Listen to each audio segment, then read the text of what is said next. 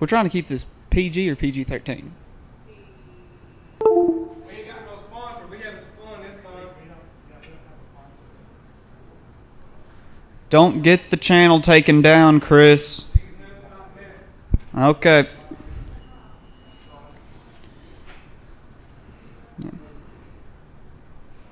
That's right, we don't have a sponsor anymore.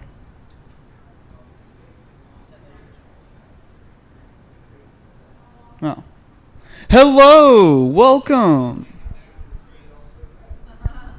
How y'all doing? It's good to see you. Welcome to the stream. Is anybody in there? How many people we got watching?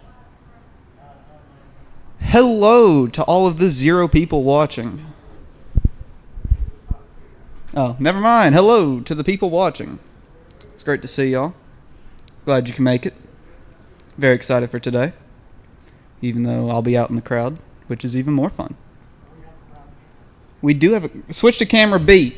It didn't go on the signal. There it went. Bam, camera B, people. We big shots now. Yeah.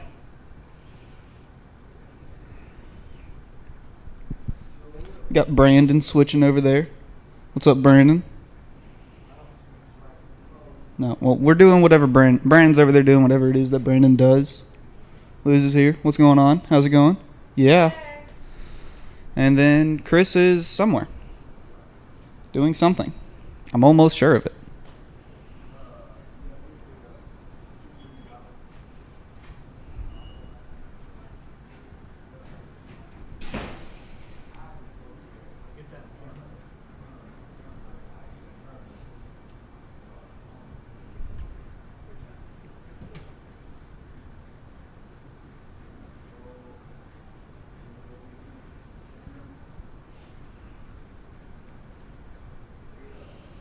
Who we got in the stream? Let me go and hop on the stream. I can see who's talking. I mean, I don't care. I'm just gonna... Don't mind me.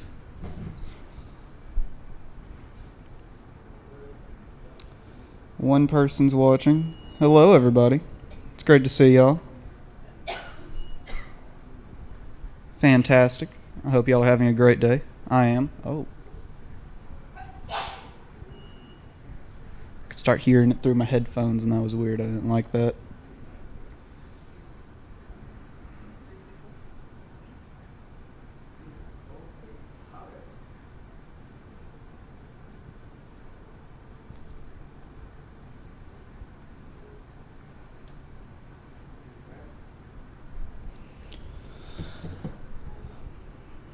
Our first panel is in 20 minutes. It's Cosplay 101. I'm very excited for that, because I have no idea what it is. I'm very excited to learn about the world of cosplay, because I know next to nothing. That's the thing. Everyone that I say that, like, we go to cons and stuff for work, they all expect me to be cosplaying. At every time I'm like, oh, so what do you cosplay as? I don't. I cosplay as me. Someone could argue I cosplay as Chris sometimes when I wear his shirt, but other than that, I don't really cosplay much.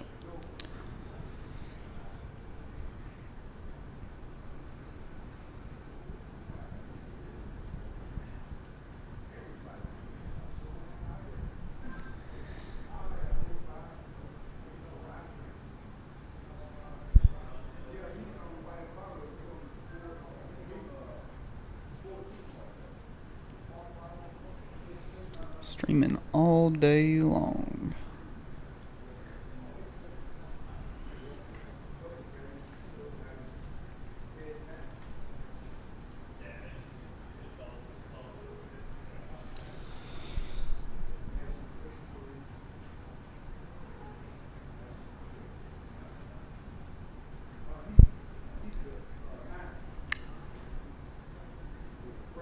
It's weird when no one's like in the audience. You don't really have anyone to look at. I'm kind of just staring at just the camera. We are live. And you're not here. Welcome back. It's good to see you. Get up here so I have someone to talk to. Come on, come on, come on. Ladies and gentlemen, Uncle Nasty is in the building. This is a fantastic day for everyone around the world. To all the 5 people that are watching the stream, I think. Is it 5 or is there more than 5? I don't really know. I mean, what do you say when a man offers to buy you a beer is it lunch yet? Is it 12? Dude, not yet. We got 20 minutes. 20 minutes. Thanks, guys. Southern hospitality. What can I say? Yeah. Yep. When in Rome, you Right. know what I'm saying? I get it. It I is get it. Bricktown Brewery. Shout out Bricktown. Yeah, they got some good food too. Yep, and good food.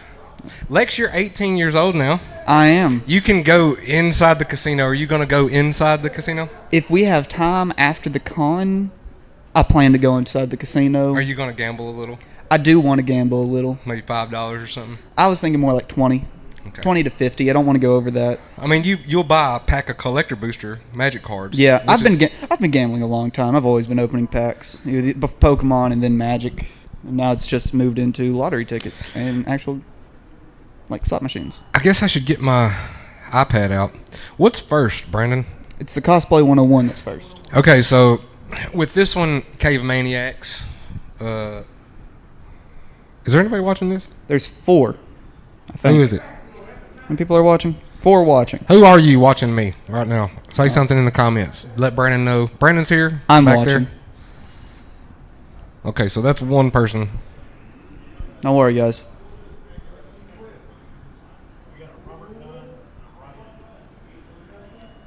Oh, Drew McIntyre won the other one. Okay. Ryan and John? Is that what you said? Something like that. Robert and Ryan. Robert and right. Ryan. Okay, so Cosplay 101, they're going to have their own Professional cosplayer, I believe. hosting I think. Yes, So- we believe so. At least we believe so. Maybe we're just interviewing her. If everything works out how I see it in my head, it'll be me saying, This is uh, I can't remember. the special guest lady's name that's Yep. going to be a surprise. We 100% know what it is. We just don't want to spoil it. That's right. We definitely know. Yep. Exactly. Right. Okay, so after that we got Hold on, some it's in- Power Ranger stuff, right? No, I think David after Yost that- is is it No. Five Nights at Freddy's? At 1 o'clock, we have a Five Nights at Freddy's panel with actors from the movie, I believe. Is it the actors from the movie? I Freddy actually and have Chica. I have a Yeah. backpack underneath here with all of my preparations. Then we have, I think, Power Rangers is after that. It is in the description of the video. Brandon made it simple for you. There you go, guys. All right, I'm going to prepare. Lex, Yo, do a TikTok dance. I don't know any TikTok dances. Dude, what do you do if you don't know any TikTok dances? Is flossing I don't know. still And cool? Kate Hizzle's never figured that out either. Yeah, we're really bad at that. Tell a joke. So, a man walks into the bar, and I have no idea after that because I'm only 18, not 21. Haha. I don't know. I'm not really good at being put on the spot. Brandon, give me a topic.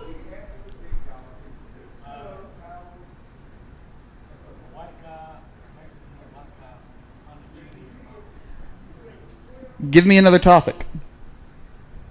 Please, give me a topic. Chris, give me a topic. A hot topic? Yeah, you ever been to a Hot Topic? I don't think I've actually ever been inside a Hot Topic. Really? I've seen them Have at you ever the been mall. inside a Spencer's?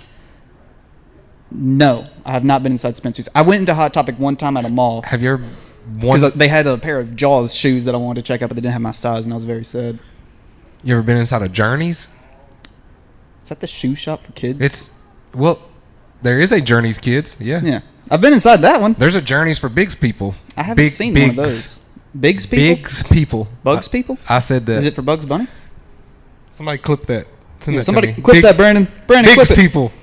There's a Journeys for Bigs people. Bigs people. Brandon, pull up Journeys for Big People out there on the blackboard. We have a blackboard? This ain't Joe Rogan, y'all. We ain't fancy. Yeah. We do have a blackboard. I feel It's like definitely black. they have a hint of green to them. Am I crazy? I think you're crazy. Those boards are black, right? Oh, well, I guess I'm crazy. The only thing I'm not real sure about is whether or not they're board. I don't think they're board. I think they're carpet. Well, what's behind the carpet? 'Cause Plastic. Plastic. Probably plastic. Anything for it not to be a board. Yes. All Anything right. for you to be wrong is exactly what we're going for. Ain't that right, everybody out there? Orion. That dude's name is Orion, not Ryan, bruh. They said that. You just didn't hear them. You're just really bad at listening. I thought he said like old Ryan. No, you know what not- I'm saying? Like, oh, old Ryan's in the chat. No, not old Ryan. That's what I'm talking about. Yeah, Cosplay 101 is Well, I'm first. gonna message some And people Five that know Nights that at we're Freddy's. Yeah. David Yost, Judith Hoag. Then a cosplay contest, and then the man himself, the man, the myth, the legend, Peter Dante. If you guys have never listened to any of Peter Dante's music, it is on YouTube. It's honestly, I didn't expect it to be pretty good. It wasn't bad. It was actually pretty good. It's like California music, dog. Like, I mean, if you think about it was honestly, yeah, it was you can better- tell he's a California boy, true and Yeah. true. it was better than what I was expecting. It was way better than what I was expecting. What were you expecting? I was expecting like really low budget, like no editing, just standing in a field, kind of singing and not. But it wasn't. It was actually like a professional music He's video. been in and helped produce and stuff like a bunch of like really popular movies. You think? Yeah, but I'm not really smart. we have to remember this, Chris. Yeehaw! Like, I'm not the smartest person in the room. Okay, so we have 10 minutes 10 until minutes? Cosplay 101. Apparently, this stream is working. Somebody throw up a 10-minute timer on the stream. Do we know how to do that? I'm gonna take the silence as a no.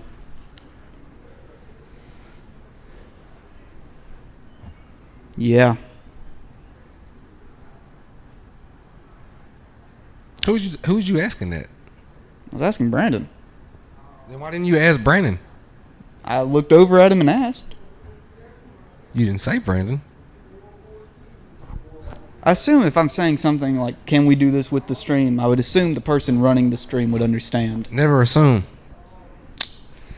Take all the guessing out of it. Well, sorry. Brandon, I'm just going to have to treat you like you're stupid now. Chris told me to. Hey, Brandon, can we put a timer on the stream? You know, dude, like Dr. Disrespect people do. Yeah.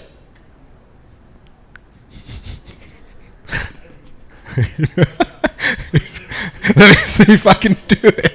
I don't know. We've never been asked that question Let's before. see. Brandon's actually wearing a Dr. Disrespect t-shirt right now. Yep. He's ready to quote. He's going to come show it to you guys. Yep. That's awesome. All right. He's very proud of himself for this one. And it matches the Gabe's Cave colors. So. It does. So he did real well. That's right. Model for us. Yes. Fantastic. Yep. Uh-huh. All right. Remember to smile. Smiling. Very important. Perfection. Yep. Great job, Brandon. Everybody, Brandon. Yes. Woo! Okay, so there's like a 20-minute delay. What? 20-minute. You're still not walked out here. You're just now walking out here. There is a slight delay, but that's fine. Brandon, where's my audio? There's no audio in my headphones. Where's the audio? All right. Yeah. These are really comfortable chairs. I always forget how comfortable they are until we start doing panels.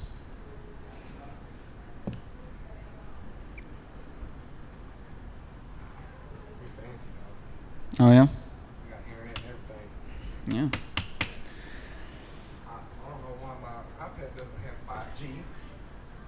It's a current gym.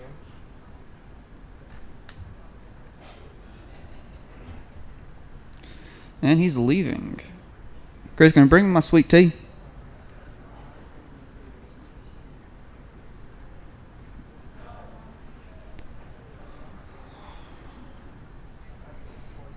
Thank you, thank you, thank you, thank you, thank you. I'm always careful. But at the same time, never careful.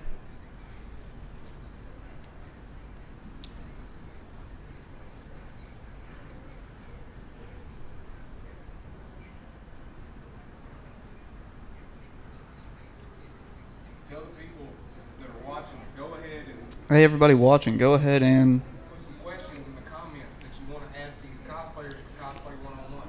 yeah, go ahead and start thinking up cosplay questions. Looking at you, Orion. Yeah, I got you. Don't worry. I know you're a big cosplay.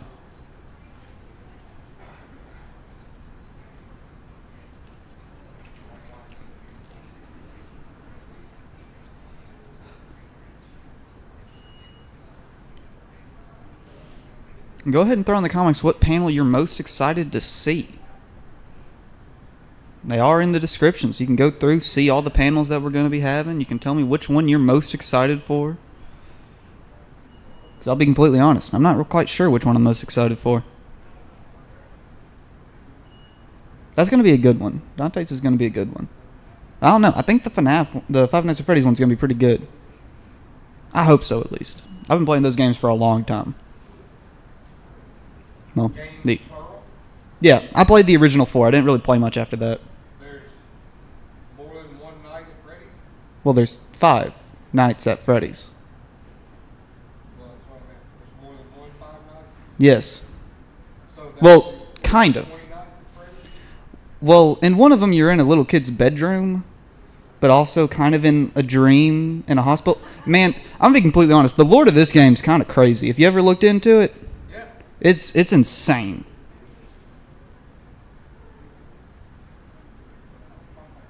No, I'm excited for that one because I like the first and the second game pretty good. Third one was all right.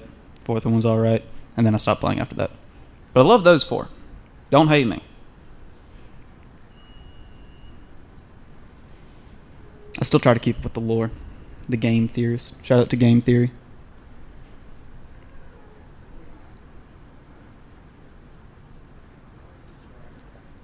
And the 3 other channels. Oh, hold on, someone's sending me text messages now.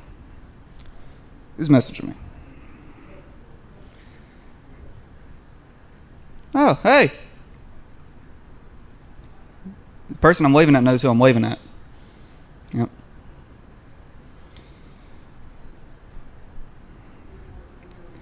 Nasty. What you know? Tell me something special.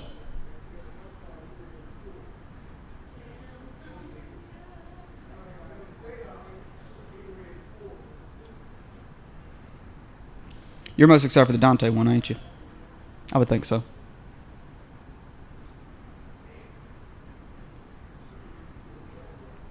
Really bad at this game. I'm kind of excited for David Yost too because Yeah, I have that's the Blue Ranger from when I was a kid, yeah. and I have that book that has all. Oh, you do have the I book with do. you this I have time? it, yeah. That's good. I I meant do. to ask you about that yesterday, but I forgot. I have to. it, yeah. So I got to get Jenna to sign it too. Yeah. Do we have a panel with her again? Yeah, she's coming. Yeah. Oh, is it today or tomorrow? Tomorrow. Tomorrow. Cool. Yep. Staying tuned for that one. Yep.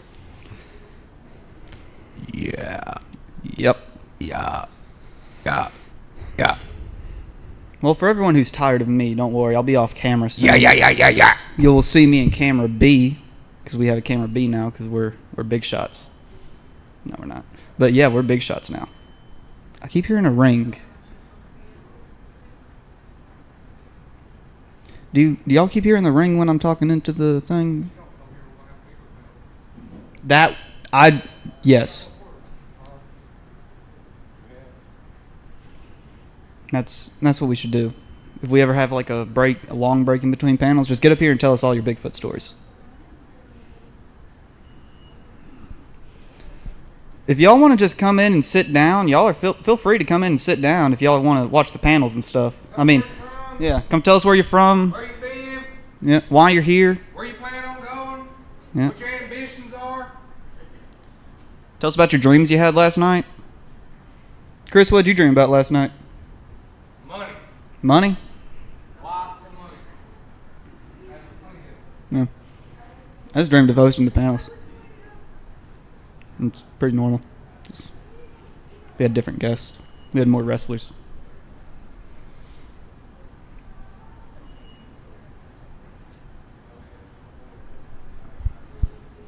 Do you think we could talk Marty into taking us to a wrestling con to host the panels? Take ourselves. It's a good idea. It's a good idea. We just find Because, like, the channel that does that kind of stuff. I think... Don't quote me here, but I believe some cosplayers just showed up. I'm not sure. I could be wrong. But I believe some cosplayers are here.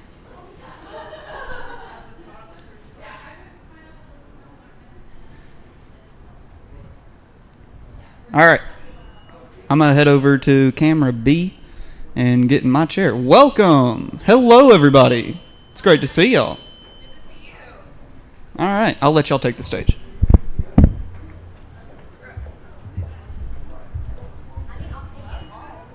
Hey. Hey, how are you? Okay, guys, so we are pretty much right on time. Nice to see you again. Nice to see you. So this is my third time being around Princess Pineapple. And you are hosting this, is that correct, with these girls? This is our, this is Okay. our show. All right, so this is the one I was telling you about, guys, where I get to just say, welcome, everybody. This is going to be your panel host. I hope all you guys out there watching got your questions ready and get ready to ask her. And I'm going to hand this mic over to her and let her lead the way. We're gonna have little seats. Extra chairs. Maybe we should be direct. I know, right? I don't know, I feel like what celebrity talk shows? We need a clapper. Yeah. Like a applause button.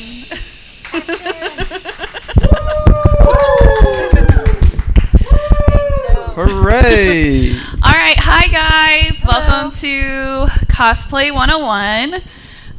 We're just going to be kind of answering questions revolving around cosplay competition, cosplay making, purchasing, things like that. Anything you have that's cosplay related, we will probably have the answer to. I'm just going to go ahead and introduce myself. I'm Princess Pineapple Cosplay. I've been cosplaying since 2017. I am pretty much well known for like my wigs and my wig work. And then I'm also kind of just known for like makeup and things like that. So, Hi, my name is Petra. I can be found on social media at Hall of Femme. That's FEMME, and that's the tornado siren. I know, thanks. Oklahoma. Yep, represent. Here we are. But it's a lovely day today, actually, so it feels out of place. Anyway, I have been cosplaying since 1999. I am ancient. And when I'm not busy being a fossil, I am known for fabrication mostly. I'm a prop maker. I do a lot of just build work. I build costumes, armor, pretty much from scratch. And I also am big on sustainability in the sense that I mostly use thrifted materials and reuse a lot of things, and just I try to be very mindful in my fabrication to make them last and make them affordable. So that's kind of what I try to bring to the table if someone's trying to get started on cosplay, how to not blow a budget and to how not have a wardrobe malfunction when it really matters. So I'm passing this on to... I am Noble Darkness Cosplay. I'm newer. I haven't had as much experience as the other two, but I do a lot of work with wigs, spiked especially, Kakashi wigs, for example. So if anyone has any questions like that, I've made a few props, but nothing near her level. So Give it 20 years. so yeah. All right, so normally we'll open the floor to questions. Is there anyone that has a question? I have a microphone out here in the crowd. Is it working? Yes. All right, we can hear awesome. So just flag me down if you got a question. You can talk into the microphone and feel special.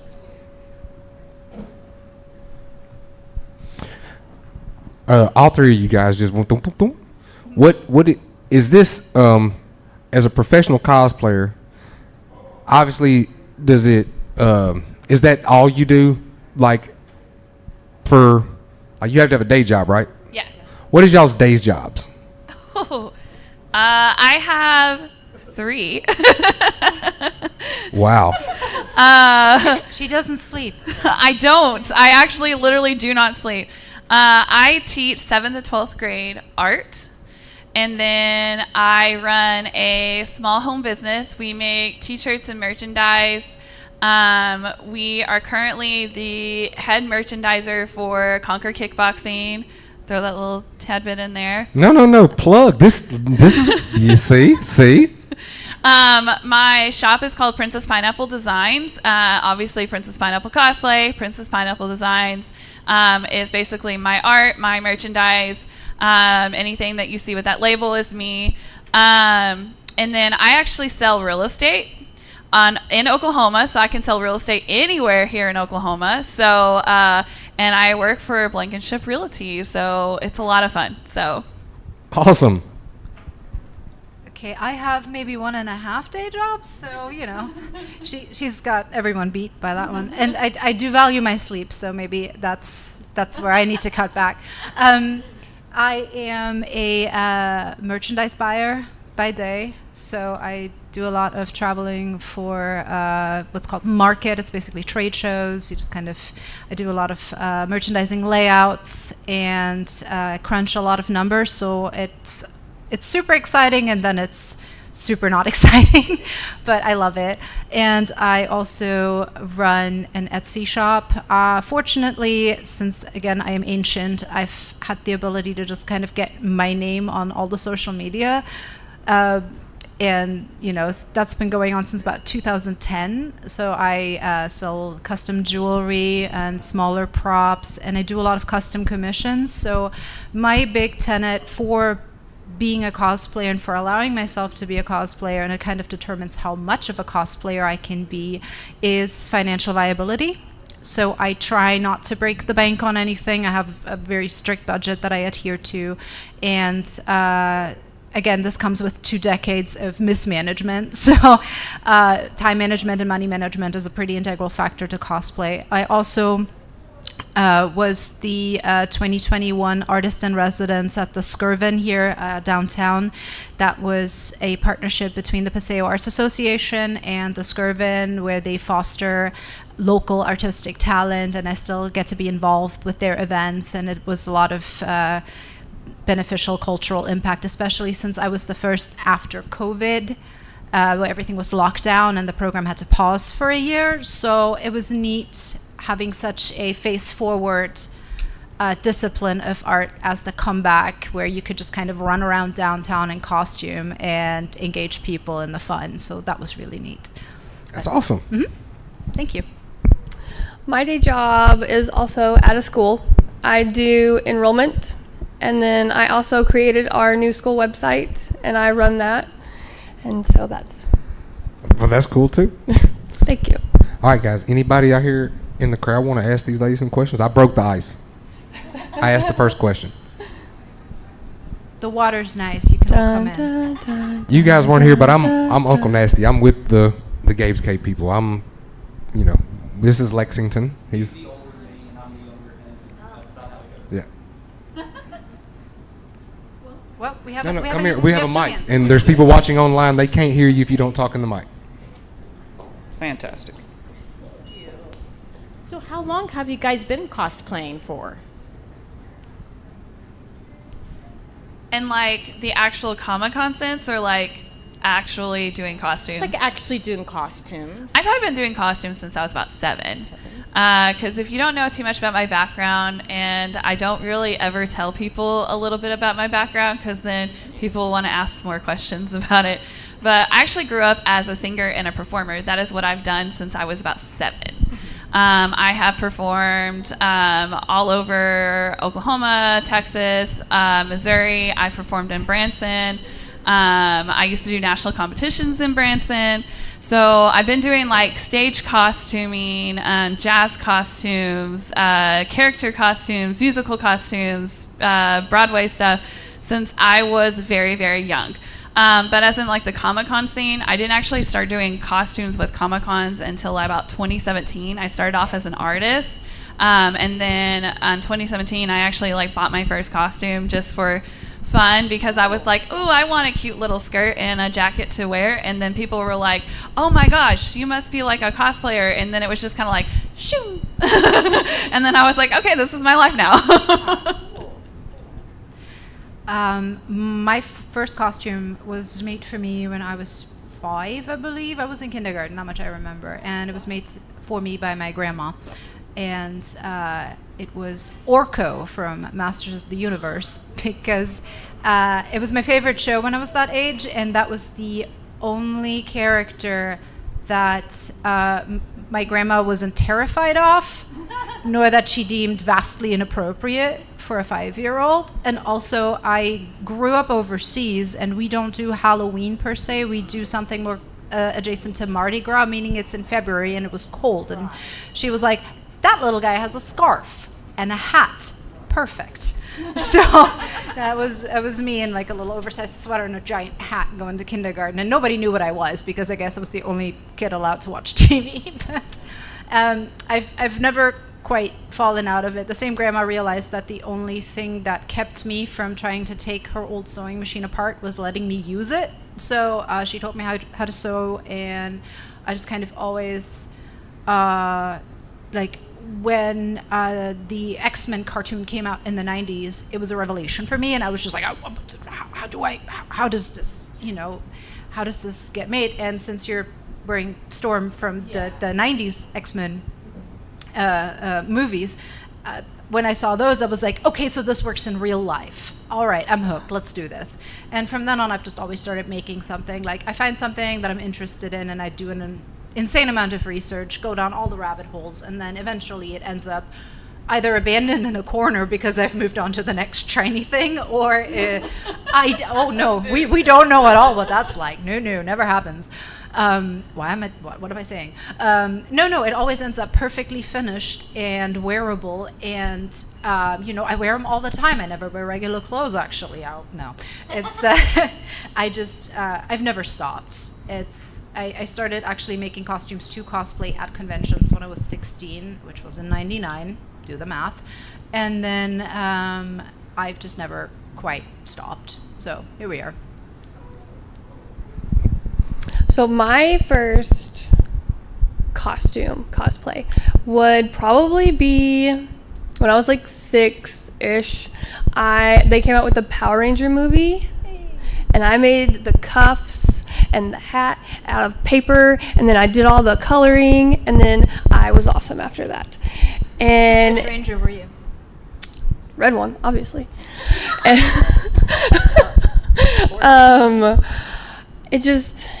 But I didn't start going to conventions and whatnot until 2017, when I did Green Arrow, and it was done from there. It was after that. It was what's next. And currently I'm wanting to make Alistair from Hazbin Hotel. That's my next project. Mm-hmm. Thank you. We had another hand. Where's the hand? Right here. Yes. Do you ever go out in public besides Comic-Cons or anything to cosplay? Yes. all the time. Yes. So we actually live really close to each other, and we're very, very close friends, and we have gone ice skating in costumes. We have gone to the mall. The two Starbucks. right there in the front row have been involved in some of this. We love it. So, and we definitely have no shy bones in our body anymore. So we're just kind of like, yeah, let's do it. Also, when you do that, you find other people who are like, oh, yes. And they get real excited, and you can always tell the people that are like, those are my kind of people, because when they see you, they're like,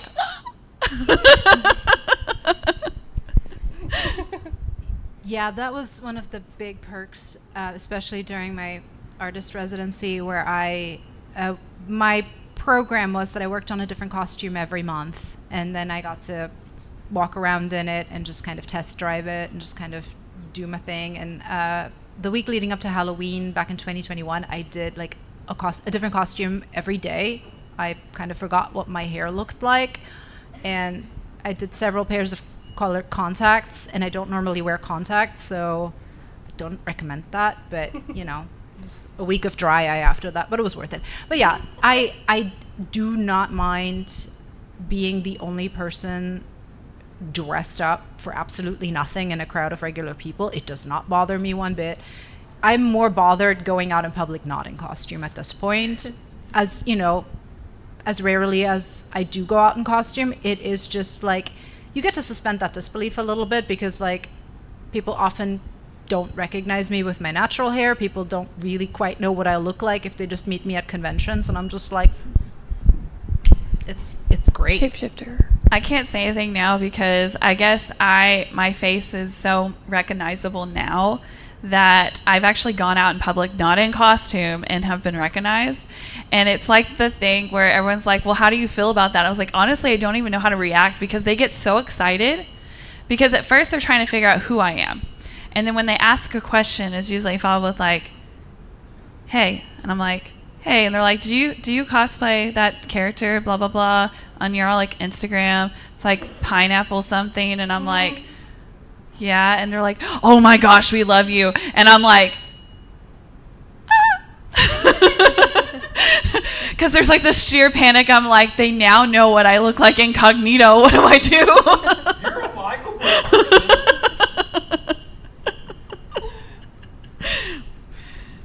But it's funny because they get really excited, and then I just get flustered. And so then there's like no words coming out of my mouth, and I'm just like. It reminds me, there was oh boy, what was it? It was a convention in Tulsa in 2019. Wizard World Tulsa? Does that sound right? Maybe? Yeah, I think that was a little. I don't think I ever attended that one, but yeah. Let's run with that one. Yeah. So anyway, it's 2019, and it is at a hotel. It's a several-story tall hotel, and I went there with a good friend of mine. Don't ask me what I was wearing, because I do not remember, but I don't factor into the story at all, except as a bystander and now the storyteller. My good friend, she is maybe 5 feet tall, and she was dressed up as Astrid from How to Train Your Dragon. So she had an axe that was just about as tall as she was. And now, since this convention is held at a hotel, there's also other things going on at a hotel. So there's elevators, and it's always a mixed bag. You don't quite know what you get. So one of the highlights was I don't know what the premise of it was, but it was basically a Skeletor in a raggedy purple robe with a cup of coffee that had a witty saying on it. And he was just riding the elevator in the morning, just being, he looked like if Skeletor were the dude. And it was great. That guy was a total gem. He's just like sitting there with his new freaky skull mask and a cup of coffee, like, And, there's a bunch of people doing like business meetings and whatever. So this lady, I want to call her middle-aged, but I'm approaching middle-aged, so it hurts a little bit. But she was kind of getting on the elevator on our floor, but we're all going down. And so there's Astrid and myself, and she's just kind of not sure where to look. And she's doing that. It's always that thing, and like, Girl from Ipanema is playing on the PA system. It's all very awkward. And eventually she leans into my friend and she's like, I'm sorry, is there anything going on here? And my friend's just leaning on her axe and she's like, no. Absolutely no acknowledgement whatsoever. Like, don't make it weird. It's not weird. But that's always this like, no, you just gotta own it and just. That reminds me of there's just so many things that happen in elevators when it goes to conventions, and it's really funny because we were in Fort Smith and it's all of us in the elevator, and we are coming down and they're having a dog show. And everyone loves dogs, right? Everyone loves dogs. Well, there's a bunch of us in the elevator. The elevator doors open up. There's a dog. And so as soon as the doors open up, we all go, puppy! And like literally the man with the dog was like, sorry. Because what was the man with the dog looking at? He was definitely not wanting to get on the elevator with us. So what were you dressed as? What was he looking? What screamed puppy at him? Let's see. Pretty much all of the members of KDA were in the elevator. I can see it. Okay, that's an experience. He was probably like, Wait, what were we? Yeah, we were KDA because I think we were going down to perform. So yeah, so we were all dressed up as gaming characters, and we're all in the elevator, and we're all like sparkles, and I have ears. Yeah. You're like, my child. The man had an experience. Yes, he definitely did not get on the elevator with us. He was just like, I will take the next one. We're like, it's probably a smart idea. Leave the puppy. Yeah, I know. It's like you can leave. Dog stays. But Since we got on our little ADHD train wreck here, so any other questions? yes. I saw your hand first. You got a question?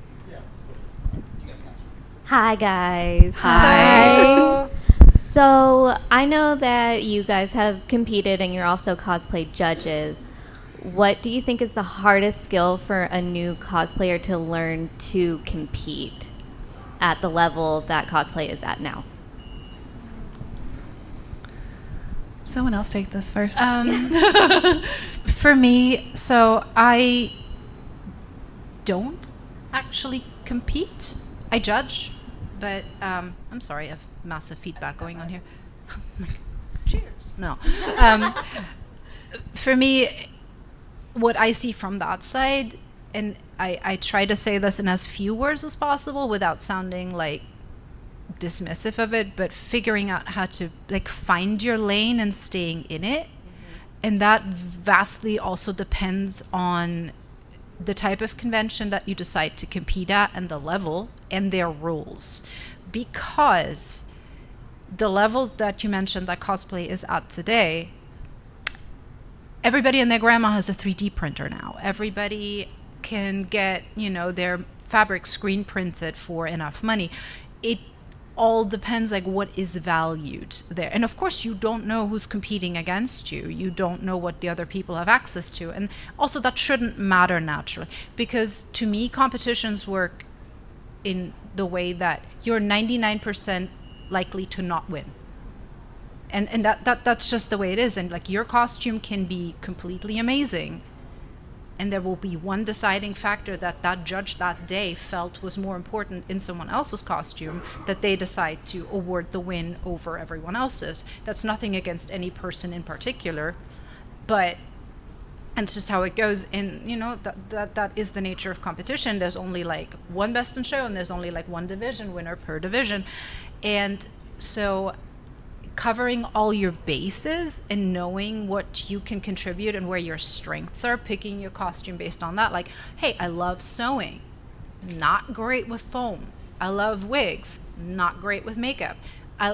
Or just going like, heck, I love this character and I'm just gonna go for it. I'm gonna try all the things and just show off. That's fine, just for the experience.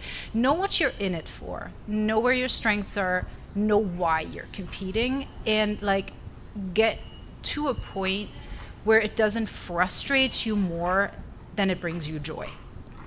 And I 100%, so I'm also in the same boat. I'm not a heavy competitor.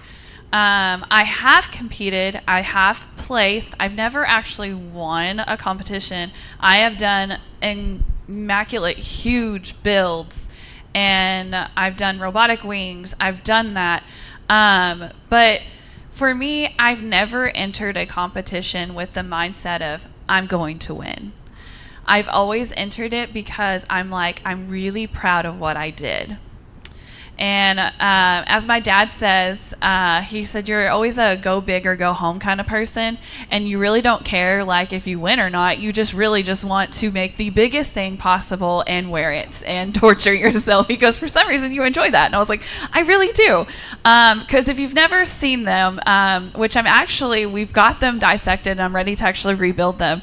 I did HOAGs for My Hero Academia, and I made a set of robotic wings that open and close using a garage door opener. They're about 12 and a half feet when they're completely open. And they're about 45 pounds, and I have to be harnessed into them, and everything is underneath my clothing.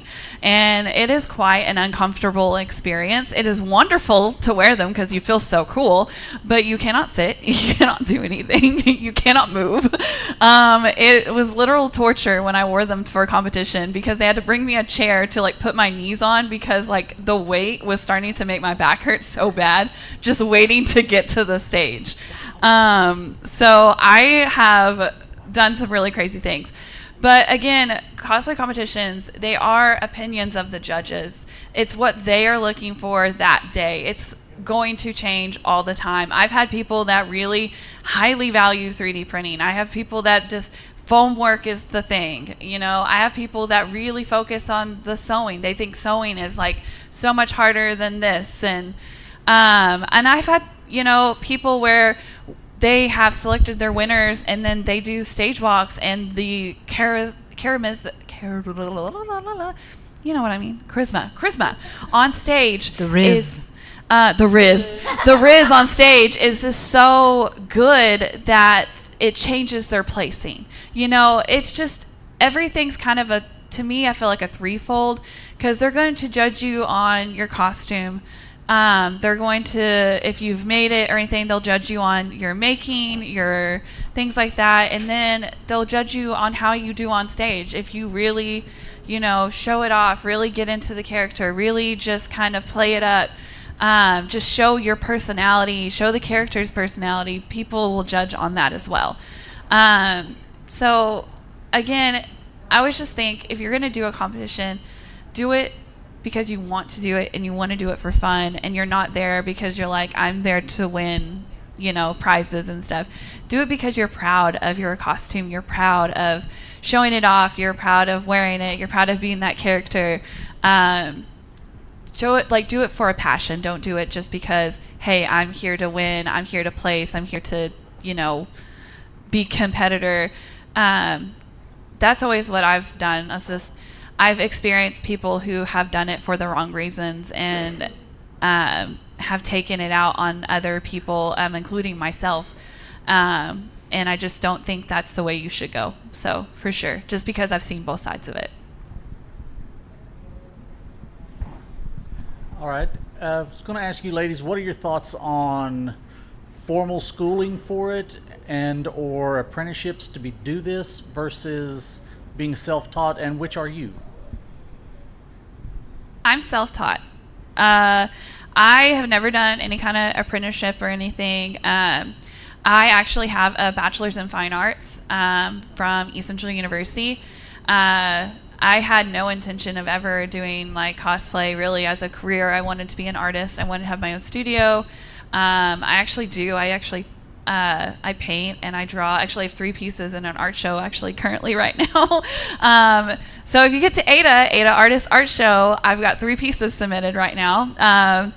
So I do digital art and I also sell my artwork. I sell prints, things like that. I do take commissions, but I never really thought I was going to be a cosplayer. And then I kind of got looped in. I bought my first one and then I decided I wanted to make one, and It was like, this is your life now. it is, it kind of just takes over. What happened? And for some reason it kind of turned into like my therapy. I guess this is me, but I dealt with a lot of like insecurity, and for some reason cosplay kind of gave me that confidence that I was lacking a lot of. And now I have confidence both like in cosplay and out of cosplay now, and I'm very grateful for that. But I think that's why I kind of started learning on my own and self-teaching and stuff like that, because it's hard to find, especially here in Oklahoma, because we're not really like a state that's like, yeah, we have like huge name cosplayers and we take apprenticeships and stuff like that. You would probably see more like LA. Like that would be an area I would assume would definitely have those kinds of things. But being self-taught, I feel like is better in a sense because you can find your own rhythm and your own techniques and your own style, and it becomes not someone's that's taught you, but it becomes your own thing, and it becomes your craft and not someone else's craft. You know what I mean? Because when someone teaches you, they're going to teach you their way of doing it. And when you learn for yourself, I feel like it's different because it becomes more of yours. It's not somebody else's. You may learn from someone else, get a little technique from them, but you may be like, well, this works better for me. You know, this is better for my craft. So, and I think that makes it a little more special. It's funny that you mentioned LA because I lived in LA for a little over 5 years. I've never encountered a cosplayer. All the like bigger names from that area. I was just shooting like an area that would be like a place that would have you it. You would think Hollywood, but that's you would think it's Hollywood, but it's not actually.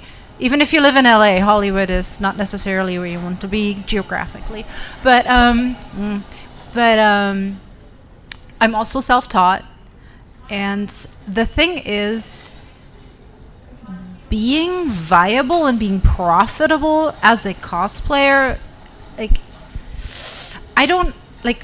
It's interesting that you brought up apprenticeships because honestly, the only feasible way I see cosplay apprenticeships being done these days is through like some of the major fabricators putting out seminars and tutorials and coming to conventions and actually holding workshops. Like you have like Beverly Downen is a big name, Downen Creative Studios, or Evil Ted Smith, he's a big one. Yaya Han would be one. Yaya Han's, and she actually does take apprenticeships, at least from what I've heard. Right, it's just exceedingly rare, and she doesn't go to, I don't know, the Tisch school basically, and just like opens up a class pretty much. It's really hard to do because that takes time out of your fabrication schedule too, because you're always contracted and committed to other projects, and then having a curriculum to fit in there is kind of, or can be challenging unless you're actually like an established enough cosplayer and you have a dedicated staff and a dedicated budget and scheduling to actually take care of that. A lot of like what a lot of people do now to make it accessible, like Steven Smith, SKS Props, like he or Odin makes, and like they do a project a week, a project a month, a build along. They'll document the process. They put out the videos and they'll tell you how to do it, and you write templates, tutorials to purchase or to download for free. And then a lot of them are also really active on social media, so you can technically, if they post a project video and it's like, hey, how did you accomplish that? Mine didn't work out. If it's not them, there's going to be a couple of other people that have also tried it and then could chime in and go, yeah, I used actually this paint. If you're dealing with this issue, I found that's a workaround. So personal bias speaking, to me, self-taught is kind of the way to go unless you want to make it your career. And also you will probably fall into an area more like theater costuming or fabrication for practical effects or things like that, which again in Oklahoma is not as readily accessible as it might be in other places. So it's, and like when you get to like university, like you'll have like theater set builds and things like that, right. And they'll do costuming for at least theater majors, but as like an accessibility for younger audiences and things like that, unless you attend like a really large school that has a really prompt theater program or a community theater program, you're not going to get a lot of experience of like an actual like apprenticeship. So, but I second that. You can, if you do it kind of on your own terms and on your own time, you have the ability to, be able to have a day job and just kind of figure out, is this what I want to do, or is this just something that gives me, enjoyment without, it becoming my business? Because that's also something that some people experience, not all of them, of course, but once it becomes your day job, creativity kind of, you experience a little bit of a burnout factor, especially the pressure of also it paying your bills can kind of put a damper on your creative impulses, and that's, it really can take the joy out of it. Did that answer your question? We do have an online. Somebody out in the Facebook world and YouTube has asked a question. Miss Heidi K wants to know what your last cosplay costume was, and I'm assuming she probably means when you competed last in something. What was the last costume that you used? You don't remember? We've slept since then. She hasn't, but we have. I don't do a lot of competing, but the last cosplay that I made was I altered a Zhongli from Genshin Impact. Hey. And The spear is amazing, by the way. I did make that. It was an awesome spear. I made the spear, I styled the wig, and I bought the cosplay, but then I altered it because it was too big in certain areas and too small in other areas. And so that was my last one. Competition would be Hawks, my last made costume. Because I have some that are like in process of making, but that little like flit of, hey, I love it, and then 5 seconds later you're like, ooh, shiny. I'm in that phase at the moment. I'm also trying to build a house and move, so like all my cosplay stuff is pretty much like packed into totes, and I'm just kind of like, whatever I can find that is on top is what is going to go with me. So my last made would be Inuyasha. And for anyone who may not know what Inuyasha is, it was an anime that was made in about the early 2000s. The manga was released on my birthday. It's the same age as me, and I love that. I made that. I have the big Tetsaiga sword, and then I have the small Tetsaiga, and I absolutely love it because I don't have to wear shoes with it, and I can run around and be a little goblin. That works. I love it. Hey, that's your inner child rejoices every time. It does. It just makes me so happy. Last costume made, this one, and this was a quick one, but I had all this time to think. I think I want to go as the last costume I attended a convention in was Chitara from, I know I'm going to upset some people, not the 80s Thundercats, but the criminally underrated 2011 reboot that only got one season. You're cringing over there. I'm sorry. You can have the 80s. I can have the one that actually has shorts.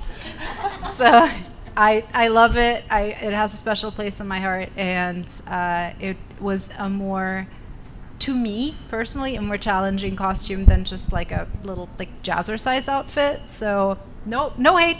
I was born in the 80s. I watched it, but hey, I loved it, and it was more of a challenge for me, and I loved doing it, and I think I did pretty good. So that was my last one. Ladies, y'all are amazing. Y'all been amazing for the past couple of years I've been cosplaying. But my question is, and you kind of already touched on it, how does it help your mental health? A lot. Anything creative has been a huge impact on my mental health. As someone who I was actually clinically diagnosed about 2 years ago, finally, I got some answers. It has been such a huge impact for me. There's a lot of things that it's helped with. Mostly for me, it's a lot of like positivity towards myself, body positivity, things like that. I still, obviously, I have those days. I still have insecurities. Everyone does. It's a part of life. We're always going to have those things. But I think it's been a pretty good just way for me to get a lot of that creative energy out and just kind of get some good mojo going and things like that in my life, whether it's building a cosplay, making a cosplay, putting on a cosplay, doing some new makeup, trying a new makeup tip, styling a new wig, painting, drawing, anything like that. It's just a good way to just be able to express myself in a really healthy and conducive manner. So pretty much the same. I would just give a quick, just preemptive disclaimer. Cosplay is not a substitute for professional mental health. It can be kind of detrimental to your mental health because it does further some questionable behaviors like hyper-focusing and obsessive spending, and it can also send you down a frustration spiral when something doesn't work out the way you want it to, which is at some point, yes, it is wonderfully beneficial for expressing yourself, like you said, in a healthy way, and for being creative and being just, for me, it's mostly problem-solving skills. I give myself a challenge, and figuring it out gives me joy. And I just need to, for my own sanity, I need to set myself a budget, and I need to set myself a time limit, because otherwise it takes a turn and it gets bad really fast. And I think a lot of people that do this in a way to compensate with things that they struggle with in other areas, your issues, like whatever you're dealing with, do not go away when you put up a costume or when you try to make one. It, like, you need to always be mindful that it's an outlet, it's not a crutch, and it's not a fix it. It's definitely a process for me personally. Also, after I spent a lot of time in therapy, and there's a lot of stuff that I was able to address. In my mind, I've discovered that it's kind of a way to like get myself now what I wasn't able to get when I was a child.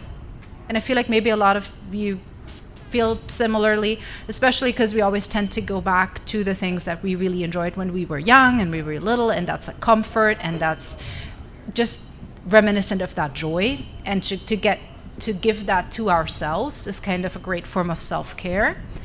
And to be able to kind of, I don't know, provide for ourselves that joy without, having to depend on like the whims of a parent, or, if your bank account allows it, if your time allows it, if you do it responsibly, get all the joy out of it that you possibly can. And it can be such a wonderful outlet, especially coming out into a community and getting to, show off our projects and enjoy them with other people who feel the same.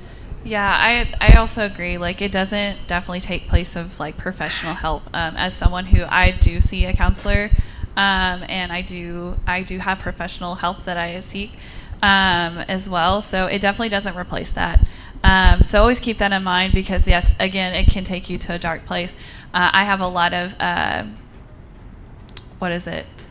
What's that word? There's a word for this. I don't like certain textures. And when I get overwhelmed, other textures that normally wouldn't bother me become like so overly over the top.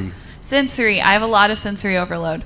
And so a lot of times at conventions, and that's always the thing, with mindful of your well-being, mindful of your health, because there is times at conventions where I will get overwhelmed, I will get sensory overwhelmed, and there's a point where I become it becomes like just very hard on me to function and focus and things like that. And I know that it's time for me to, hey, I need to just get up and go for a walk. You give her headphones and a plushie and stick her in a corner. Nobody sticks baby in a corner. Where I need to go for a walk. I need to go get something to eat. I need to take care of my well-being. So just keep that in mind. Again, I agree. It can take you down a place that sometimes isn't good, especially with the hyperfixating and things like that. But always just, it is a good outlet, is a good way to get some of that frustration out, those expression, really just kind of be yourself and feel comfortable being yourself. But always just keep that there's always a flip side to everything. Really, there's always a flip side to everything. I mean, everything you do in life, there's always going to be a negative part that you can take it too far. So, I don't know. One of my favorite parts about cosplaying is that it doesn't matter your level. You can go out in a store-made cosplay. You can go out in one that you've spent 17 million hours on. And one of my favorite things is, like, if you go out and there's a child, that's their favorite character right now. And they're like, oh my God, oh my God, oh my God, oh my God, you're right there. Okay, be cool. And, like, you just see their face light up and you're like, this is what I worked for. This is why I wore this out, because this is also one of my favorite characters. And then, I don't know, I guess that's my dopamine fix from cosplay. I agree with that, because that's always when people always ask me what my favorite thing about cosplay is like that right there, that reaction from somebody else that you've just made their whole day. My other favorite thing is the pure terror that I can strike into children when they see me as a Disney princess and they're like, you're supposed to be on a TV screen. And they're like, they like love you, but at the same time they're like, no.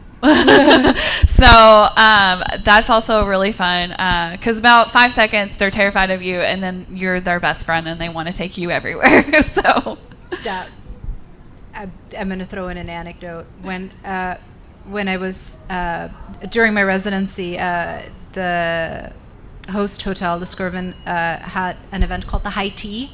It's a fancy tea party. So it's lots of girls in fancy dresses with parents, relatives, siblings, all that.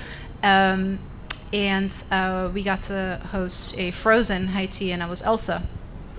They will quiz you on lore. You need to know. I was just like, where's your horse? What? Hi. What?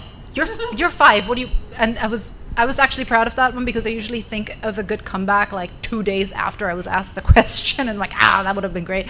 No, I was like, because I'm thinking the horse is made of water. He's in the pool downstairs. Can I see him? Ask your mom. So it was just one of those things where it's like, where'd you leave Olaf? always my favorite is like, can you make it snow? And I'm like, the Oklahoma Weather Channel asked me not to do that anymore. It's like, we have a shortage of bread, milk, and eggs everywhere because of you. Yeah, it's great. No, kids are relentless. They will do, and they're savage. And my favorite is always like, actually, I'm not going to throw boomers under the bus, but older people who just throw you a complete curveball. Like, you're wearing something, are you? And then it's like totally different. Oh yeah, no, I get that. And it's like, wait, what? And it's amazing. Like, this one, what did I get? Well, one today I got was like, are you Jem? I'm like, sure. That's fine. Sure. Sometimes you just respond, yeah. Whatever you want me to be. So like, I will see you for 5 seconds and then never again. Looks like we got a question. Oh, okay. Well, not quite a question. I wanted to thank you, ladies, and I wanted to get you real quick to plug your Etsy. Somebody said something to that. They said you had an Etsy shop. I do. Yes. But you didn't say what it was. Oh, it's Hall of Femme on everything. Okay, so that's what it is on Etsy shop? It is just like Hall of Fame, but it's spelled HALLOFFEMME, Hall of Femme. And if you are here and you'd like to know more, I have a poster of QR codes on my table, so you can just... I also have a QR code on the back of my business cards down at my table. I also have some of our merchandise down at my table. We have t-shirts, sweatshirts. We have Barbie bucket hats for you Barbie fans. We have buttons, K-pop merch, K-pop photo cards for all you stans. And obviously we have anime merch. I have photos, and I do autograph for free, but the photos are $5. So...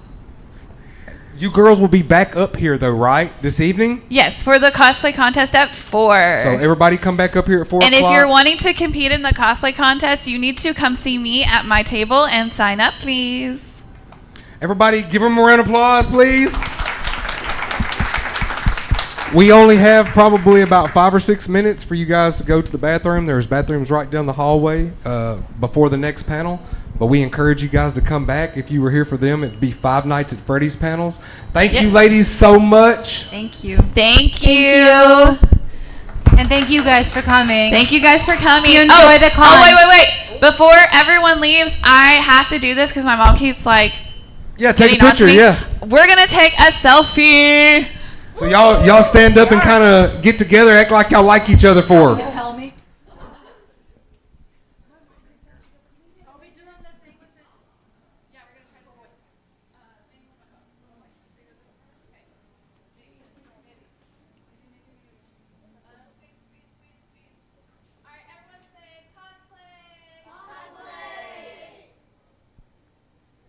Awesome, guys. This panel was live streamed on Gabe's Cave, like what you see all over all this stuff on YouTube. There's also a gabescave.com. It's like nerd heaven. If you like comic books and magic cards or Pokemon or whatever anime stuff, you can buy it at gabescave.com. Everything.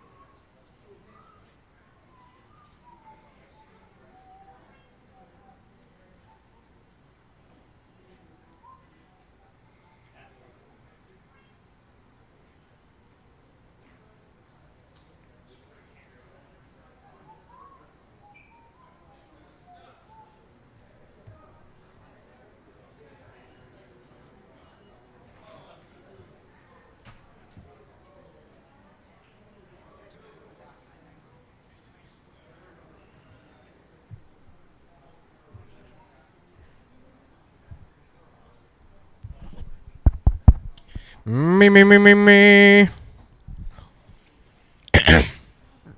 Me, me, me, me, me.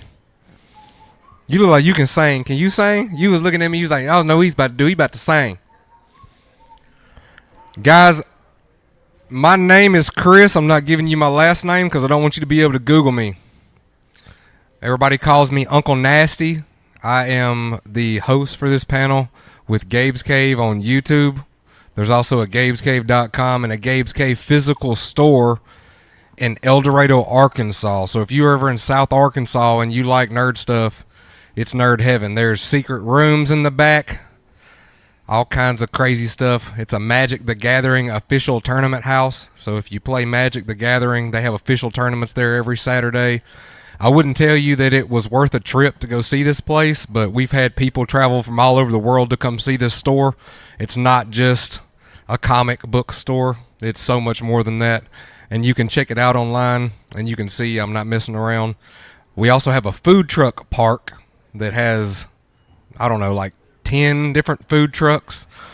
Has a free concert every Saturday night, karaoke on Friday night, trivia on Thursday night. Ain't no telling what they're going to do on Tuesday night. We have Five Nights at Freddy's panel is going to be next. Mr. Kevin and Miss Jess. Do you guys already have your questions in mind? You do? Okay. Because how my panels work, I'm going to ask them a question just to kind of get you guys rolling. And it'll be, you know, run-of-the-mill basic question. Because it's your guys' job to come up with the cool questions.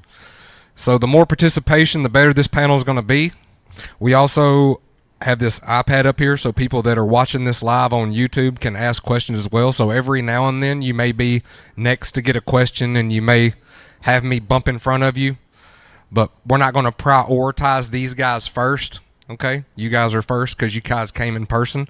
Sorry, YouTube people. That's just how it works, but you guys already know that because y'all been with me for like 5 years. We live the dream. We get to go to cons all over the place. We actually have another team at a con this same weekend about 200 miles from here. Right? That's about how far it is? How far is that from here? Is it 200 miles? I don't know because I didn't... Durant, Oklahoma. Do y'all know where that's at? That just sounds like a town that's waiting on a tornado. How do y'all live here? Y'all live here? All y'all from Oklahoma? Yeah. I've got a couple fears in life. I'm going to go ahead and tell you about these fears. It's heights, but not just any heights. It's like if I fell off that balcony, that's not high enough, okay? Because you hit the ground really fast. So my fear would be I don't want to have to think about my kids and my dogs and my Jeep when I'm falling, you know? Not necessarily in that order on what I'm going to think about, but I don't want to have time to think before I hit the ground. Like if I'm going to die from falling, I just want to die. I don't want to have to like, oh my God. So that's out. Also, I don't want to be eating alive by anything. Like no bears, that's out. I'm not going to, you know, I'm not, Bigfoot is out. That's definitely. Anybody believe in Bigfoot? Speaking of Bigfoot, I knew you were going to raise your hand. We got a guy in the back. Now let me ask the better question. Anybody ever seen Bigfoot? On video. What video do you believe that you saw an actual Sasquatch? Listen, I believe. I've actually seen Bigfoot. That's why it's interesting to ask this question because I'm from South Arkansas. I went to the military. I'm a veteran. I went to the Army active duty. I spent about 7 years at Fort Bragg. When I got back, when I got back to Arkansas, we had some interesting stuff going on out where this new home place where I moved to, and the neighbors thought that, you know, hogs and stuff. So I had bulldogs, and we went out there and we had a very interesting experience one night. So I was just curious if anybody out here had seen Bigfoot. Listen, guys, you do not have to stand up. Lex, help them out, please. Yep. There's tables and chairs over here that we can steal and we can jank.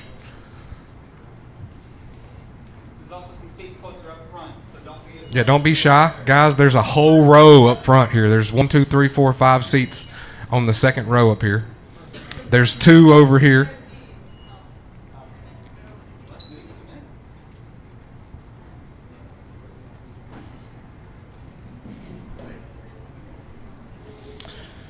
Do you guys know who this actor and actress is other than Five Nights at Freddy's?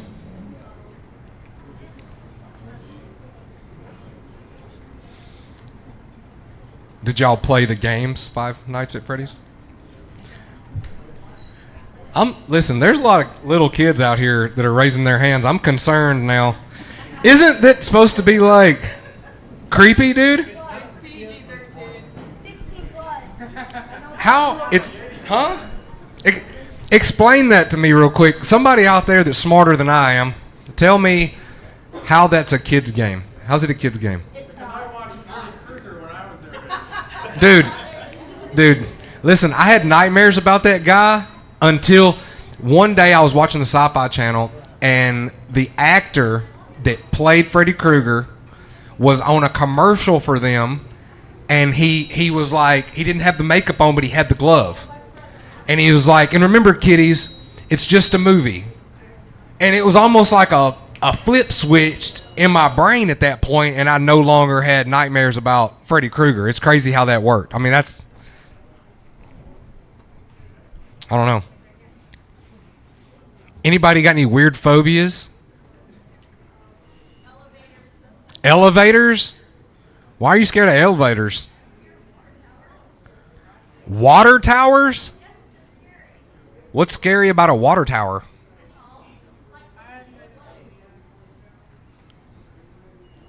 I guess.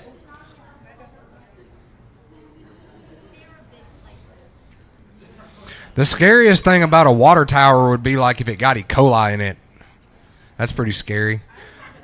Or anthrax. Dude, can I say anthrax on YouTube?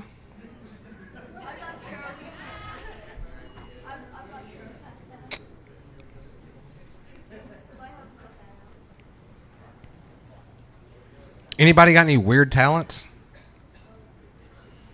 What's your weird talent? You can put your leg behind your head. Just one leg or both legs? Like a pretzel. Have you been in gymnastics your whole life? No. Why? I'm too tall.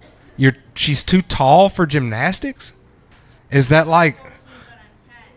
Yo, we're past that. This is 2024, yo. We can't discriminate against tall people. She won't let me. Worried about them knees?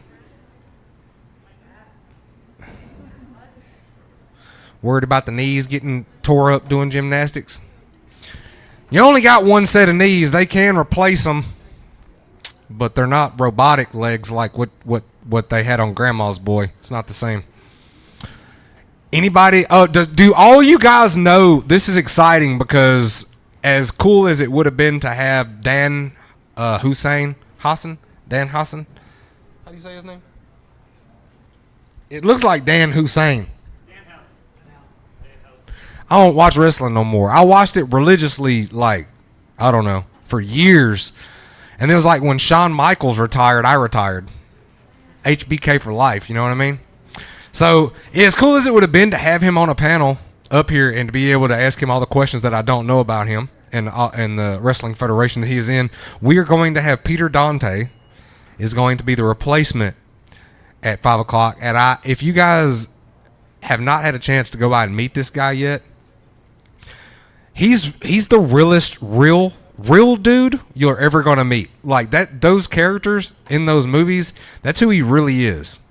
So you know, you just put a different set of clothes on him, and that's him. So yeah, super excited for you guys to be able to be a part of a panel with him.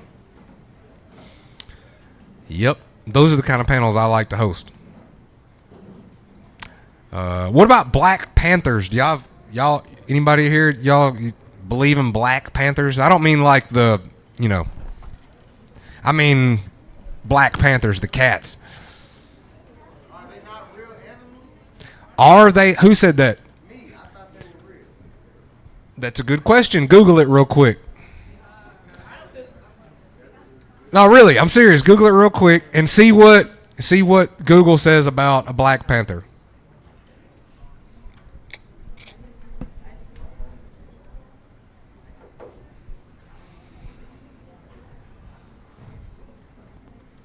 Did you Google it? Oh. It says they're not a real species. It says they're not. Okay, now let me break this down for you because Google's you have to read a lot. So let me tell you what they say.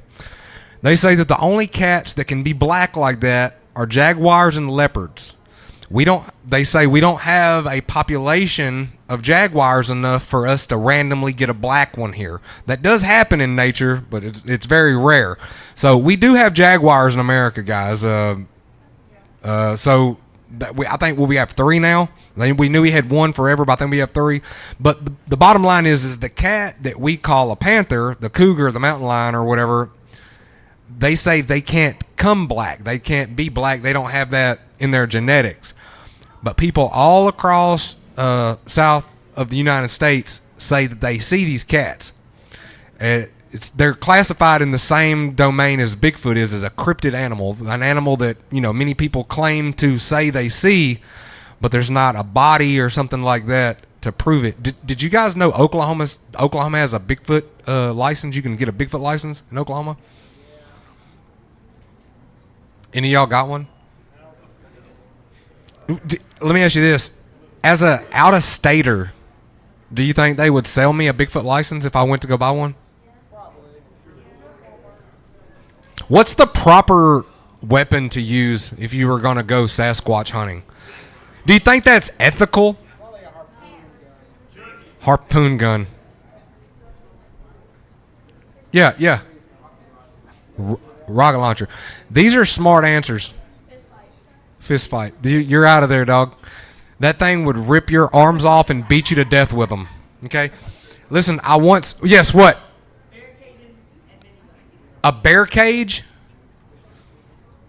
I don't know if you could get it in the bear cage. So, anybody know how tall a silverback gorilla is? Like if it stands up on its hind legs.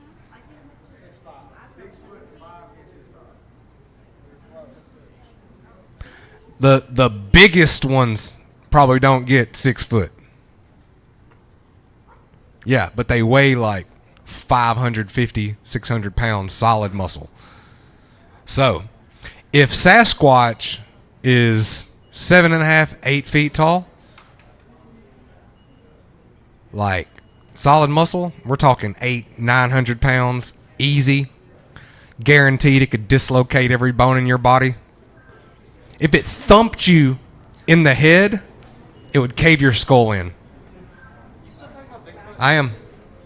It's true. It's true. Guys, come on. Yeah, we're ready for you guys. Guys, this is your 5 Nights at Freddy's panel. Y'all give them a round of applause. Miss Jess and Mr. Kevin.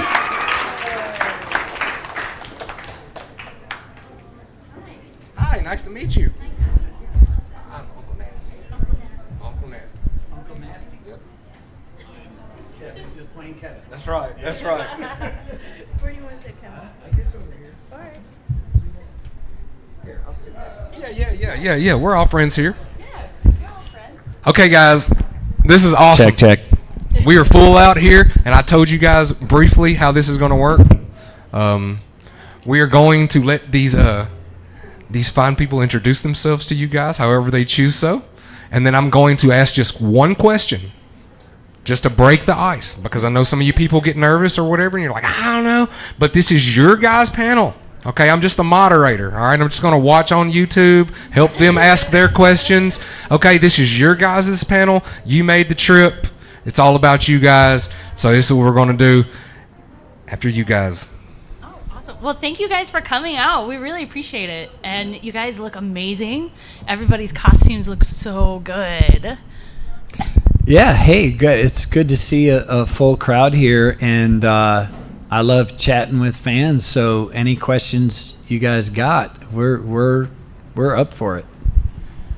Oh, real quick, I should probably do this. Nobody told me otherwise, but there's for no reason any kind of questions that you can't ask, that you can't answer, right? If there's questions we can't answer, we're not shy about saying I can't answer that. Yeah. Okay, yeah. that's good. Yeah. Okay. Honestly, at this point, we don't know anything. Yeah. So, yeah, like the movie's out. So before the movie was out, there was stuff like, oh, I don't know if we should say that. We know nothing about the second movie. Yeah. So, yeah, unfortunately, the rumors we you've can't offer heard, anything. we've heard. So Yeah. you guys know more than we do about the second movie. Yeah. Okay, guys. First question, just to break the ice. What does it feel like to now be honestly solidified in something with such a strong fan base and lore? It blows my mind, honestly. It's still processing for me.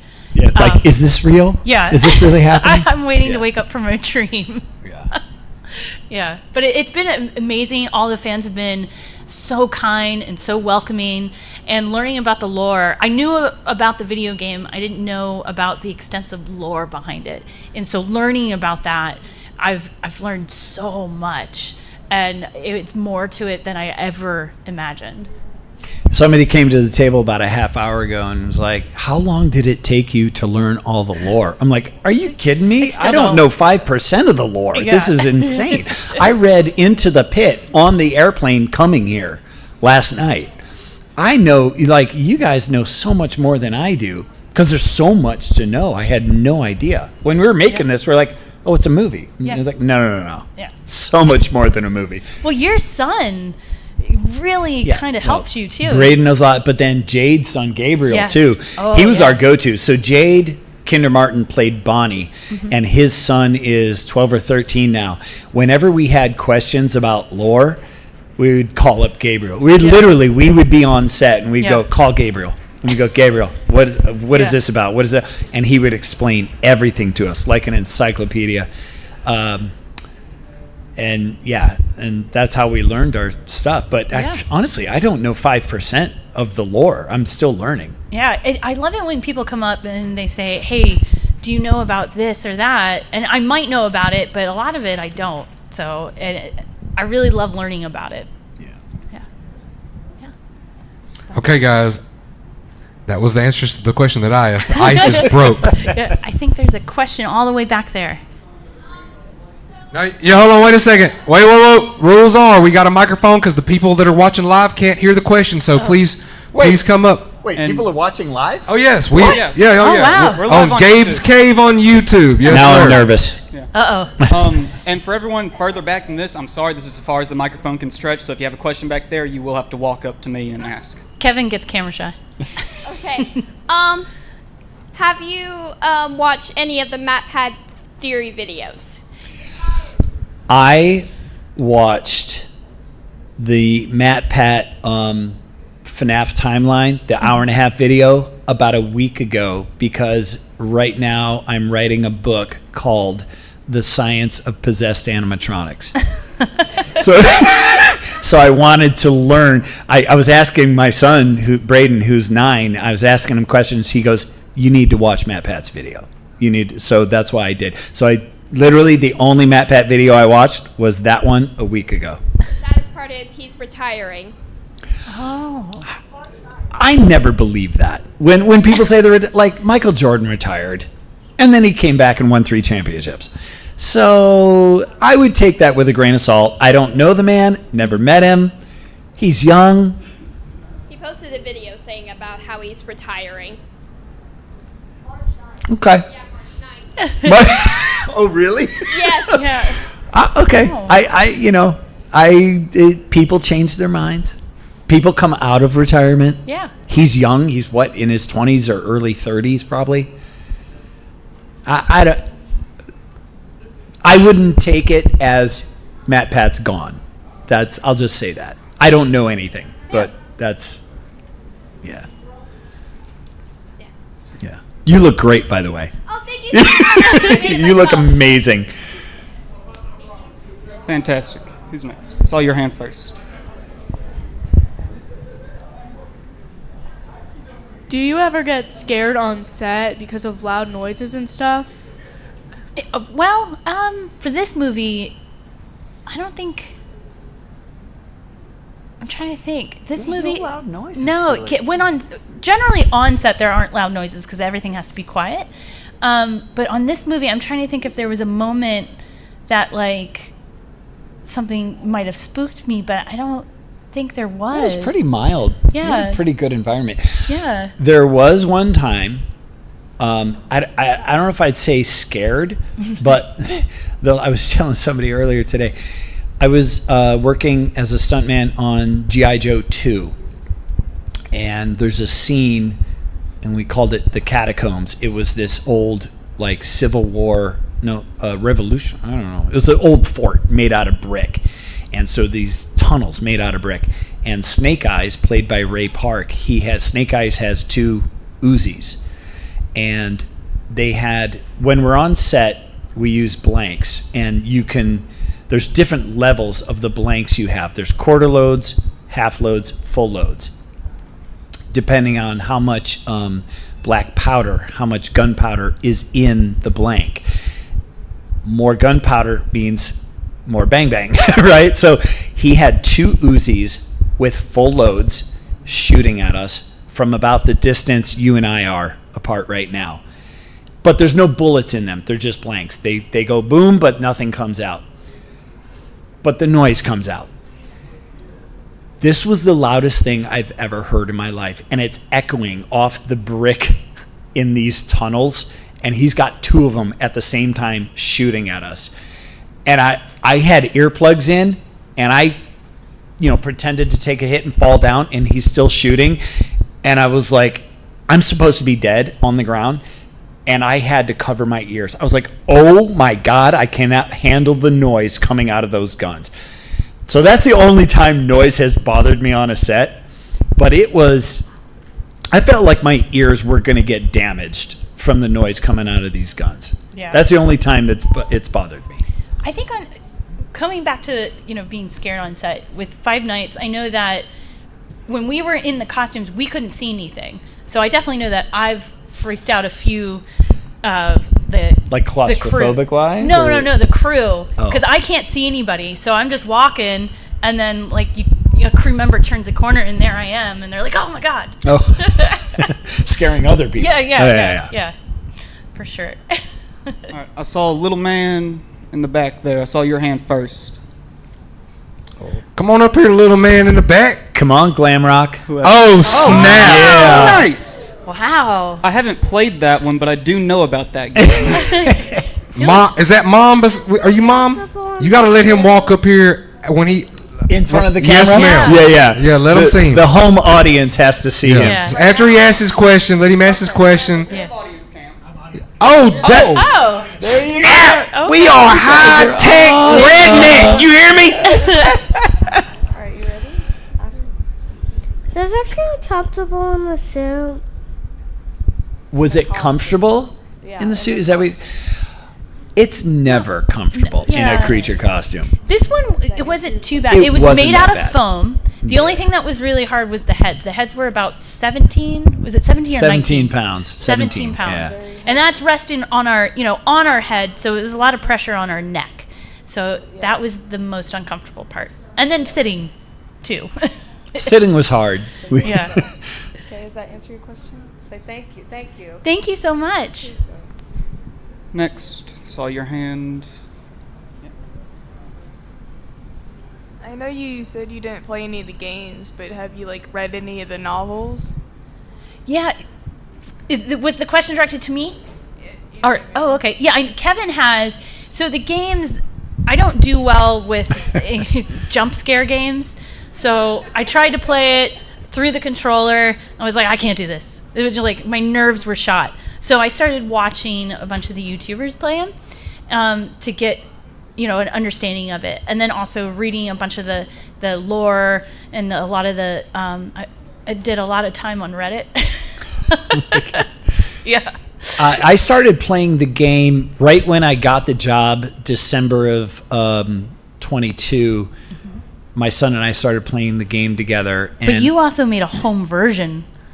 I did. So, do you guys know Piggy, the Roblox game? So, a while ago, I started making a live-action version of Piggy for my kids around the house.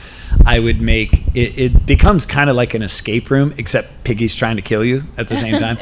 So I would put clues everywhere, and you got to get into my car to get the clicker to open the garage to get to the backyard, and then you got to the gate is tied with this strings, so you got to find the lighter to burn the string off to get. So do this whole piggy course, and the whole time I'm walking around with this like baseball bat going, you know. So I kind of did the same thing for Five Nights at Freddy's, where I'd put security cameras in the house, and I had my son and his friend in the office, and instead, because you can't, the power element, like the power draining, is very hard to do in real life. So we made the rule that there's 2 doors to the office, so you can only have one door closed at a time.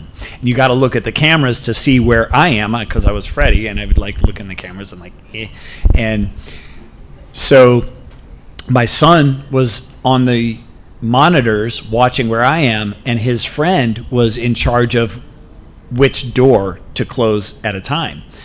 And so we got about a minute and a half into that, and my son's friend pulled the plug. He goes, I can't do this. Can't do it. Too scary. Can't. And It's anxiety inducing. It's I really, can't do it. really anxious. You know, opening a door, not knowing if I'm going to be standing there ready to kill you. But I started playing the first game. I am stuck on night 5. I have not beaten night 5. And that's where I played the VR game once. Oh, yeah. And I screamed. I literally screamed when I walked by. Like, it was really weird. My wife was carrying groceries into the house. She was coming in the front door, and she hears me scream. She's like, what the heck is going on in here? I'm like, it's Freddy! I can't do it! And I haven't played since. Yeah, I am not even going to attempt the VR. Yeah, you shouldn't. I would be in like the fetal position on the ground crying.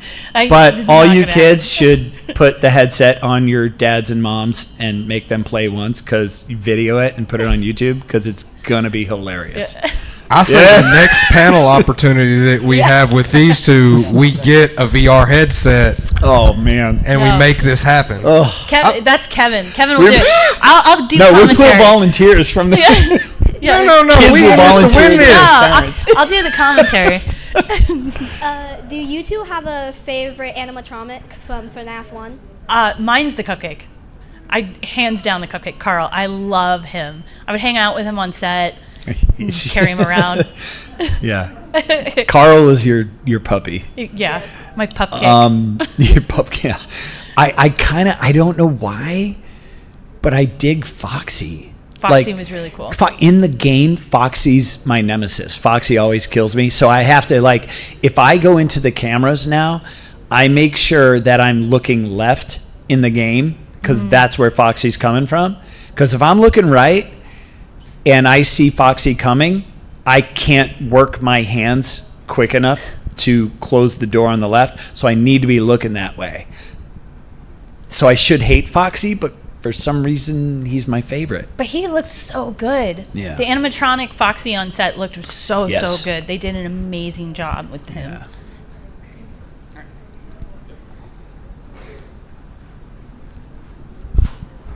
Were you guys there on the day that Foxy caught on fire on the set?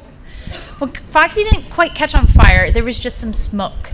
So it was like with any mechanical part, you know, it might get worn down a little bit and a little smoke came out. That's all. I didn't know that happened, so that's fascinating. Do you have a favorite actor you've ever made a movie with? Oh. Well, okay, so Robert Downey's great. Lot of good ones. I gotta say, even though he's not an actor, I think my favorite is Dave Grohl, the lead singer of the Foo Fighters. I constantly forget that you doubled. Yeah, I was his stunt double on Studio 666 in 2020. And I tell you what, his reputation, for those of you who know his reputation, is 100% true. He is as down to earth, as nice a guy as you will ever meet, rock star or not. Like, he first conversation we had, it was our first day back from COVID, right? So the movie stopped for COVID, and then we came back in August of 2020, and I saw him sitting there, and I introduced myself. I was like, Dave, hi, I'm your stunt double. He goes, oh, and we had a conversation, and it was really about, like, what was your COVID experience? What was your COVID experience? It was like, this is weird, right? That we're back here.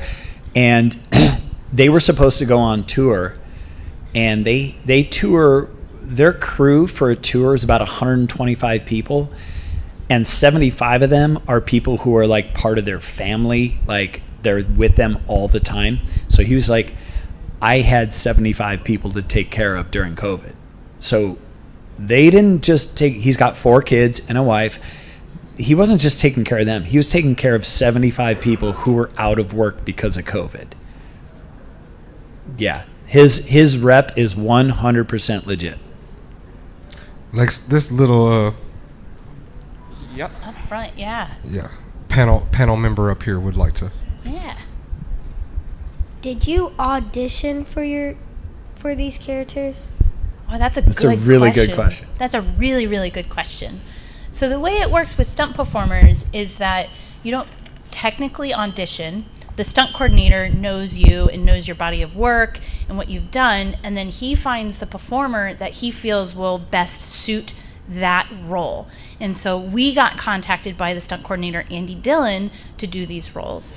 And so I guess technically you kind of Sometimes you audition, yeah. but for this one, it was a phone Yeah. call. It was Yeah. like, hey, I got this movie, Five Nights at Freddy's. I think it's a video game. We start in January.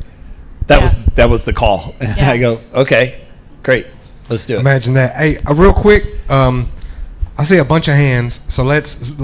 This is great. It's awesome. If you guys would, y'all go to the middle row right here, and that way we can just go down the We're gonna line. form If a you've line. got a question, go ahead and like. That way we know how many people we have that want to ask a question. That way, you know. Thank you, Uncle. By the way, Harley Quinn, you look great. Harley Quinn, did she hear me? A lot of people. Man, this is what it's about, y'all. Look at all these people out this here is finna ask a awesome. question, man. That's what's up. Hi. Hi, how you doing? Good. My father wanted me to say hi since he's watching, but when you were wearing the suits, did you think you were gonna get spring locked? There was actually not spring locks Yeah. built into our But suits. like just like the thought of it having been sabotaged. Here's how ignorant I am. I didn't know spring locks existed when I was wearing the suit. I learned about it like through the course of the movie, and then seeing, the scene with Matt, I was like, oh, that's what spring locks are. Like, that's how little I knew about this. A truly terrifying mechanism. Exactly. Very terrifying. Thank you for your question. So, what was your favorite scene to film in the suits? Ooh. You start. I loved the scene where Mike meets the animatronics for the first time. I really enjoyed it. It was really tough because I had to I kind of beeline for him. For me, that was the most acting I got to do because Freddie had an attitude towards Mike. He didn't trust him, and he showed it, and he's not hiding it. So I really enjoyed it for that. But when Abby comes up and hugs me, and then I go, okay, Mike's cool, and I turn, I was basically in second position, like dance position. My toes totally turned out. Trying to balance in that position for like a minute was incredibly painful. But I did enjoy that scene the most because I got to do some acting that wasn't present in the rest of the movie. Yeah. I think mine was when I brought Abby back to the parts room and I was going to make her an animatronic. That to me was a lot of fun. I like that part too. Did you play any of the other games? What could you ask again? Did you play any of the other games? Oh, play any of the other games. I've played 4. Have you played 4? Yeah. It's super scary, and I hope they make a movie of that game because it's a different level of scary, I think. Okay, so in the FNAF movie, the scene where Bonnie falls over while they're making the how fort. many times did that scene have to be retaken? Because if it were me, I would not be able to keep a straight face at all. So that scene we didn't do very many takes of that, and we'll tell you why. What you don't see is that I'm on my knees and hands, and Foxy is standing on my back. And that was the weight of the head, it was 17 pounds, pulling on my neck was very painful. So that's why we didn't have very many takes of it. But Kevin... You remember when Bonnie fell over? Yeah. He was standing on my back. That's what he was falling off of. And so the same thing, I was on hands and knees holding that head up, so my neck muscles were getting really, really sore quickly. And that was also the most painful scene for Jade, who played Bonnie, because he was even though he's falling on a pad, when you're in that giant head, it doesn't feel good to fall down on it. Yeah, that was, and so when we saw the movie on the very first day, Jade and I were in the movie theater sitting next to each other, and when we saw how they put that scene together, we cringed because, not that they did it badly, but the most painful part of the movie that we did not end up in the movie. So we're a little disappointed and that in can that does happen a lot. You'll do it's normal. Yeah, you'll do a stunt or something and be like, yeah, that looked great. And then the movie comes out or the TV show and you're like, wait, what happened? Where is it? I have a question. How did it feel whenever you, sir? Whenever you had to fall down on the stage because you got water. Oh, that's a good question. So we rehearsed that. So we practiced it on pads, and it was okay. But then in the movie, when Freddie and Bonnie fall down because they get electrocuted, that was the puppets. They were going to shoot it with the puppets and then bring me and Jade in to do it, but they liked how it looked so much with the puppets that they said, we don't need Kevin and Jade to do it. So we didn't have to do it. So it was great. Oh yeah, I have one more question. I have something to tell you. Whenever I was watching it, I noticed that there was still a little bit of water before he splashed the water on y'all. There was a little water still on the ground. Really? Oh, I did not notice. This is something I'm going to have to look for. Yeah. I didn't notice that. You guys move up a little bit. We got this camera. It can see all of you beautiful people. Now I can see you even better. That's right. Harley Quinn, yeah? No, Chica. It's Chica. Chica? That's Chica. Oh, okay. That's Chica. I don't know. I'm getting vibes of Harley Quinn. She's got the nose. It's Chica. Okay. Did you guys get to meet Scott Cawthon? And if you did, what was he like? Scott was amazing. He was so nice. And it was just, he was excited to be there and share his, just his story with us. And he was there the entire time he was filming, which was very impressive for me, because if you're not used to filmmaking, it's long hours. We're talking 12 minimum and, possibly 16 hours a day. And you're starting super early and going super late. And he was there the entire time. And his whole concern, he was really, really 100% concerned with giving the fans what they want and what they expect. So he made a lot of decisions based on what are the fans going to want. And I think it showed up in the movie because the fans seemed to be pretty pleased with it.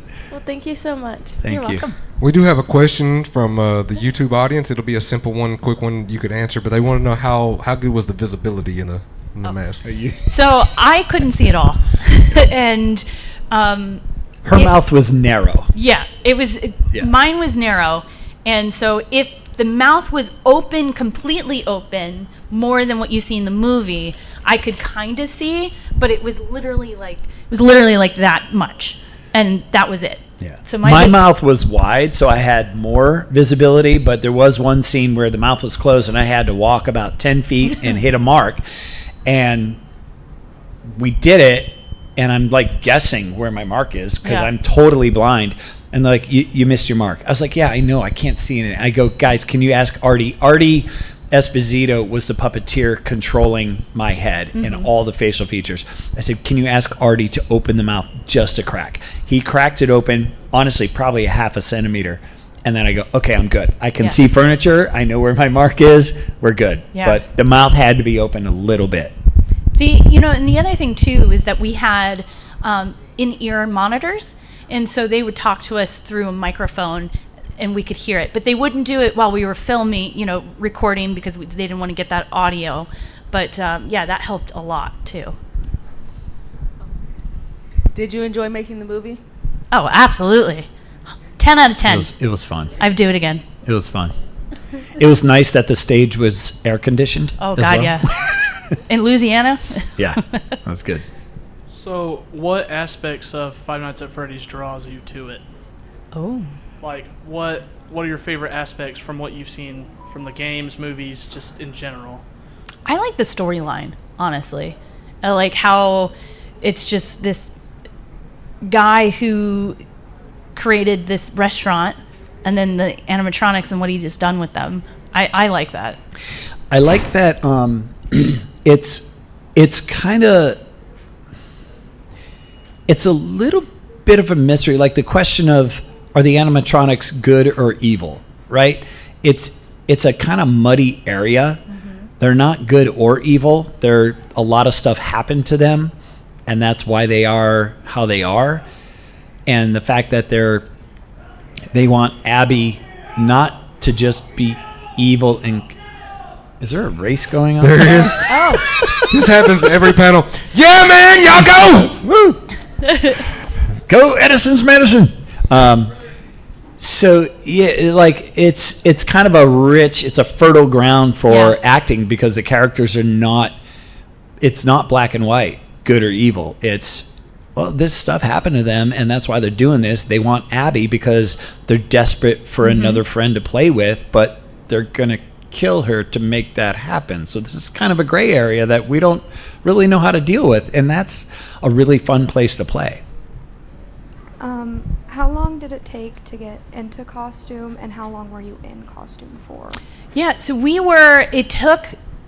when we first started, it took us quite a bit to actually get into the costumes. We're figuring out how to do it.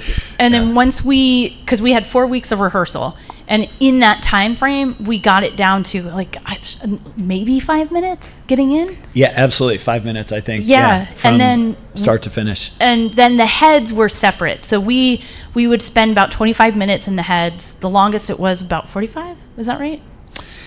I think 48. 48? 48 is because there was a timer, because Yeah. they had to make a report for OSHA, like how long can we be in these costumes to where it's safe? And we put 15 minutes. Yeah. We never got out in 15 minutes. No. Not once. It was about 25. It was 20 to 48 Yeah. is the range that we were in. So putting the heads on took some time, because the heads were fully animatronic, and controlled by the puppeteers, which were connected to batteries. But even the head, it was like 2 or 3 minutes to go on, if that. Yeah, right? if there wasn't an issue. If there was no problems. If there's problems, everything's out the window. Yeah, so it was pretty quick, but we stayed in the lower half. So the top half that you see, like the arms and the body and the head, we would take off, and then we would just stay in our lowers. In the movie, there was a scene where you guys were building a fort. How was building that in the suits like? So building the fort, so the way that worked was set deck, there were different versions of it. And so the set decorators would come, and then they built it, and they would screw it in so it was for safety. But you would see, it kind of being built and then being built. And when that was all set deck. And then we would just, like Bonnie just placed the chair, so it'd be like that. Okay, did you guys ever notice the lore implications and stuff with Ella being the Springlock suit that Abby was almost stuffed into, and Chica being the one to lead her there? I don't know if you guys are fans before this, but I was not aware of any of that. I remember being in the movie theater and people are reacting to stuff like that in the movie, and I would have to ask my son, "Hey, what just happened?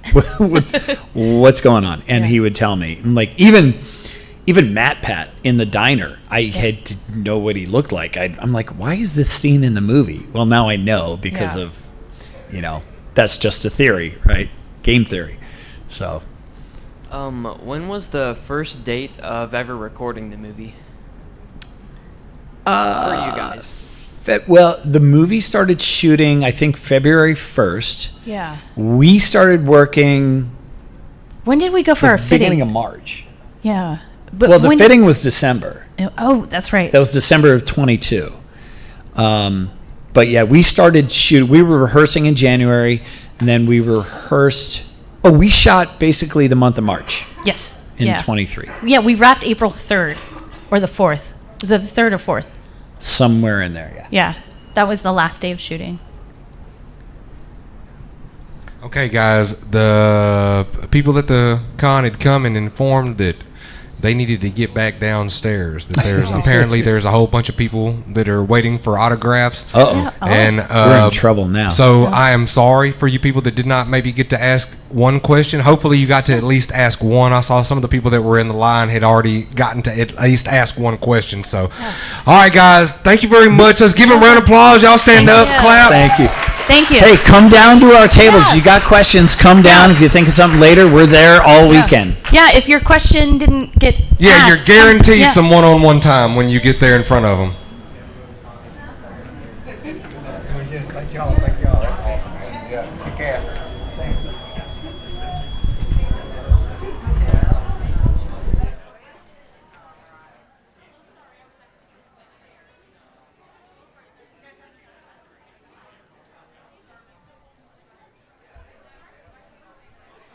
The next.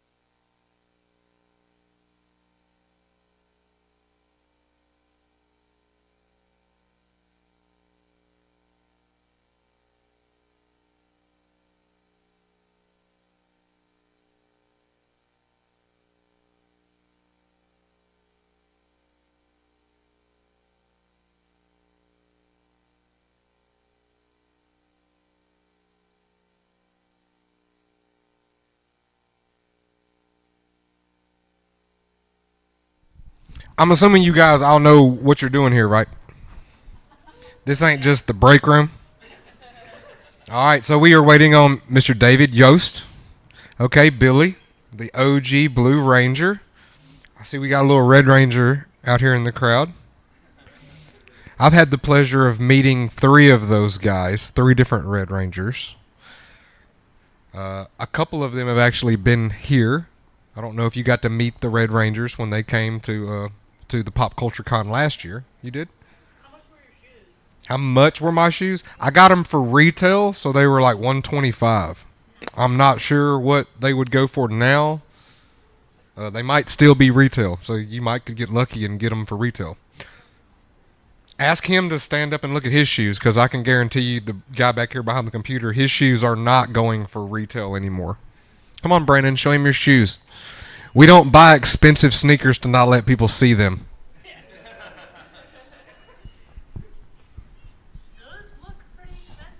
Yeah, those just shock dropped earlier this month, so they were on release. They were $200+ sneakers. Now they're probably closer to 400 something. If you could find somebody that would resell you the ones that they got off the app, because that was probably the only way you were going to get them. Be careful to not crease your shoes. That's right. That's right. You wear them very, very lightly and very unfrequently. These are not everyday shoes. These are my. I actually have 2 sets of Jordans. I'll have a different set on tomorrow. They were con shoes. They match the uniform, the red, black, when I go here. So that's the only time I wear them. I put them on when I come to cons, and they go off. When I am no longer there, they go in the closet, stay in the box. Yeah, because don't wear expensive shoes for people not to see them. That's right. So you only wear them when you know you're going to see a bunch of people. And that's it. How many questions have you got about your shoes today? I don't normally get a lot of questions. I do have a bunch of people tell me that they enjoy them and they like them. Okay. Because I doubt every day at Comic-Con they're going to be like, ooh, your shoes. Do you know the story about these shoes? No, not really. Okay, so when Michael Jordan, have you seen, I'm assuming you haven't seen the movie Air about the Jordan shoes? No. Okay, well, when you watch that movie, the first pattern design that they made for him was this pattern. And the NBA told him he couldn't wear them because they didn't have enough white in the shoe. So the one that he actually wore, they added a great deal more white to the shoe, but they still said no to it.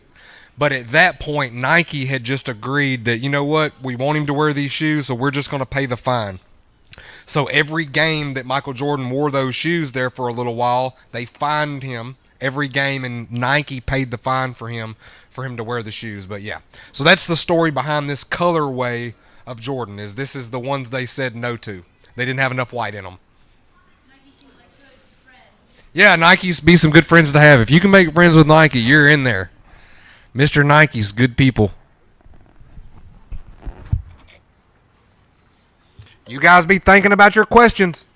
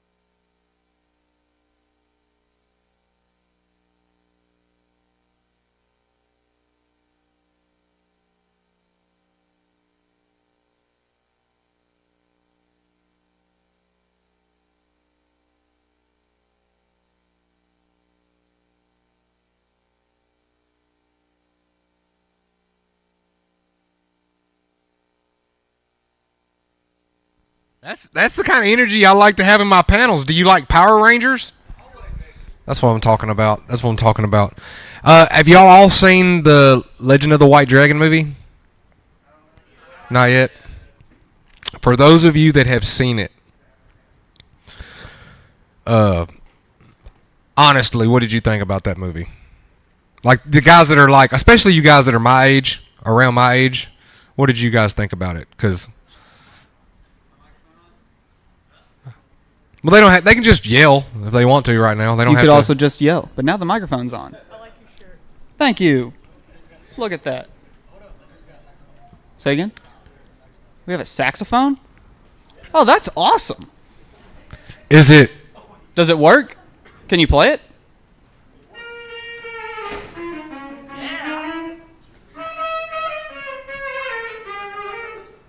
I think that is a yes there, Lex. That is a yes. Awesome. I dig it. Oh.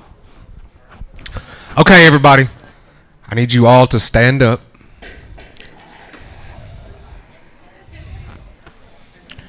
Reach up to the sky. Spirit fingers. All right, now give a big round of applause for Mr. David Yost, everybody. Billy the Blue Ranger. I got told he was here. Oh, there he is. He came from behind the other black wall.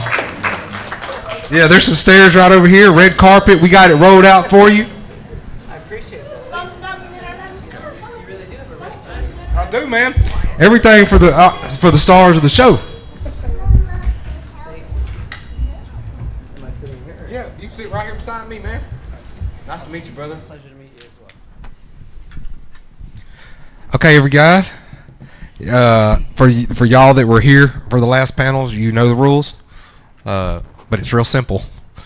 Participate. That's the rules. This is your guys' panel. It's hosted by Gabe's Cave. I'm Uncle Nasty. Okay, that is Lexington. He's going to be working really hard, making sure that you get the microphone. All right. If I see just real quick, how many people plan on asking questions? Two people. We're going to have to do way better than that. All right. So when the questions start rolling off, because I'm going to ask the person to break the ice. Okay. When the questions start rolling off, just kind of line up there. That way we know. Okay. And if there's nobody behind you, ask another question if you have one. Okay. This is your guys' panel. Like I said. All right. All right. I'm going to let him introduce himself in any way that he sees fit to you guys. And after that, I'm going to ask the first question, and we're going to get this ball rolling. Hey, I'm Uncle Nasty. I like it. Hi, I'm David Yost. I played Billy, the Blue Ranger, obviously on Mighty Morphin Power Rangers. Moved into Zeo, was not the Ranger anymore. Came back, and once and always was a Power Ranger. And then did the 30th season of Power Rangers Cosmic Fury that just started airing on Netflix, and got to play Billy again. So I've been Billy all the way through, and the only Blue Ranger from Mighty Morphin, which is a huge honor. So I appreciate that. I appreciate all of you guys being here. Thank you so much. It really means a lot to me. I know that I and the original cast were so indebted to you and so grateful to you, because without you, I certainly wouldn't be the person that I am, and you've helped keep the legacy of Power Rangers going for all these years, so I really do owe everything to you guys. So thank you from the bottom of my heart, and I hope that you can hear that. And it gets very exciting because we get little tykes. What was his name again? Christian, enrolled in Power Rangers too. So I've gotten to meet so many young ones today where their parents, you guys, have introduced their kids to Power Rangers, so it's a huge honor. Yeah, give yourselves a round of applause. Yeah, give yourselves a round of applause. Thank you. All right. I think I can start answering questions. Okay, you ready? All right, questions. All right, first question coming from Uncle Nasty here. I remember you had a question. Hey. I asked the first question. You don't matter. You gotta hear yourself here. No. Okay. I asked the first question. How many years has it been since the Mighty Morphin, the first show? 30 years. What is it like? Okay, because look, to steal every time you go to a con, there, like you just brought it up. That was basically my question. What is it like to still see the kids, okay, just love you and want to get a picture with you and call you Billy. And I mean, in their heart, they know that if the putties showed up right now, dude, you are laying the smack down. I mean, you're a hero in these kids. What's it like? Well, obviously, it's extremely humbling. Like I said, it's been 30 years, and so just that alone is crazy to think about. That it's 30 years has gone by like a snap of a finger for me. So it's pretty awesome, and just knowing that Power Rangers has had the longevity that it's had is great, and it's it's just such a huge honor, and it's an honor when little kids, it's just always surprising to me how people have found Power Rangers over the years. And a lot of people, I get to travel all over the world, and people in other countries, just somehow the VHS tapes made their way down to Mexico or made it to South America, and that's how they learned English, by watching the VHS tapes, and how they became addicted to Power Rangers. So it's cool to hear all the amazing stories. So what is it like? It's humbling. That's all I can really say. Okay, You now don't have to clap every time. Absolutely. Now it's That our was the turn. icebreaker. I don't guess y'all needed it because y'all were ready to go. At least he was. Yeah. So take off, sir. All right. When was the last time you saw everybody else, like the other OG Power Rangers? Well, I get to see them a lot because we get to do a lot of Comic-Cons. So it just depends on who. But I mean, I see Amy Jo a lot. She lives in Canada, but she came to Los Angeles. She comes more often now, so I get to see her a lot. Walter lives in Los Angeles, where I live, who played Zach. So I get to see him every now and then, and he and I we have a lot of Comic-Con scheduled together this year. Same with Amy Jo. I have quite a few with her as well. Austin, I haven't probably seen in person. I would say it's been over a year for sure. And he lives in Texas, so that's just the thing there. But we're all kind of split up around different areas right now. But we do, with these things and FaceTime, we get to, you always feel like you're seeing everybody, all the time, even though we don't see each other in person. But I would say, 2, 3, 4 times a year I get to see Amy Jo and Walter. Is that okay? Mm-hmm. Answer your question? Yes. You feel satisfied? Yeah. Okay. Does Amy Jo still play guitar? She does. I'm pretty sure she's been on. She's done a few Instagram lives. I think she does Stage It shows too. It's a different platform, and she'll play her guitar and sing her new songs on there. So yeah, she's really talented. Yeah, you had one in the back, Lex, right? You said something a while ago. Microphone doesn't reach all that way, so you're gonna have to come up some.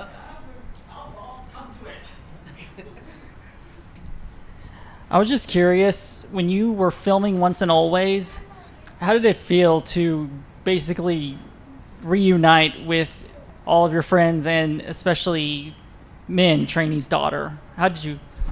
It was a lot of fun to get to go. We went to New Zealand to film Once and Always, so I hadn't been to New Zealand. We filmed the original 1995 movie in Australia, so that's kind of close. But so it was really cool to get to go to New Zealand and see like how they've been working on Power Rangers for 20 years, and meet the crew over there that have been pretty dedicated to the franchise.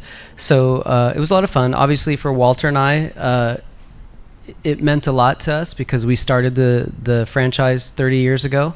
So to have him and myself there was a great experience, and he and I had a lot of fun getting to film it. And everybody else was great too. That's great. Thank you so much. I appreciate that. Thank you. Did y'all know that Walter raps? He does. He raps. Yeah, he did. He just came out with a song recently. Yeah. Yeah. Hey, David. Kind of follow up on the last question about the original film. A few years ago, I saw it playing at a gathering of friends, and I looked like, man, that looks dated, and how weird the suits looked compared to what the recent movie did. Which do you think looked better, the suits you wear or the ones in the recent film? Well, you're asking a biased person. So for me, the 1995 movie, how dare you say it looks old and dated? For me, I feel like it still holds up. It's still a really fun movie. The music still makes you feel like, oh, this is fun. We're on an adventure. I don't know. I just preferred our movie. I respect what they did in the 2017 movie to a degree. Like, I love the kids. I love the actors. I love R.J. Kyler, who played Billy. I thought he knocked it out of the park. Thought he was an amazing Billy. But I mean, I did not like when they became Power Rangers. I didn't like their suits. I didn't like their Megazord. I didn't like they didn't really have a cockpit. They had pods that they all kind of sat in. So I think they missed a lot of key elements, unfortunately, in their trying to make it more adaptable for 2017 at the time. But I would say I still think our suits hold up better. I think they look cooler. But I'm biased, but I will say I see more people wearing my suit at Comic-Cons than I do the 2017 movie. Yeah, that's very true. That's facts. I mean, I thought the newer ones looked a little better, but yet they kind of felt awkward because they could have CGI'd them to make them look a little bit better, but yet I did have an issue with the cockpits compared to what you had in your film, and like, they really changed it a lot, but yet it's still, I mean, when I looked at the original film, I was talking about like special effects and stuff. I mean, like, that stuff does look a little dated, but yet still it looks. Don't try to backtrack now. we caught you. No, we caught you in your insults. He's crawfishing. Well, that's what I really meant to say. No, I know. I mean, but you got to remember, it was 1995. So for 1995, those special effects were, top of the line, But I understand what you're saying. Very, very true. I understand what you're saying. Thank you for your question. And I was only kidding. Don't go home and be upset with me, okay? So, did you expect, how do you feel about all the fame and all that you have now after those 30 years? From, just when you started, did you really think that it was going to become this big, that even after all this time, when you come back from Once and Always, everyone would have that huge reaction to you guys coming back? I mean, I don't know. I mean, when we first started out, we didn't know what we were doing. We didn't know what to expect by any means. So that's why I love the whole first season of Power Rangers, because we basically filmed 40-some episodes before the show even started airing. So we had no way of knowing how the show was going to go. So we were really naive, and there was something really innocent and sweet about all those episodes. But then I can personally see, once the show started airing and we started becoming famous, and then we became the #1 kid show around the world, you can see how we all kind of glam up, as I say. We went from our innocence to being a little bit older looking, I guess. But yeah, I mean, it's obviously very humbling again, and really, I don't take it lightly that the original cast, we've had such a strong following, and then to get to come back to Once and Always, I was a little apprehensive. When they sent me the original script, I turned it down because it wasn't a script I wanted to be a part of, but then they worked on it a lot, and I still was apprehensive about a lot of the stuff that we filmed, but I've been pleasantly surprised, I should say, that so many people were so excited about Once and Always, and that they felt like that the production team really hit a lot of key elements that really made you guys feel the nostalgia, and it made you feel like kids again, and that you guys have enjoyed it so much. So for me, it's been a huge honor, and I'm glad that people liked it. Does that answer your question? Oh yeah. Are you sure? Yep. Okay. I feel like I got off on a tangent a little bit. Yeah. If you have questions, remember, you can hop up and start forming a line. Yeah, we have if you guys will look, there's a camera pointed at y'all. So y'all are also on camera. Yeah, it'd be Smile, really cool. Wave. Hi. If you stand up in the Hi. aisle right there, they get a really good look at you guys. Yeah. It is Look, live now streaming you're on famous. Gamescape on YouTube. Share it to your friends if you want to. I just want to say thank you for being here. I'm sure each and every one of us are glad that you came. I have two questions. First one is, will there be a follow-up to Once and Always? I don't know. I'm not in charge of the franchise right now. It's being worked, I guess. I don't know what any of it means, so we'll have to wait and find out in 2025 what Power Rangers looks like going forward. But as far as I know right now, there isn't, but that can change. Okay. And when you first started filming Once and Always, how did you feel once you saw the original suits once again? Mortified. Just like, Walter and I are, we're up there in age. And, to try to squeeze into these suits again, it was interesting, but it was fun. It was never, I kind of get, I get upset, not upset, but I was upset because it was never in the script for Walter and I to be in the suits with our helmets off, whatever. And I just thought, wow, we're really missing opportunities here. So I had suggested just that we shoot a scene with Walter and I, and we all agreed that it was just going to be Walter and I, like from here, like our chest up, saying a couple of lines. And then it turned into this huge production, and I was like, wow, this is not what we agreed to. But in the end, I'm glad that it worked out the way that it did. But yeah, it's a little daunting. We have a crew of like 100 people, and we're standing on a cliff in the rain and the wind, and there's just a lot of elements going, and it's just like there's people taking pictures everywhere. It's like there's a lot of bad angles that were taken, but it was fun to get to put our suits back on. Thank you. Thank you. Hello. Hey. I guess my question is, you were talking earlier about the first season, and when did you realize how big of a phenomenon Power Rangers had become? I mean, they kept coming to us saying, hey, you guys are the #1 kids show, you're the #1 kids show, and we were like, oh, that's cool, but it doesn't really phase you because you don't really understand what that means. I guess none of us really truly understood anything until we went to Universal Studios. We had a big show at Universal Studios in Los Angeles, in Hollywood, and we were just supposed to go and do like one little tiny show for like 200 people.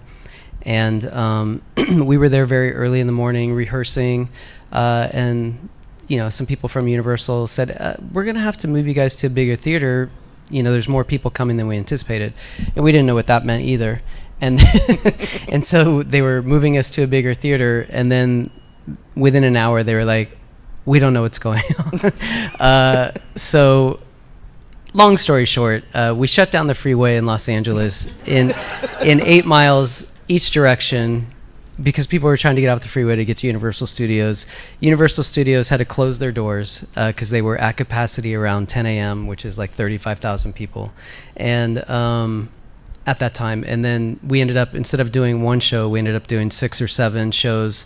Each show was for like 6,000 to 7,000 screaming kids, and we made national news obviously that night. But that was the day for all of us. We were like, wow, this is a big deal. Like, yeah, we'd go to stores, like I'd go to Target and people would be like, that's that guy, and people's parents are trying to push you guys towards us, and you're a little kid, so you're scared.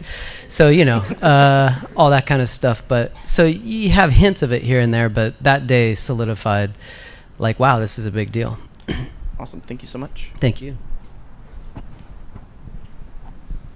Your original Zord was the Triceratops, and it was one of the legs. Would you prefer to have had a different dinosaur or part on the Megazord as your original Zord? So you're saying I got lost on the legs part because I'm one of the legs of the Megazord? Yeah, your original Zord was the Triceratops, and it when they all formed was one of the legs. Correct. Would you prefer to have a different dinosaur and or position on the Megazord? No. For where you're No, come on, man. No, I'm very happy to end up, things work out the way that they work out, and I'm very happy to be Billy. I'm very happy to be the Blue Ranger. I'm very happy to have had the Triceratops. I wasn't necessarily happy about the unicorn, but that was a little foreshadowing, I thought. But in the end, it's all good. So Triceratops, wolf, unicorn. At the end of the day, Triceratops is always my favorite. I have no problem being the foot because without me, nobody's standing up. So, you know what I'm saying? Thank you for your question. Triceratops is the apex herbivore, by the way. Oh, I didn't know that. Yeah, I mean, it's literally like think about the baddest bull on the planet, and that's what a Triceratops would be like. I mean, that's no punk. Yeah, don't get it twisted. Yeah, don't get it twisted. Learn something new every day. Okay, so I wasn't the one in my relationship to actually have grown up with Power Rangers. That was my fiance. Right. And when she told me, I need to show you some Power Rangers, we need to watch this, we started with the movie. As we discussed earlier, it was a trip, it was a ride, very fun watch. And then we started looking back into the old seasons, and I was curious how after the movie, season 3 came out, and they decided to make the movie non-canon, and season 3 kind of retold the events of the movie and kind of took a completely different path. Was that something that the people making the show explained to you guys, like why they were doing, or did they just say, hey, we're filming this, it has nothing to do with the movie, we're completely changing the story? Like, is it just you got to go with the ride, or did you know what was going on with that? I don't know that we really knew what was going on with it, but I also think they're cheap, so they just wanted to reuse all the outfits and some of the monsters that were created for the movie. So there were we had filmed, in 1995, we had filmed a lot of the movie. We were only supposed to be in Australia for 3 months. We ended up being there for 6 months. So we had filmed a lot of the movie, and they started doing what they call test groups. So they show certain scenes to little kids to see how they react to it. And they weren't reacting well to some of the monsters that were in the movie. So we ended up coming back and reshooting all of that stuff without these rats. And those rats actually ended up making it into the television show because they had all these costumes. So there was a lot of that kind of stuff going on. In terms of canon, there's only so much you can do in terms of translating from the film to a TV show. Like going from a TV show to a film to a TV show, and just how everything, the timing of how things air and when the film comes out. So it's not going to follow the direct path, but they were just bringing elements in. But yeah, they didn't really share that with us. They're just like, if you want your paycheck, you stand on your mark, say your lines. So okay, thank you. Thank you. Oh, my little buddy. Did you do karate before you were a Power Ranger? Oh, you're so Christian. I didn't do karate. I was a gymnast. So Amy Jo and I, the Pink Ranger, Kimberly, she and I, we were gymnasts. So we were competitive gymnasts most of our young life. And so that's what helped us. And then when we got the Power Rangers show, they taught us how to do karate. Do you do karate? Yeah. You do? Yeah. Oh, that's exciting. You keep it up, okay? You gonna show us some moves? Show us some Oh my gosh. Yeah, buddy. Good job. Can you say Kia? Oh, good job. Show us that one more time. Show us that one more time. Come There, on. oh yeah. Now say Kia at the same time. Good job. Good job. Anybody else? Even if you already asked a question, if you think of a different question, you can definitely ask a different question. Yeah, come on, bro.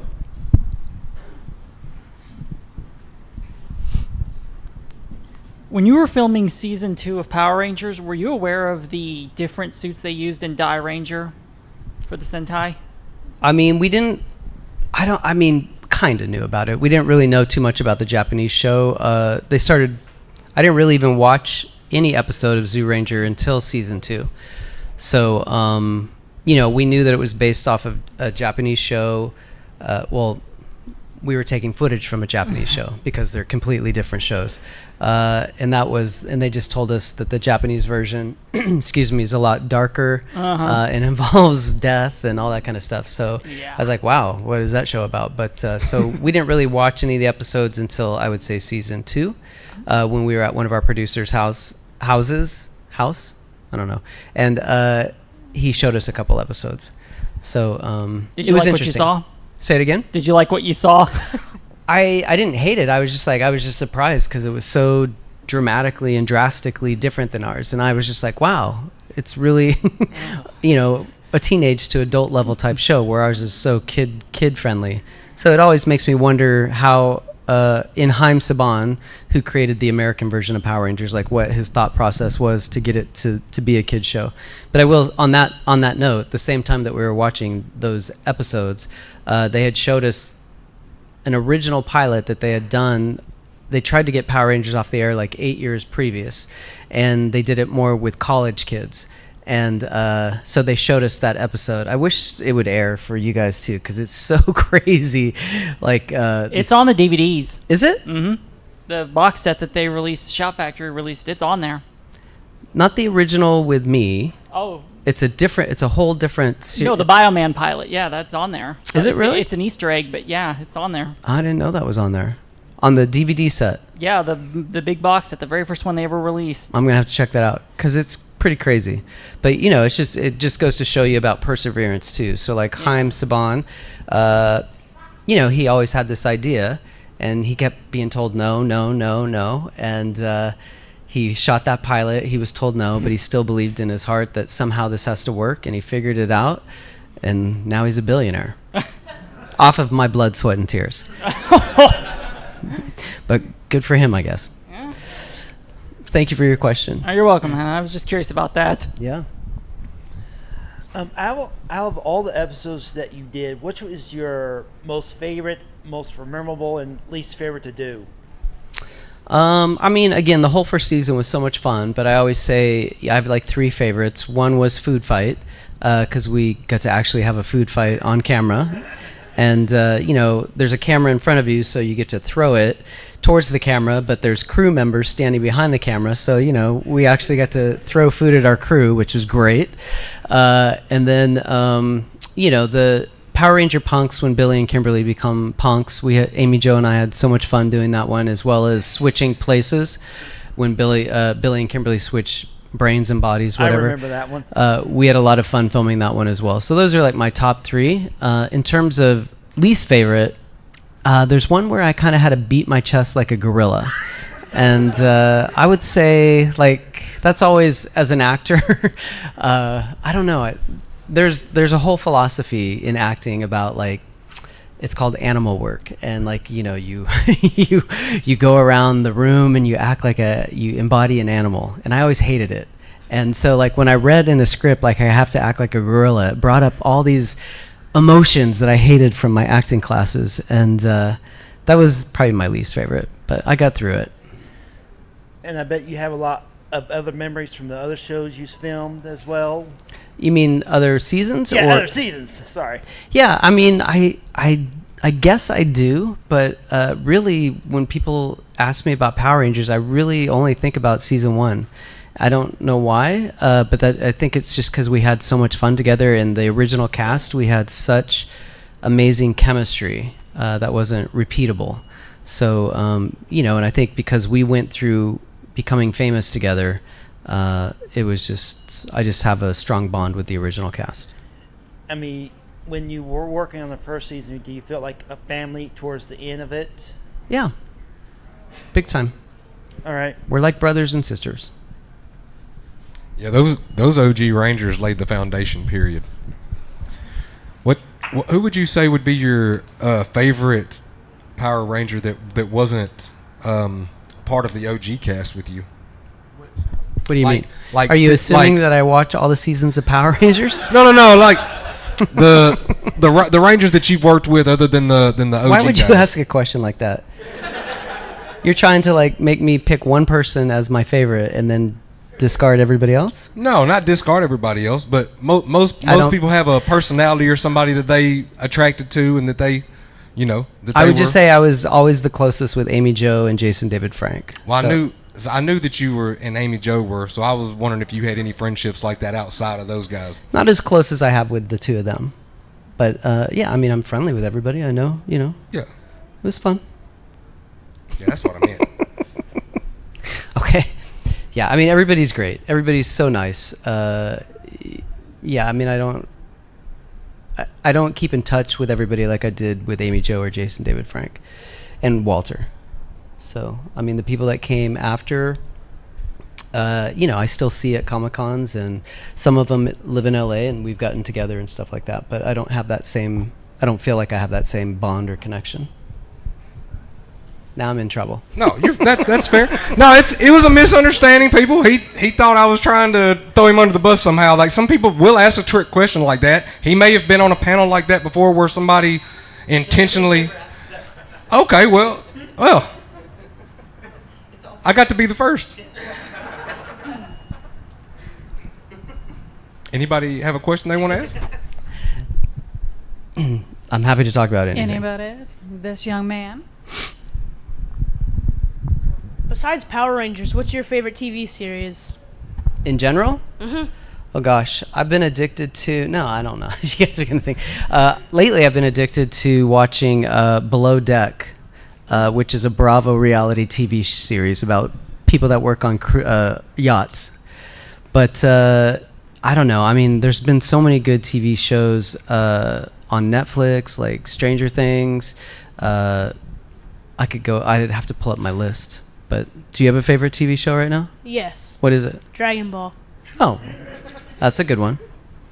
That's been around for a while too. If you were to look in my bag, you'd see how much I like it. Really? I have a lot. A lot of stuff in there, huh? Mhm. Well, that's good. This That's Comic-Con was quite an event for that. All right, that's a good deal. Oh. He's mostly here because of me. Oh, okay. Well, that's nice of you. What do you think of the new cast in Cosmic Fury and Dino Fury? They were like so nice. It's always weird because I'm like, wow, I can be your guys' dad. That's what I kept thinking the whole time. I was like, wow, I can be your dad. But they were so nice to me because they had already worked, obviously, 2 seasons together on Dino Fury, and so they were very welcoming to me. And I had so much fun getting to work with them. And they're all good kids, young adults. You could be dad or uncle. Yeah, I do like to call myself Uncle Yost. That's and Uncle. Doing a lot of Comic-Cons, have you been able to meet somebody that you either admired as a kid, because I know like Fonz does a bunch of Comic-Cons and stuff, or just met somebody that you'd wanted to meet that you hadn't been able to meet down throughout your acting career? Yeah, I'm very blessed and very fortunate to get to meet a lot of people that I grew up, admiring as a kid. So Sam Jones, who played Flash Gordon, I was so addicted to that movie. I don't know why, but I still watch it and I love it. I was actually in a documentary about his life, and so I've gotten to meet him multiple times. I got to meet a guy named Gil Gerard, who played Buck Rogers, which was a television series that I grew up on. I grew up on the original Battlestar Galactica, and I got to meet the 2 lead actors from that. Henry Winkler, as you said, the Fonz, huge deal for me. Richard Dreyfuss, huge deal for me. So I mean, the list goes on and on. Like sometimes when I'm at the bigger shows, I'm just like, oh my god, oh my god, oh my god. I'm just, it's pretty exciting. So thank you. You mentioned earlier with the Once and Forever script, you had some trepidation, kind of went back and forth. How was the experience from working, as a teenager on broadcast television, now through the streaming of Netflix? Did you find it easier to interact with the producers, directors, things like that, or was there, a little bit more back and forth than you had previously?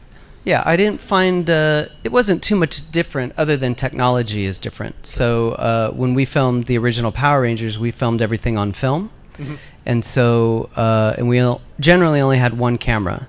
So it was a lot of really knowing what you needed for the directors. Like they would line up their shots and know exactly what we were filming. And when the camera runs out of film, you got to stop and you got to put a whole new film cartridge in. And right. There's a process to it. So, but now with technology and the way that cameras are, half the time I didn't even know what they were filming.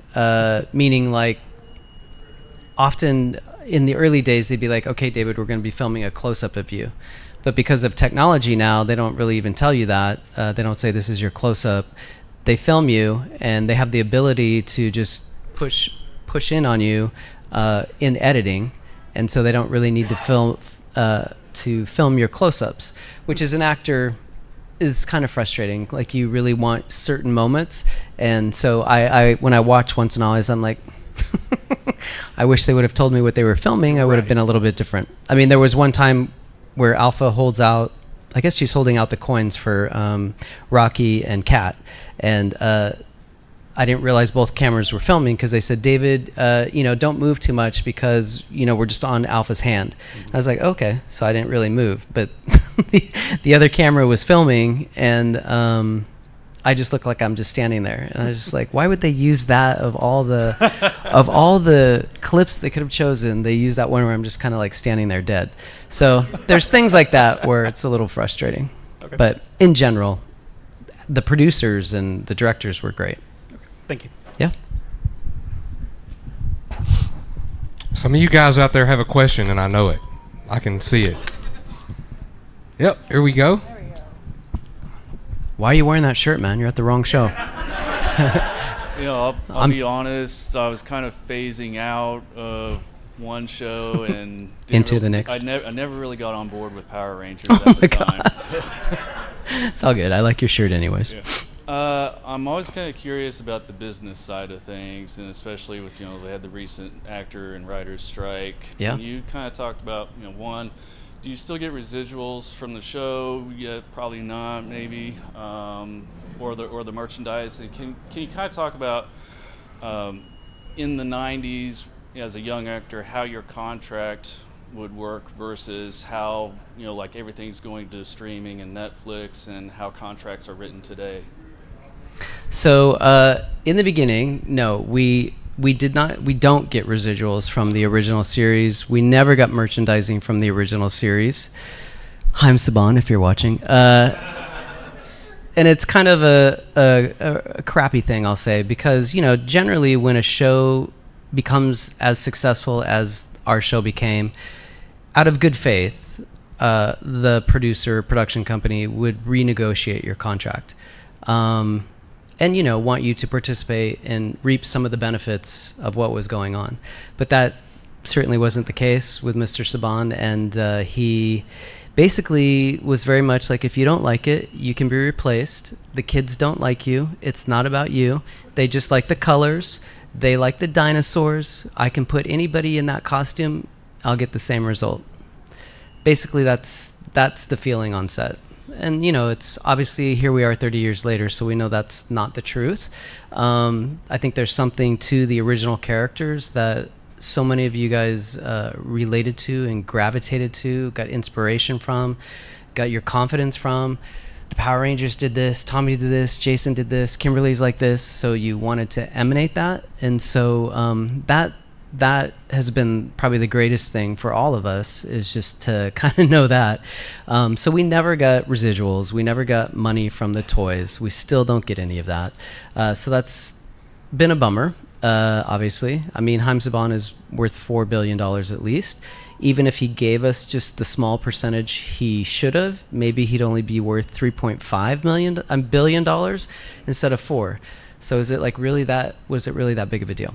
So anyway, and then now, in the way that the industry goes, the streaming industry, because nobody really knew how this was all going to go about in terms of the success of streamers. Netflix always sort of kind of finagled their own little agreement with the unions, but now it came up, the contract expired, whatever, and so that's what we were fighting for this past in 2023, both writers and actors and directors, but directors, I don't know, they just signed on the dotted line, I guess.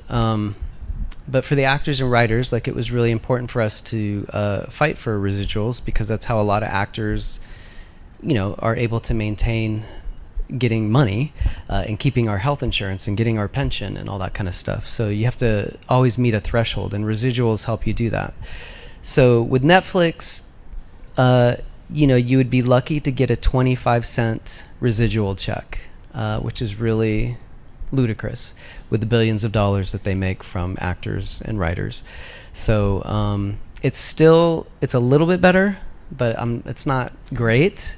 And I think our contracts come up again in 3 years, and so I think it's going to have to change again, because we're still not getting what our due is. And AI is really, it's going to affect every single one of us, not just in the entertainment industry, but it's going to affect everybody's jobs quickly, and it's kind of a scary thing. So it's something that we as citizens of America and the world really need to pay attention to, because you can have AI write you your term paper right now, write anything that you need. If you need something created for hey, make me a commercial about this, it's done. So it's kind of scary. So are there certain things that are written into about general working conditions, back in the 90s versus today, whereas, in the old days, you were doing maybe 20, 26 episodes in one season, and today, you might have a 10 episode series? Yeah, I mean, working conditions wise, I mean, that's a union versus non-union thing. So like Power Rangers, we filmed it non-union. So we had no working conditions. They could work us 12 hours to 15 hours, and we still get paid the same amount of money.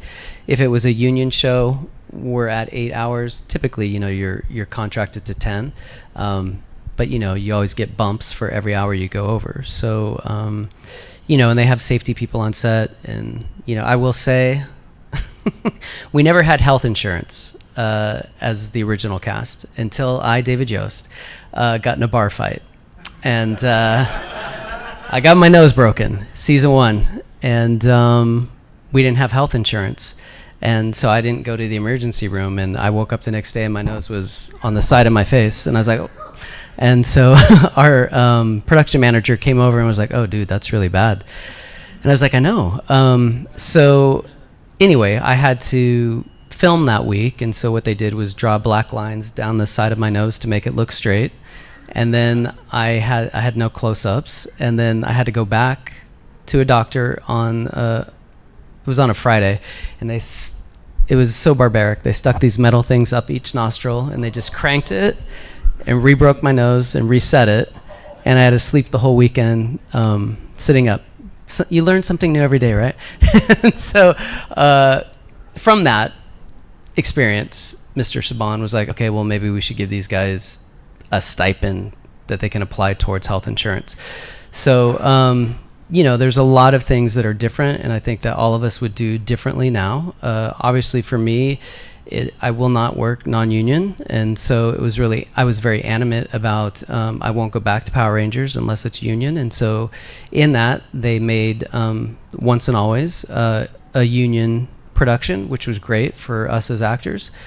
So I'll always fight for that. So the conditions are better, but you have to know your worth.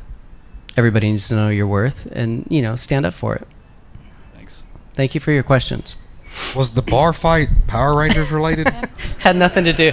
No, the show hadn't even aired yet. Nobody knew what a Power Ranger was.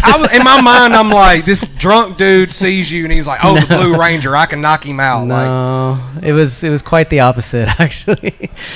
Good. I was a bad kid. Good. For a while. Well, not. After that night. After that night, I straightened up real quick. Yep. Yes. Is there a way I could see that bar fight? No. I still have the photos from it, though. Like, from they took Polaroids of me at the emergency room. I've never posted them, but it's pretty graphic. I don't think you want to see that bar fight. I ask him one more bad question. He's going to jump on me. You'll get to see me get whooped. I was going to say to the kid, my dad actually cut his toe off, and that's one thing you do not want to see. Oh, my God. Don't No, worry, thank it's you. just a tip. It's just the tip.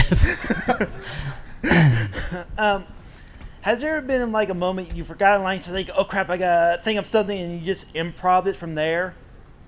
For me, I would say it would be hard to improv Billy, because Billy's smart. David Yost, I'm not smart. And, Billy always had big words. So I wouldn't say that we improv'd a lot. I personally try to stick to the script and would sit in my dressing room with a dictionary and look up the words and try to figure out what Billy was saying and try to make it seem natural. But yeah, I don't remember getting to improv a lot on Power Rangers. It didn't feel like that type of show.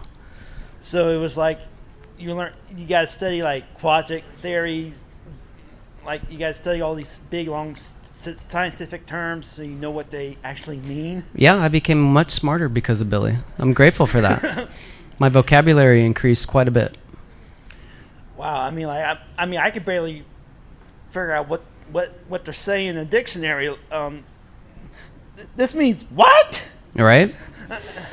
Yep, that's why my favorite line is a fully sentient multifunctional automaton. How prodigious. I have no idea what that means. Exactly.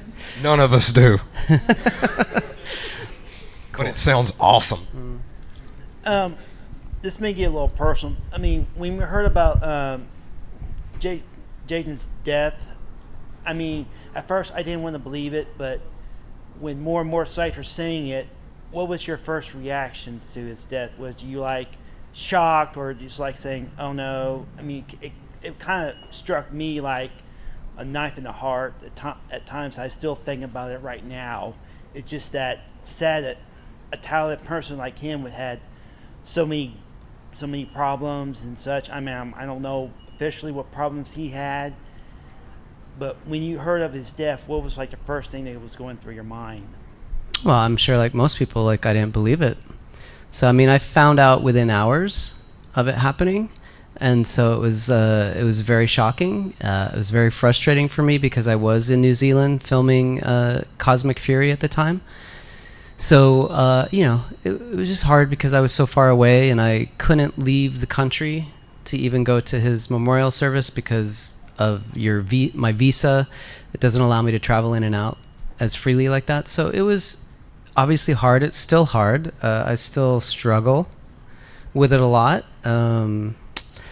Yeah, it's a really tough situation. Jason and I were really good friends. We were like the best of friends, I will say, for a long time. And so it's really sad. If there was one thing that you could tell people about him, what would it be, and like what would it be, and what do you want to take people to learn from his life? Because we didn't know much of his private life as much. Right, and I don't think I'll share any of his private life either. It's not my place to share. But I will say that Jason, he might get mad at me, but he was one of the smartest people I ever knew. So I mean, I'm 4 years older than him, but he was just so smart, and he didn't. This is where he'll get mad at me. He didn't finish high school. Like, he's a high school dropout, and so his business sense. He just always knew how to spin things, and he was so funny. His wit was always on, and I think that's what attracted me. What made us great friends is because from the day that I met him, he had me laughing like nobody could make me laugh, and so that we had such a strong bond together. And you know, he stayed with me at my apartment. We were in a car wreck together. There's so many crazy things that he and I went through. So, you know, I miss him like we all do. I mean, from the way you were describing, he felt like a brother to you in a way. Yeah, of course. Yeah. Okay, I just want to make sure I was. His brother actually lived with me too. Oh. His brother Eric was my roommate for a while, and I had to kick him out because I think I went to Las Vegas and I hid my car key. I had like a Mercedes, and I hid my car key because I had this sneaky feeling like he was going to take my car. And so I hid it so well, and he went through all my stuff. He went through everything and found my car key and took my car. And that was the end of that. He was booted. All right, guys, we have maybe time for one last question. Sure. If it can be a one that he can answer quick.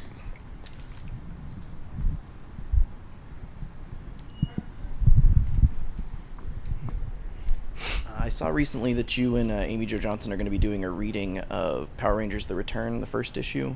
We did. Oh, I missed it. I'll have to go back and watch it.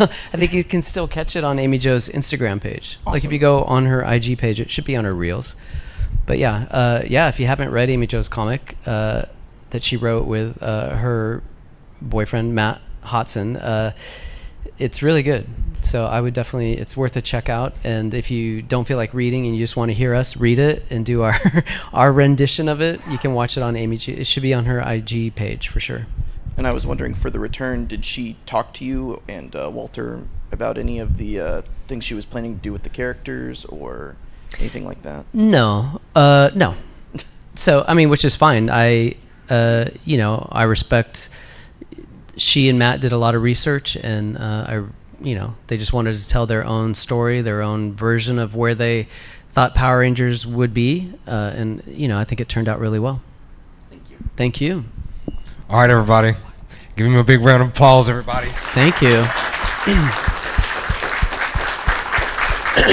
Thank you. I appreciate you all so much. I know I've met many of you already, but if I haven't met you, please feel free to come to my table. I'll be downstairs at 3:30, like in a half hour, 40 minutes, I guess.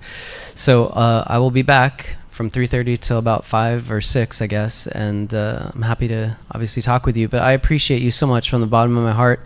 You have no idea how grateful I am to you, and I thank you for being here. Thank you.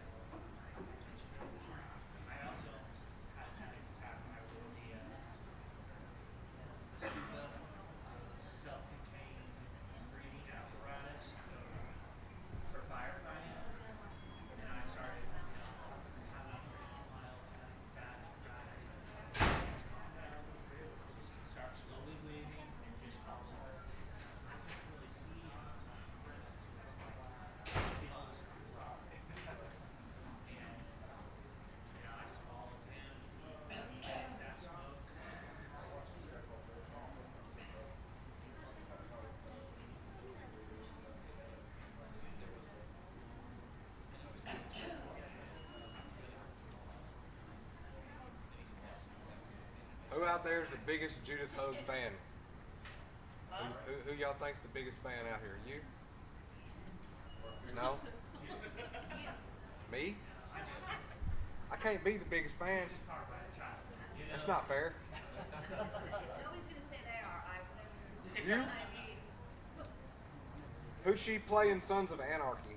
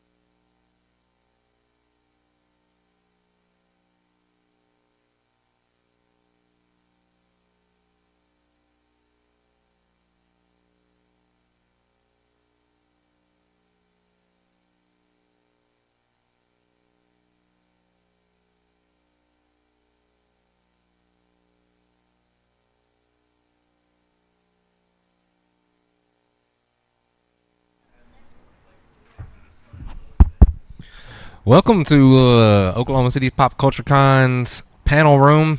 I'm Uncle Nasty. The tall man right there with the Gabe's Cave Dragon Ball Z shirt on, that is Lexington. The guy behind the keyboard right here is Brandon. Yeah, thank you. We got one person excited to meet us. That's what's up. Yeah, I didn't buy it. That was too much. Too much excitement. Nobody's ever been that excited. So, we've been doing this for almost 6 years. Yeah, close to 6 years. Started out really, really humble beginnings with interviews and talking to celebrities. It kind of grew from that. We have another crew that's actually at another con in Oklahoma, in Durant right now. They are also doing interviews and hosting panels there. So yeah, Gabe's Cave on YouTube. We've talked to a bunch of people, a lot of people that he name dropped up here. We've got panels and interviews with them. Sam J. Jones, a lot of the other Rangers, Walter. We actually have a video of him on our Facebook singing Great Balls of Fire at our food truck park doing karaoke. So if you're fans of those people, we've got tons of video goodies for you guys to go watch. We also give away one-of-a-kind artist sketch cards on Facebook, right? It's Facebook now, right? And Instagram. It used to be the giveaways were on YouTube.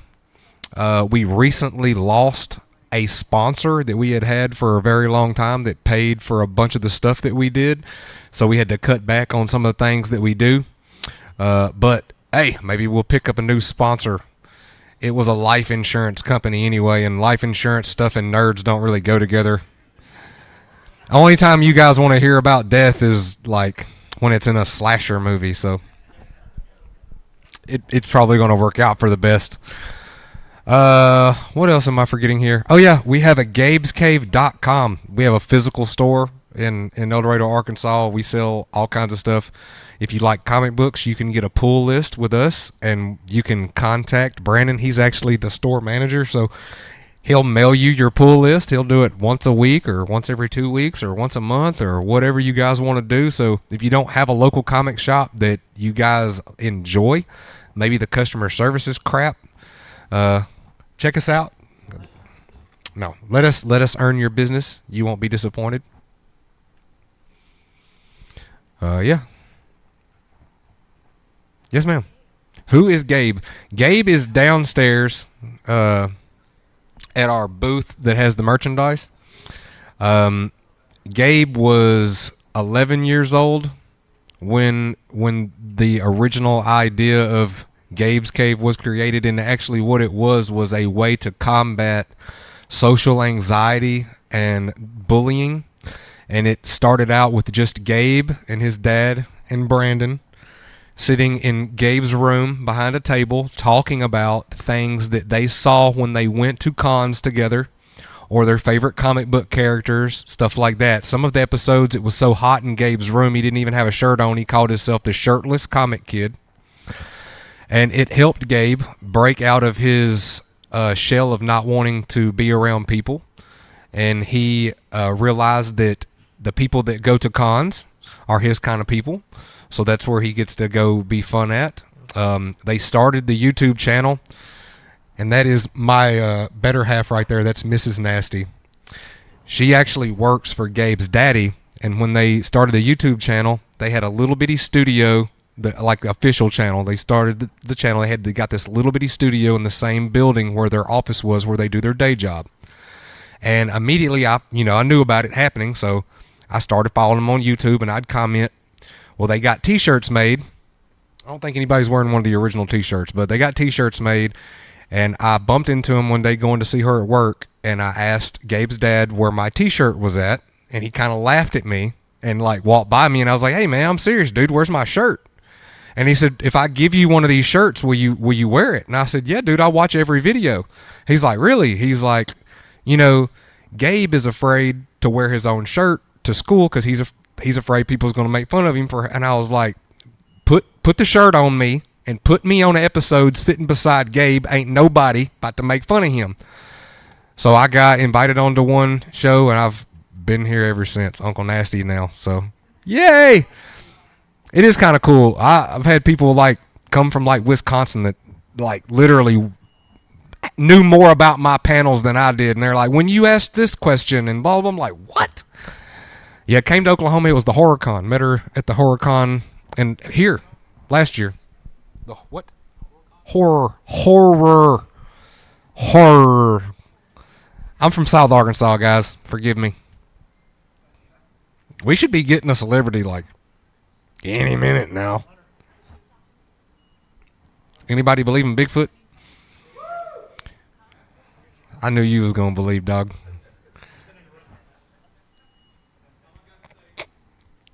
Anybody ever seen Bigfoot? That's a better question. No?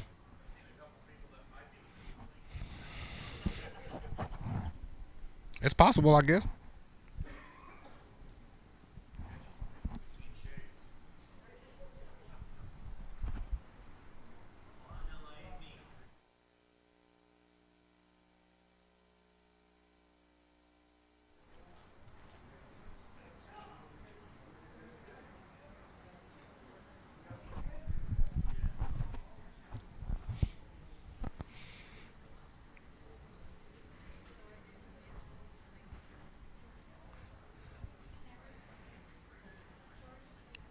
Were you guys out here for the... I know some of you guys were. I remember y'all's faces. Y'all didn't leave, but... So y'all were here for the David Yost panel? Yeah, y'all knew I wasn't trying to set him up for failure, right? I was like... in my mind, I'm thinking like, how... Like, somebody has literally like juked him before in an interview. They've like stuck him with a TikTok video or something that made him look bad or something. Yeah, I felt extremely awkward. I was like, oh, okay. I'm finna get beat up by a Power Ranger. My life would have been complete. Yeah, I've met a bunch of them. Austin, he's been to the shop a bunch. He's actually the first interview that I ever did standing up because he walked up and he was like, dude, when we do this interview, can we stand up? I've been sitting down all day. And I was like, if you want to stand up, we'll stand up, whatever. And Walter, yeah, he looked at me crazy when I said Walter rapped, but he does. He rapped. I've got it on an interview, like him sitting down. He like pulled his phone out, started playing the music, and like just went to town. He's pretty proud of his music. Got to host a panel with Jenna Frank at the Pop Culture Con last year. She's a lot of fun. She also does music, if you guys did not know that. She also raps and sings.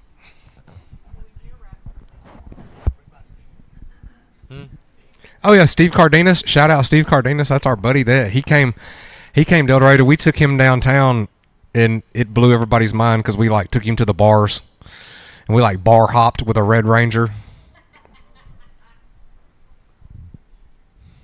Yeah, we get into a lot of shenanigans. We have a lot of fun. I see Gabe. Listen, everybody, you ask who Gabe was. There's Gabe with the green shirt on. That's Gabe. Yo, give it up for Gabe. Yeah.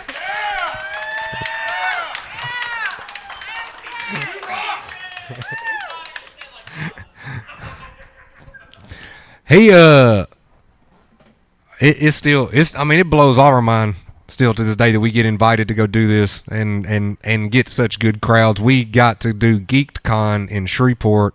We're going to be back this year as well, and that's probably the biggest con where we ever hosted panels. I would say, I don't know, 350, 400 people in that room with panels, but we had like Jason Mewes and Kevin Smith and Brandon Routh, and so I mean there was some bigger name celebrities there. Not that these people aren't big name celebrities, but some people that are, you know, solidified a little more with a fandom that's a little larger. Kevin Smith's done everything, so. And who doesn't like Clerks and Jay and Silent Bob? I mean, that's just... Critics don't count, dog. We know that. We'll decide. I was pissed. Can I say that word on YouTube? I thought so. I was mad as all you can get when they got rid of the first original Rangers. Like, he was talking about how we could just put everybody else in suit. If you watch any of the other panels, that question gets asked to every single one of them. Every one of them. Austin is a little more blunt with how he felt about it. If you ever get a chance to ask Austin. But yeah, they did those guys dirty. I mean, they did them really dirty.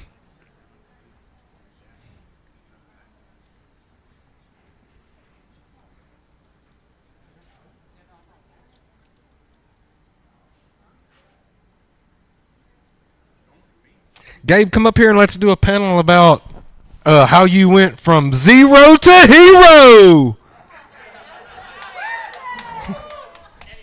He ain't gonna do it. Look, listen, he would get up here and talk to y'all if I would leave. He's not gonna come up here with me up here. I have set him up to where, like, I'll go to like comic artists or whatever, and we've had these like cool Gabe's Cave cups made or whatever. And I'll be like, hey, look, I'll give you one of these. They're like $40 cups or whatever. I'll give you one if you'll get up here and embarrass Gabe for me. You know, so I'm notorious for that. So he had just turned 16, and I got Ken Salinas. Shout out Ken Salinas. He's actually at that con in Durant right now. He does Voodoo's art. If you've never seen it, it's amazing, and it's showing up on a bunch of different comic book covers. But I got him to sit down and basically try to what the best word is, make him known that he's available to all the ladies out there. And yeah, that was perfect. But he did end up with a girlfriend that he has kept for a really long time shortly after that. Shout out Ruby. No. He went down there to see where she was, and she wasn't where she was she? No, I didn't see her at her booth. I thought I passed her on the escalator or something, just didn't realize it. Okay. Yeah. Until then, we'll be here with the camera that still can't hear Lex. I think it's working a bit. It's a little louder now. Oh shit. Are we better? Is it better now, Brandon? Y'all see what his shirt says on the back? Where's the audio? There it is. Hey, look, I found it. It's working now.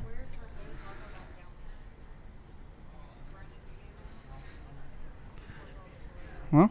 Oh, look here. Here we go. Possibly. I'm pretty sure. Go see if that's her. I think they're making the dramatic entrance. Go see if that's her. Okay. Go there. Liz.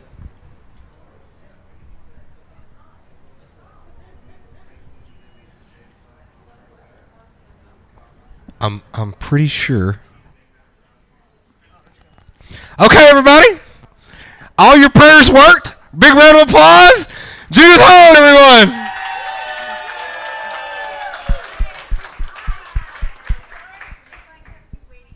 No. Don't apologize to us. Hi, everybody. Right, we're here. Coming in hot. Here we go. Hi, what's your name? I am Chris, but Uncle Nasty. Uncle Nasty. I know. I'm in trouble. Because Uncle Nasty's in the house. That's right. Hi. How are you doing? I'm good. I just ate a very fast lunch, and I feel like I'm smoking a cigarette now. As a former smoker, I get around cigarette smoke, and I'm like, some people, we were just talking about this. Some people who are ex-smokers, they smell cigarette smoke, and they're like, oh, that's so good. I'm like, oh, how did I ever do it? So. Yeah, it's the same, and you definitely smell it in this casino. Yes, you can. Okay, well, guys, you guys know my rules. Oh. There's no rules, really. So that's the rules. But participate. That is the rule. If you're going to be here, participate. Think of a question, okay? Ask her, because these panels are so much more fun because they are about you guys, all right? It's about you guys and her. All right, so I'll normally let her introduce herself in any way, shape, fashion, or form that she sees fit. And then I will ask one simple icebreaker question that's going to be pretty generic. Okay. And then it's full blast. That's where you guys come up with all the hard, crazy questions and makes her have to, rack her brain, all that good stuff. There you go. Okay, after you, ma'am. Well, hi everybody. It's been a while since I've been to Oklahoma City. My husband, who is not, I always tell people, who's not an actor, did a movie here called Stillwater, and he had to build a little town and then rip it apart so it looked like a tornado came through. And that was like 2019. And so I haven't been here since then. And man, Oklahoma City has changed a lot. A lot. But it's fun to be here. It's fun to see you guys. I feel incredibly grateful that we're still, it's been a long time. It's been 30, Don't say it. 35 years? No, 1990. We're 23. Yeah. So it's been 43. No. 33 years. Oh my God, folks. This is what lack of sleep does. But I was never a math whiz. Okay. Obviously. All right, simple question. Yes. After the few years that it's been since that movie came out, what is it like to still have such the reaction from fans to come see? Because the main movie I'm talking about is Ninja Turtles, of course, with being April. What is it like to still be solidified as that role? Well, when we did the movie, when I was handed the script, I didn't even know what a Ninja Turtle was. Like, I wasn't the demographic. I was living in New York City. I didn't have a television set. I wasn't watching cartoons. And I love cartoons, but I wasn't watching cartoons.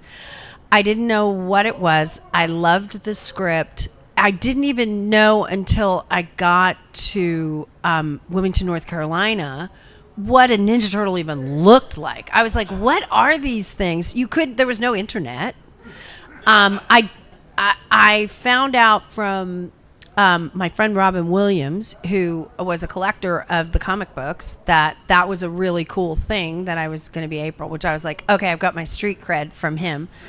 But we didn't know at all if the movie would do anything. And in fact, when they did a screening at Paramount, in one of the early stages of editing, it did not go well. It was not a good screening, and there was a lot more tightening that they had to do. And so when the movie opened, a couple of the producers thought, we may never work in Hollywood again because this movie's going to tank. I mean, nobody liked it. And so that first night, or that first day that the film was in theaters, they drove around LA. And there were lines everywhere. And they were like, yes, we will live to see another day. We'll actually maybe get hired again. And so a lot of times things over the years, they just kind of diminish. And they're just not, you had your moment and then we're all moving on because there's another flavor and there's another thing. But Ninja Turtles just keeps getting bigger. Like, the universe just keeps expanding. And so to have, to do this, to have you guys come to the table, to meet you guys just out in the world is so cool. It's really great. And it's something that I walked away from after the first movies because I was fired. And a lot of us were fired. It was the thing. The cool kids got fired. No, creative differences, and they definitely had a different point of view, and you could tell that in the second and the third movies. And Steve Barron, who was the director, didn't get a chance to do. That's not his cut. That was somebody else's cut. And so it's been quite a journey, and to have so many people love the film, and to still love this universe is super cool. The first movie had a feel of even though it's this far out fantasy comic book type movie, but it had this surreal, real like grit about. And in Secret of the Ooze and in the third movie, it is clear that they tried to go after a more childlike mindset audience. Like, it didn't have that. Well, which is really astonishing, because when you look at movies, like getting there's so many movies are made and none of them see the light of day.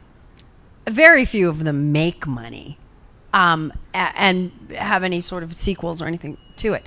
So having a movie this was the first independent film that, it put New Line on the map. It was the highest grossing independent film ever at that time. It's been eclipsed now, but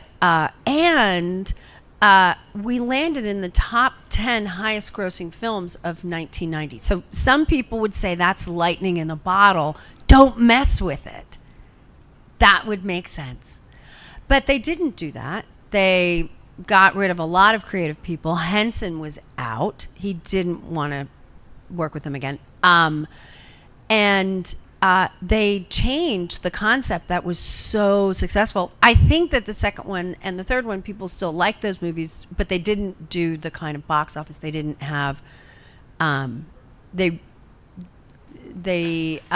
was a different thing. And it's stunning to me that they would change something that worked so well. But if that's it what they ain't did. broke, don't fix it. No, but they did. So. Well, thank you for answering that question. That's such a better answer than what I wanted to. Simple answers. I feel good about that answer. That's great. Well, that's my job. That's my job. Does anybody have questions? Look at this. The mic comes in. Hello, beautiful.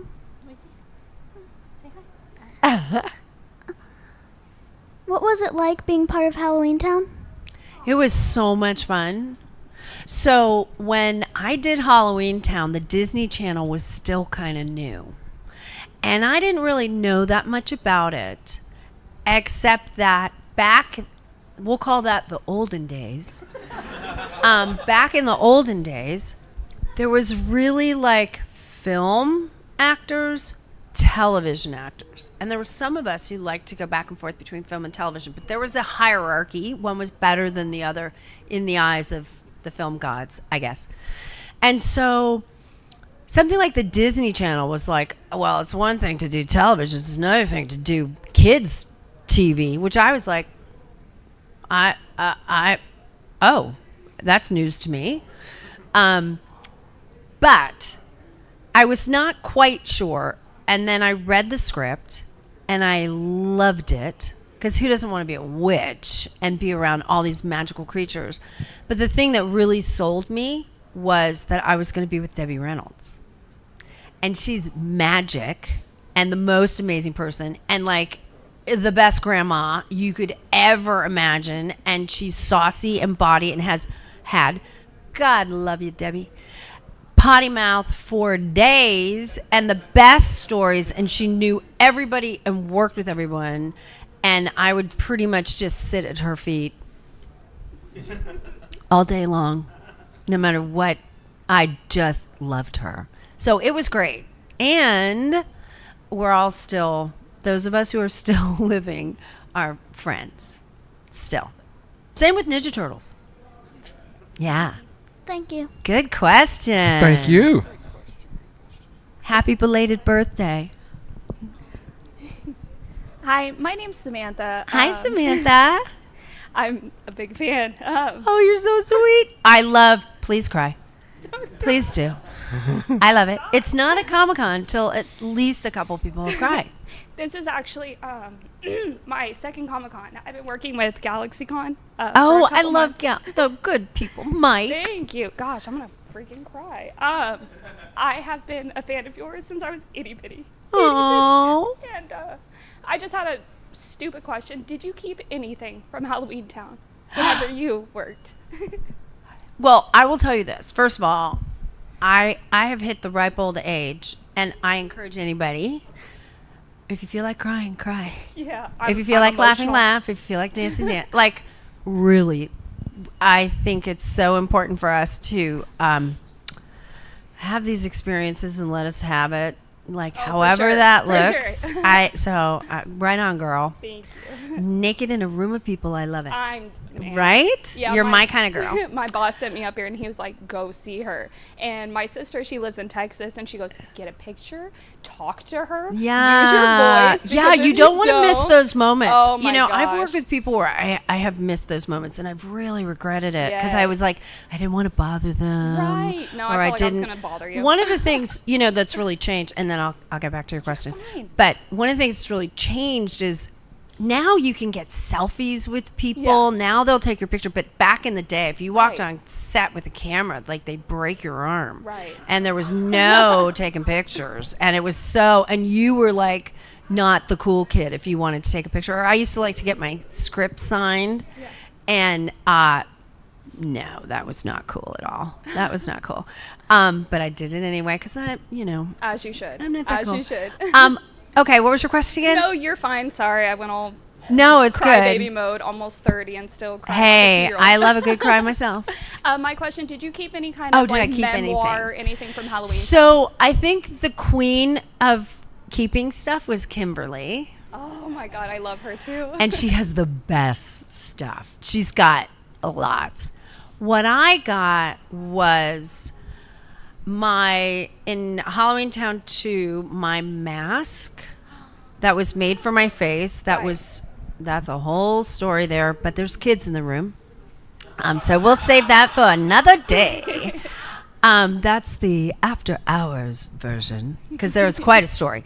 They made beautiful prosthetic crazy teeth for me. I have those. Love those. I used to wear those when I'd take my kids trick-or-treating. That's awesome. And they look absolutely real.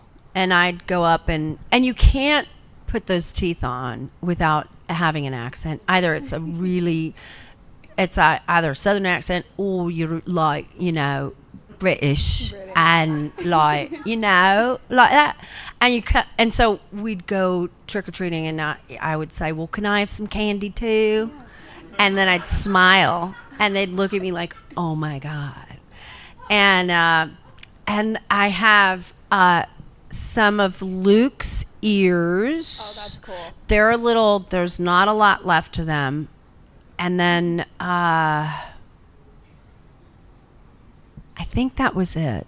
But Kimberly is the winner. That's amazing. And, she needs to share more. Oh, for sure. For sure. I love her so much. I Thank love her you so much. I appreciate it. Oh, my pleasure. My pleasure. Who's next? Next. Yes. Oh, well, hello, lovely. My microphone doesn't reach that far. You're going to have to come up some. My sister actually wanted to know if you remember any of Maddie! the spells.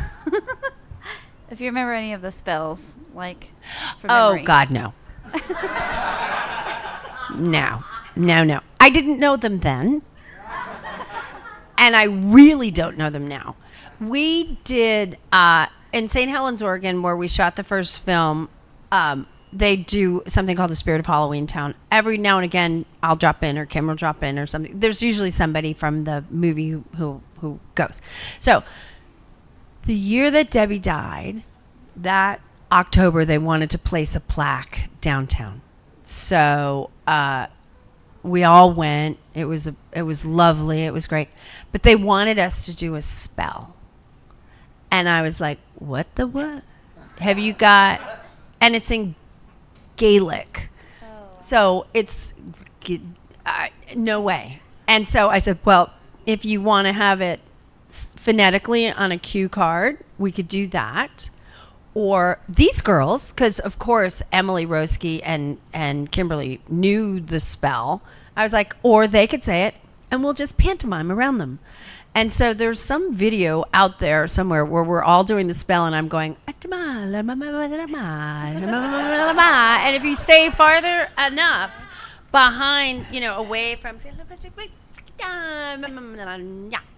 and it looks like you might know what you're doing. And it's called acting. Thank you very much.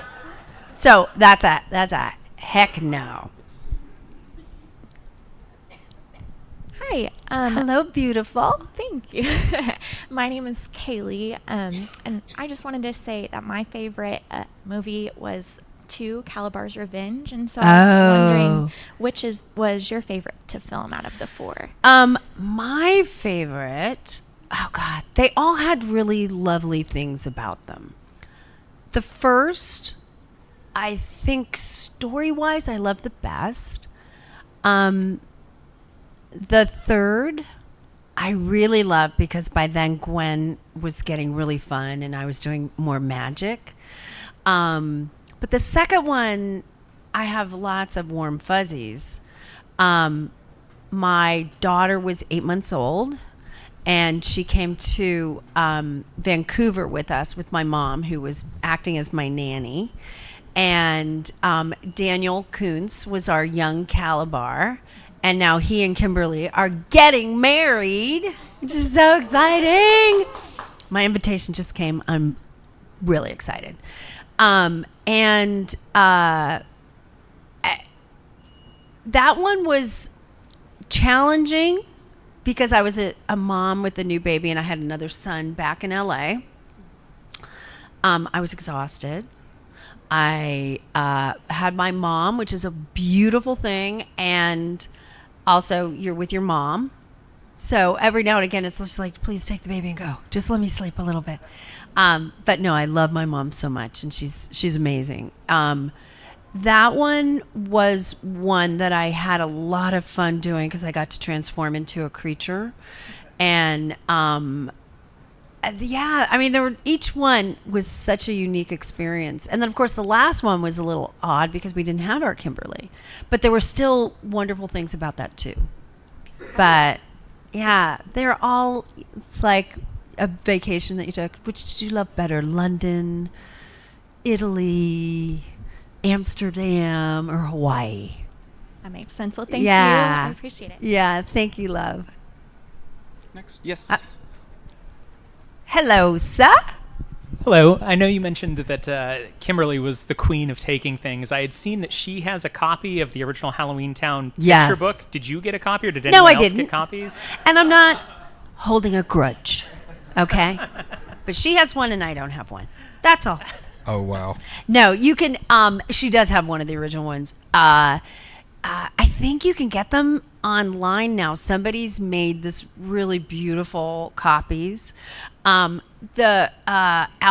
Soul was the production designer, and he was incredibly talented.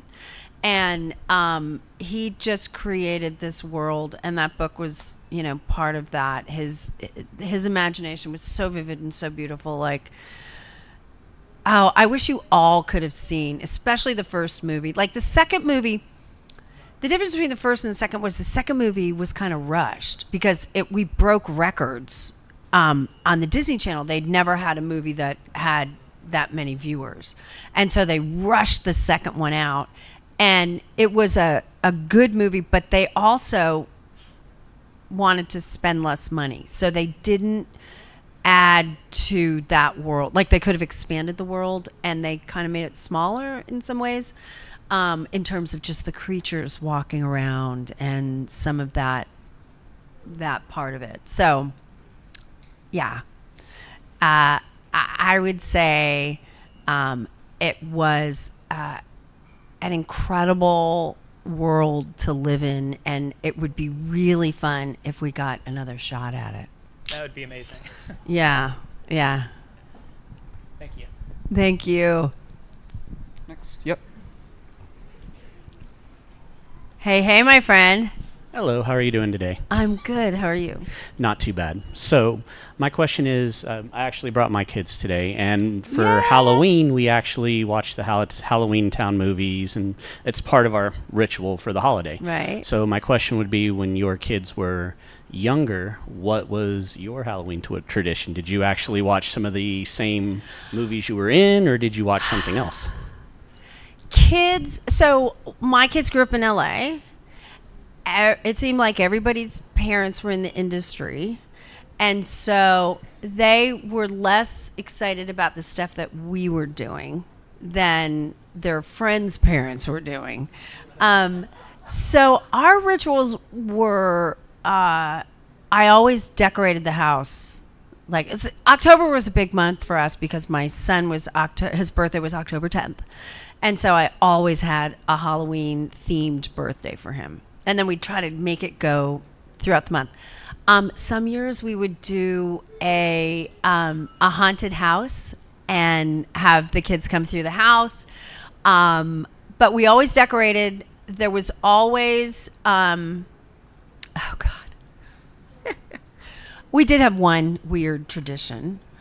So we would try, my husband and I would take turns. We lived in an area in Los Angeles that was like Halloween Central. All the kids went out. It was hopping. It was like the neighborhood people would come to do their trick-or-treating. And I always tried to get my kids to eat a little something before they left. And my daughter Grace, her tradition was to throw up before Halloween, before she went out, because she was so excited and she couldn't eat. And she would make herself sick and then head out. And it was like, I think it wasn't until she was in her teens, it was like, so we're not going to throw up this year. We're not that excited. It's not that exciting anymore. But Halloween was always a really special tradition for us, always. Thank you. You're welcome. Good question. There we go. My favorite turtle is Raphael because I like toxic men, I guess. But what is your favorite turtle and why? I love you. Let me just say, I love you. I never thought of Raphael as toxic, but I can see. He's definitely got that. He like, does. Alpha. He does have that. But I kind of like that. I'm sorry. I like a manly man. I just do. I'm old school. I like a lot of testosterone. And in women too. I got no problem with it. Okay, so I have two answers to that. If I'm answering Judith, the actress, I really loved all of the guys. They were so unique. The actors who were in the suits were actors, and they were incredibly talented. And then they were connected to the puppeteers who were off to the side, and they were on these, they were controlling the animatronics of the faces, and they were all Sesame Street puppeteers. And so each turtle was this amazing concoction between a Sesame Street puppeteer and a brilliant actor in the suit. And so they were all really vivid and unique, and I loved them all. So it's kind of like asking your mom who her favorite kid is. She doesn't have one. There are different things about our kids that we love that are different than each other. April, of course it's Raphael. Come on. He saved my life. So, what? I mean, there's something that happens when somebody saves your life. You'd do anything, go anywhere. So, I'm with you. Little testosterone, little toxicity. I'm with you, girl. I'm with you. Are you familiar with the Last Ronin story? Yes. Okay. Are you guys out there familiar with the Last Ronin story? Mm-hmm. How did you feel when you learned that it was Mikey that was? Because I feel like that's the most heartbreaking scenario. Hold, please. I haven't made it all the way through. Okay. Well, it's okay. It's okay. I've gotten lots of people have come up and told me stuff, and I just got the book sent to me, and it's so funny because I've read some of it, and then I'm like, I need to carve out a time when I can just go and just do a binge read. No, it's really good. Because it's really good. And it was so funny because I saw Kevin Eastman in Rhode Island in November, and I brought my Last Ronin. And I jumped his line, and it was like, hello, because I love him. And I know if I'm coming in, it's going to slow that line down for a minute because we got to talk and, get as many hugs in as possible. and I had him sign. I said, I need you to sign my Last Ronin. And he autographed it, and he's like, oh, did you want it personalized? I was like, Kevin, do I want it personalized? Oh, no, I'm going to sell this online. What? Yes. But I loved that he kept April as a redhead and blue eyes, and I think it's a really, that their creation was always a really adult version from the original comics to Last Ronin. And I think his imagination and his mind and what he comes up with. So I haven't gotten to the end yet. But I knew it was coming. What did you think of it? Without burning too much, in case there's not any, I thought that it was probably the most heartbreaking scenario. Oh, like I don't think it could have been any more rough on me. Like I was like, is it the equivalent of when Dumbledore died? To me, it was worse because I never got into that like I was the Turtles. You know what I mean? So. Oh yeah. But if you think about how like Donatello is the intelligent, super smart one. Leonardo's the leader, and Raphael's the tough one. So like Mikey's the kid. He's the kid at heart. Baby. So for him to be the last Ronin, that's the yeah. Yeah. That's rough. That's rough. Aw, honey. I know, yeah. And I'm sitting beside April O'Neil. Oh, my God. my grandma, if she was still alive, she'd be texting me right now. She'd be like, see? I told you was going to make it. I got to be Donatello in like a live action play, like a street. Right? I had to learn how to everything, yeah. That's great. It was cool. I bet it was grandma approved. Oh, yeah, absolutely. Oh, that's so good. That's so good. All right, well, I just fanned out for a minute. Somebody else's opportunity. She has probably about 6 more minutes up here with us, guys. I didn't see which hand went up first. There's one here, one there, one there. Try to keep them to 1-part questions. Yes. So, who's up front? Oh, anything for you. All right, so on the Teenage Mutant Ninja Turtle movies, so was the farmhouse or the antique store your favorite? Oh, the farmhouse. The farmhouse. The thing that was fun about the farmhouse is the crew got smaller, and we really got to some of the meat in the story. And so I love that. The secondhand store, second time around, we really only spent a little bit of time in there, and then it turned into the floor dropping and the whole thing. So that was fun, but I gotta say the farmhouse. Yeah. Hi. Hi, love. What was the best part and worst part about working on the Teenage Mutant Turtles? Because I can't remember. There's a lot of rumors out there. Yeah, and I don't usually. That's believe okay. it. We can dispel them here. Well, that's why I want to hear from you. If I remember right, the worst part for you was like working all the nights, doing the shoots and so on. And I was like, well, yeah, because your internal clock is wanting to go to sleep, but yet you want to be awake. Right. Well, I will tell you, that's part of movie making. So a lot of times when you go into nights, you have a backwards day, and that's kind of normal. What was a little different, and it was challenging on Ninja Turtles, was that we worked 6 days a week. We had a full first unit, which is principal photography, and then second unit, which is all the stunt work. And those 2 units were running pretty much the whole time simultaneously. So you would finish, like I would finish with first unit, principal photography, and then have to go and do second unit. So you'd be on, so you work 6 days a week. When you hit the 18th hour on the 6th day, and you started on Friday and now it's Saturday, you're deep into Saturday, you get pretty tired. But it was like summer camp. I mean, we were all really young.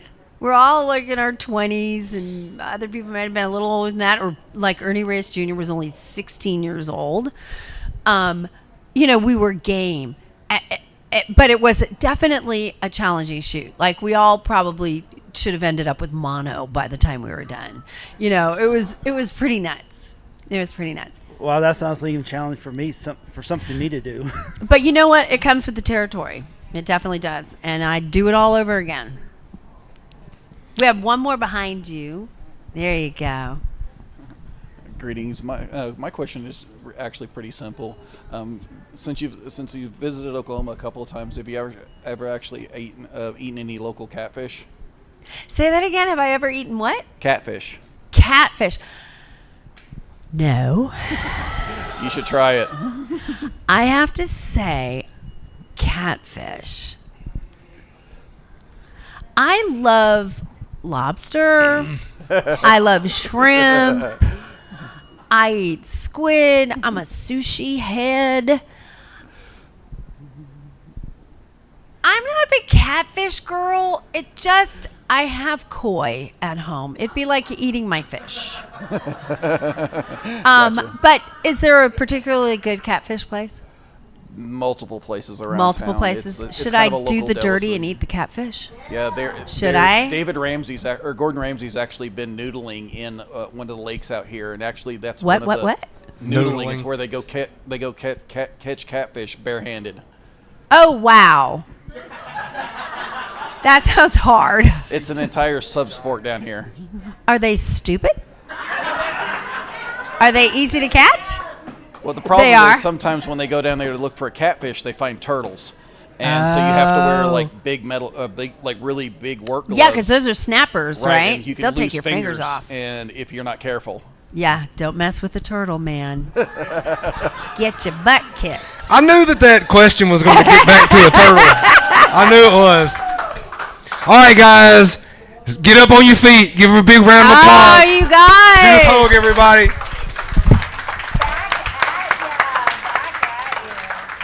I just for the record, Ninja Turtle fans and Halloween Town fans, greatest, and there's always, I have such a potty mouth, greatest fans, add the expletive of your choice, in the universe, bar none. Bar none. So thank you guys. Thank you. I'm going to head back downstairs. I think I'm going to go grab some water, head downstairs, so I'll see you down there. Bye, guys.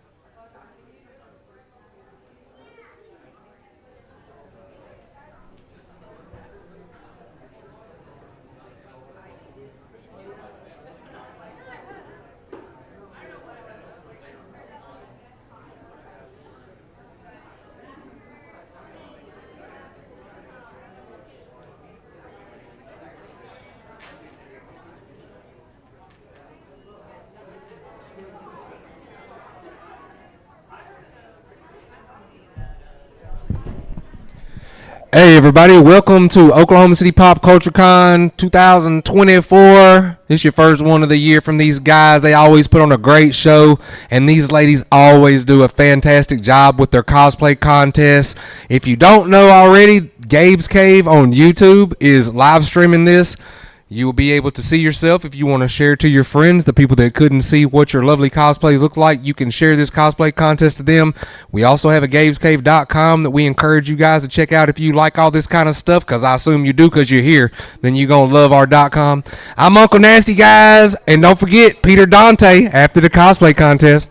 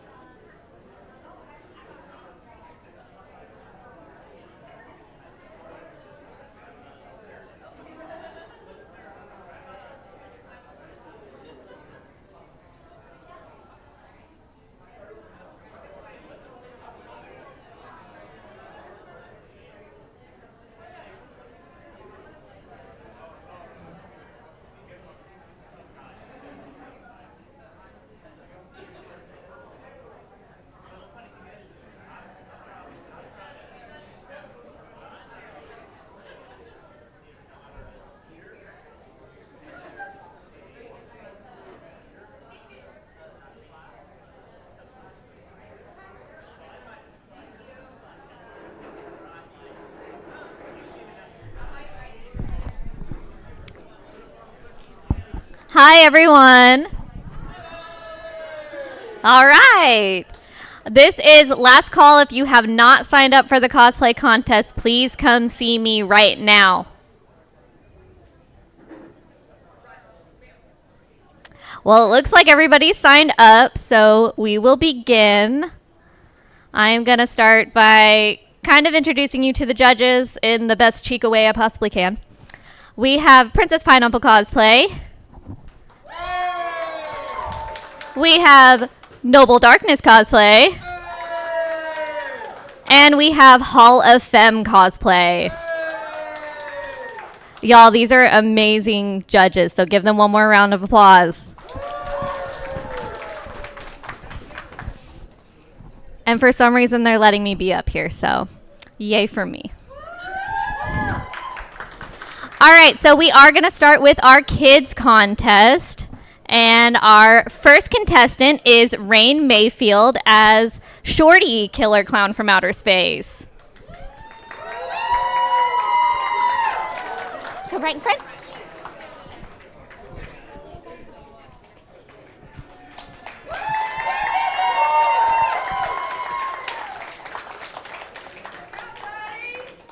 Can you say hi to everyone? Aww. All right, that's our Shorty Killer Clown. Go ahead, that way. All right, next I have Annabeth F. as Jevil.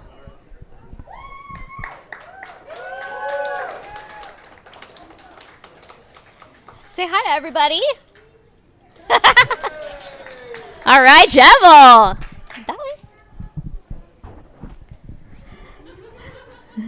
Next, I have Landon W. as Spamton.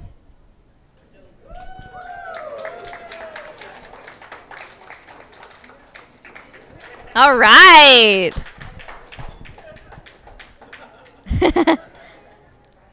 Thank you, Spamton, if you'll head that way. Then I have Jillian Mullins as Little Misfortune.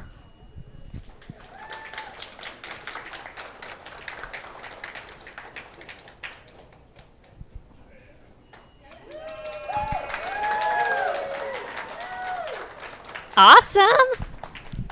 I have Cooper Bentley as Eyeless Jack. That is the stuff of my nightmares right there.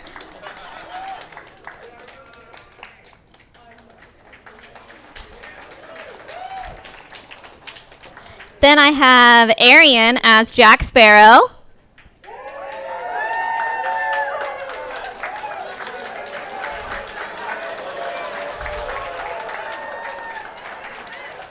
And that, ladies and gentlemen, is why the rum is always gone. And last, I have Liliana and Espen as Mal from Descendants and Sundrop from FNAF.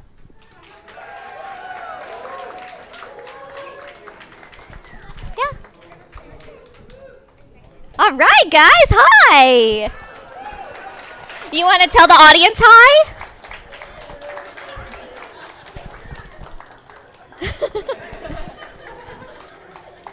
What a cutie. All right, guys, if you want to head that way, hang out with your friends over there. You just want to come say hi?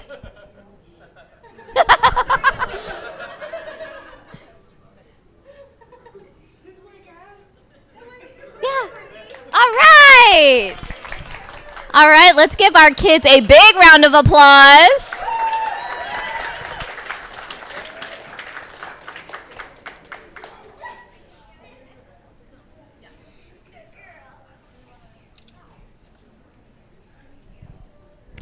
Watching the judges talk.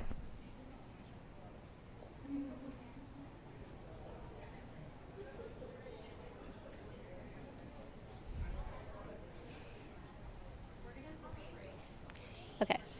Okay. Cool. All right. So judges are deliberating right now. Let's see. What can I talk about? Not very much. I'm so sorry. What? Okay, let's talk about FNAF, guys. So, has anybody in here seen the FNAF movie? Has anybody in here played any of the games?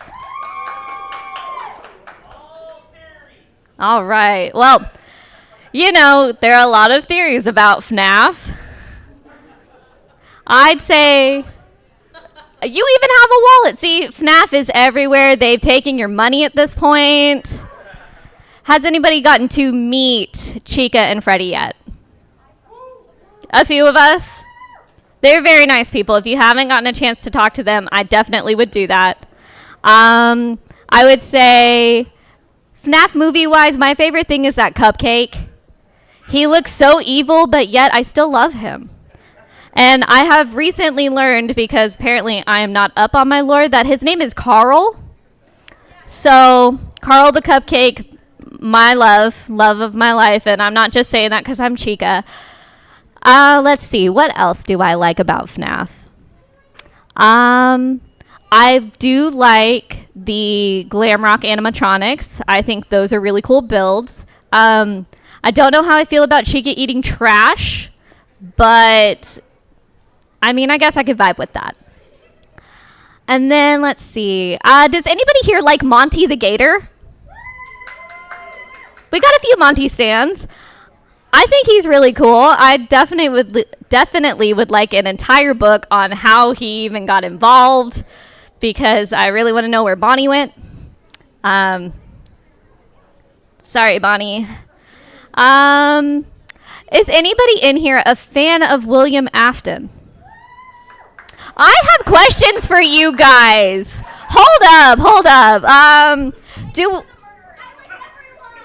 Okay, so we have people who like everyone. We have people who like murderers, and that is a whole nother conversation we should have. What about you? Yes, it is a game theory. Let's see. What about Balloon Boy? How does everybody feel about Balloon Boy? Oh, we're getting boos. I appreciate you clapping right here. I feel the same way. Let's see. I did learn recently from Kevin when I was talking to him that he did actually sing in the song that they came out with for FNAF, and that is really, really cool. So keep an ear out on that. They also talked about working with the Jim Henson Creature Shop. Has anybody looked into the Jim Henson Creature Shop by chance? They've done some fantastic things. Labyrinth is really good. They've done, like, Oscar the Grouch was really cool. And they're stealing my stuff now. So, you know, there's a lot of stuff that you guys could look into. I'm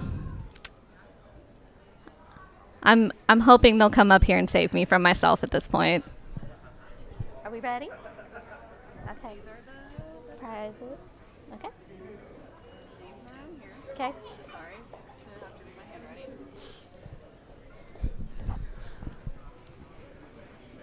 Jeff. This is supposed to be the Jeff. Okay, perfect. Okay, I'm going to make a quick announcement real quick. We're going to do our kids' prizes, and then we're going to go to our adults, and then we'll do our adult prizes. And just heads up, just so y'all know, because this, stage presence plays a lot of part in this, especially for you older cosplayers, so you might want to ham it up a little bit. These are cash prizes. Yeah, it's money. Everyone likes that. Okay, cool. Well, anyways, we're going to do our kids, and we're going to let you announce it. So, okay. Yay, more chica. Sorry, guys. So, our third place is going to Jevil.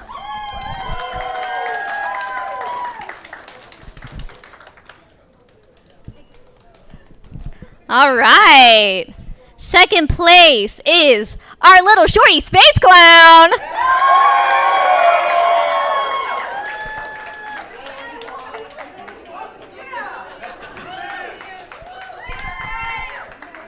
I think we're alive for another 5 minutes now. All right, and first place, drum roll please, is little Captain Jack Sparrow!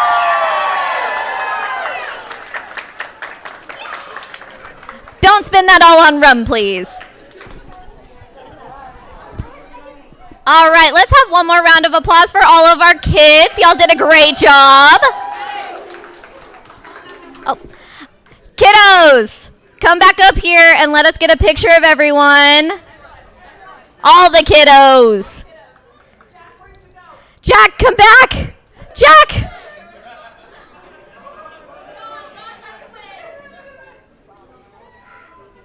Mal, you too, come on.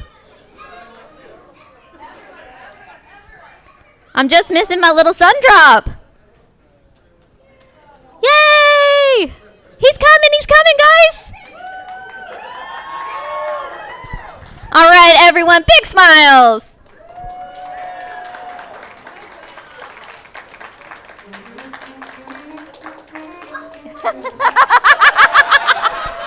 All right, thank you, guys. I will set you free now.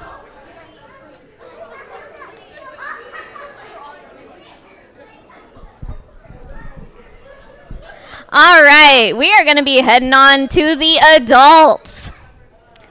We're going to start with CC Cosplay, researcher and subject.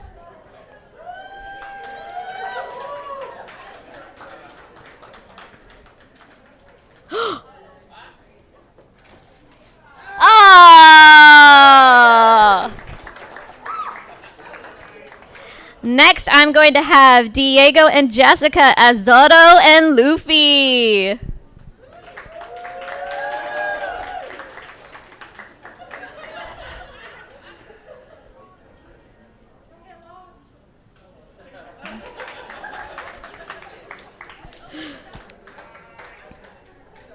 All right, and then I'm going to have Ambriel Torres as Hatsune Miku.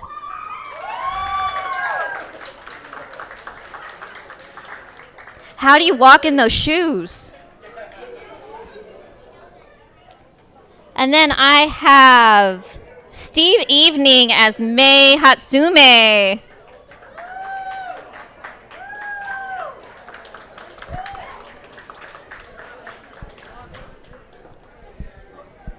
Oh no! Amazing. Then I have Cosplay Shog as Prince.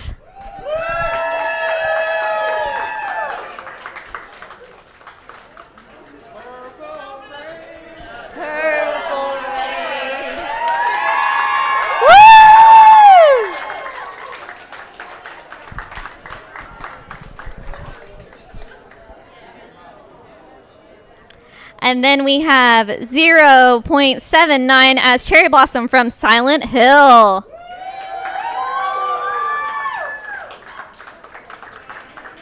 That is a monster after my own heart. Then I have Jordan Moore as Marin.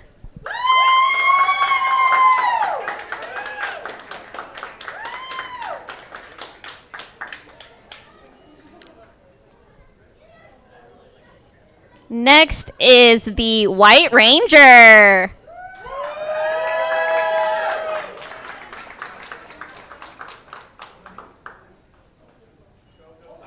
Whoa! Well, I know who I want on my side in a fight. Then I have Robert Davis as Mick Foley.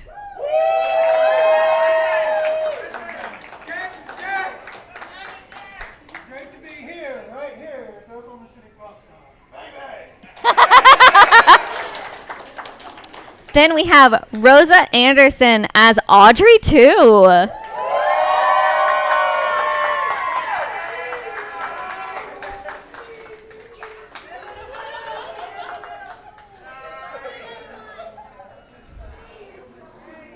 Beautiful.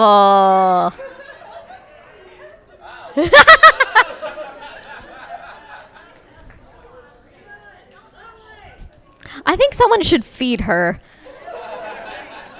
Then we have Raymond Herrera as Spring Bonnie from the FNAF movie.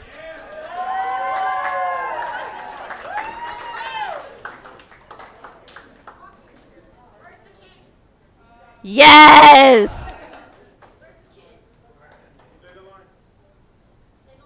I always come back. Woo!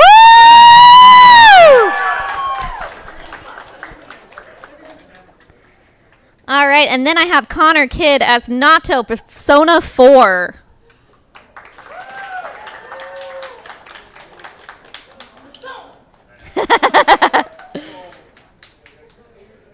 And then I have Kinsey and Dana Henderson as Alistair and Stolas from Has Been Hotel.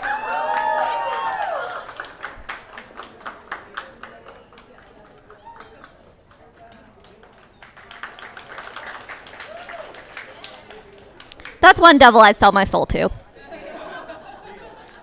Then I have Kevin and Billy Butcher as Miguel and Homelander.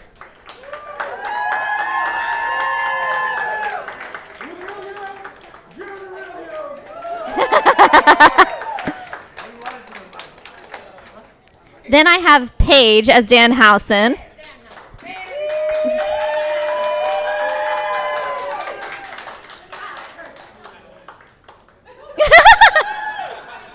Another pair of shoes I cannot understand. The physics, guys. Then I have Terrence Hill as Obani. Obanai, sorry. My Japanese isn't great.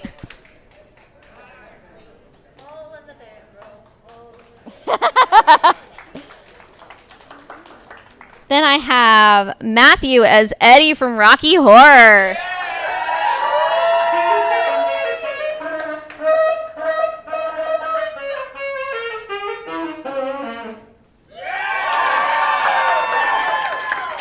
You know what? He can come play at my funeral. Next, I have Noah Kiesling as Michael Myers.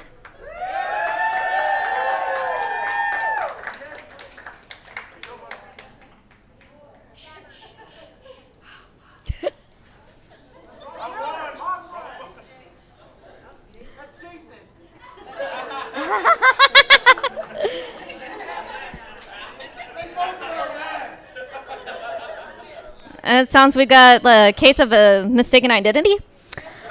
So I got Brendan Williams as American Werewolf.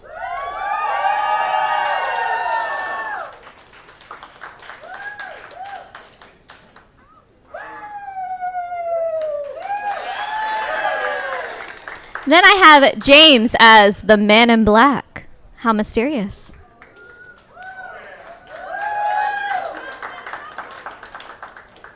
Let me show you the light. You know what? I'm good. I think I'd rather not. Then I have David Smith as Casey Jones.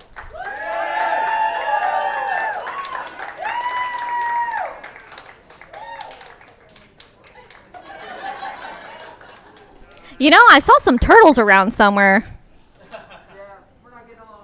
Ooh, trouble in paradise, guys. Then I have Joe Sampier as Ash.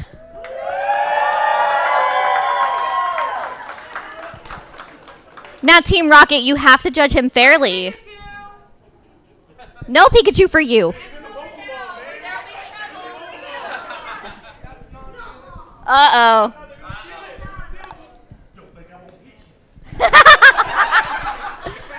All right, guys, that is the last of our adults. Let's give them all a round of applause.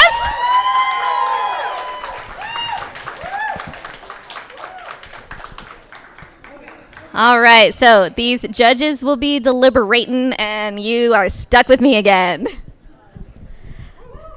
Thank you, thank you. So let's just talk about how awesome these cosplays are. I have gotten to see a lot of them up close, and if you haven't, please do. They are amazing. Everybody put a crazy amount of work into them. Like Prince with the Dove's Cry and the Purple Rain, I enjoy that so much. And then we've got Audrey 2 over there. How do you see?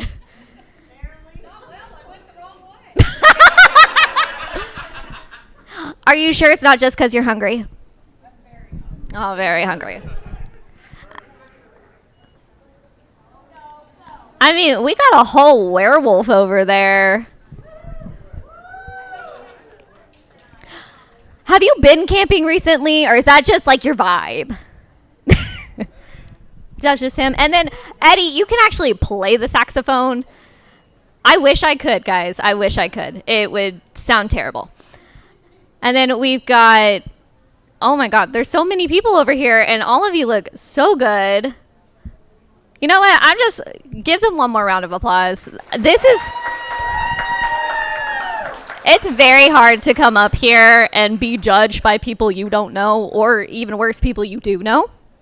I have competed twice, and I got judged the second time by people that I'm very, very close to. And it was so nerve-wracking because you want to make like the inside jokes and the funny things, but you also have to be like kind of professional about it. I think Cherry Blossom would like this. I competed as Baby Pyramid Head. So I feel like we'd get along really well. Great friends right there. Monster Tea Party is kind of the vibe I'm feeling now. Let's see, what else can I talk about? Unfortunately, they allowed me a microphone and told me nothing else. So, you know what? Let's open the floor to some questions. Give me some questions. Any of them? What's up? My opinion on Silent Hill? I'm terrified of that game, but I would do anything I can to hang out with Pyramid Head. Yes. Do you know the daycare theme from FNAF? We do not. Do you know the Simpsons theme? Damn.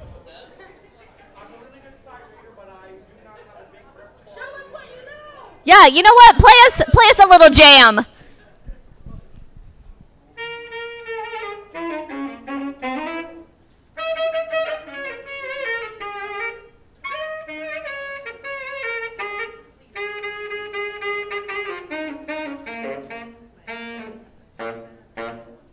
Yeah! I loved that. Thank you so much. I need you to just come hang out with me and like play my own little theme song. All right, anybody else? Questions, comments, concerns, world problems, whatever you'd like to throw out on the table. All right, what we got over here? So for Baby Pyramid Head, I'm really bad at procrastination. And I'd say, like 3-4 weeks? Honestly, we were finishing painting it like the morning of. Don't do that, guys. That was terrible. But I like doing sustainable costumes, so it's all made out of sustainable materials. The blood was probably my favorite thing. It is flour mixed with Kool-Aid, so my whole costume smells like cherries. You know, to convince people to come closer so I can kill them, but, you know, don't tell them that. What else we got? What else we got? Anything, anybody? Shout it out. Yes. No. Ooh, favorite horror movie. That would be Child's Play. I am a huge Chucky fan. So usually if you see me at HorrorCon, I'll be Chucky. Yes. Ooh, favorite FNAF game. That is in between FNAF 3 and Sister Location. Yeah, I love them. I mean, they came out with a ballerina, and I kind of just adore her. Yes. Hey, Springtrap. Where are those kids?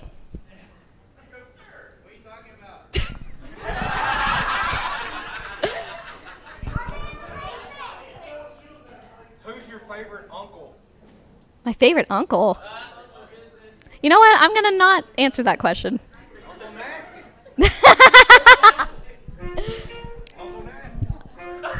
You know what? He answered for me. There you go.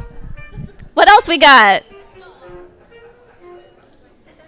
I loved that also. Thank you. I can't tell you how many times that plays in my head. It's bad.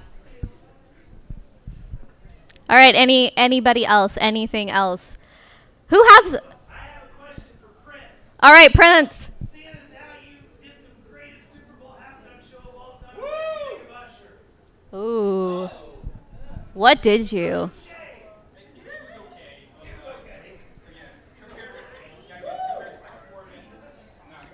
I mean, Prince is a legend. Let's be for real. Yes. Oh, no! Brain fart. Does anybody know any good jokes? No. The dog does. And you do. Oh, you're pointing at... You are not a joke. Don't be like that. Yes. All right, Alistair, we got a question for you. Alistair is ready for your question.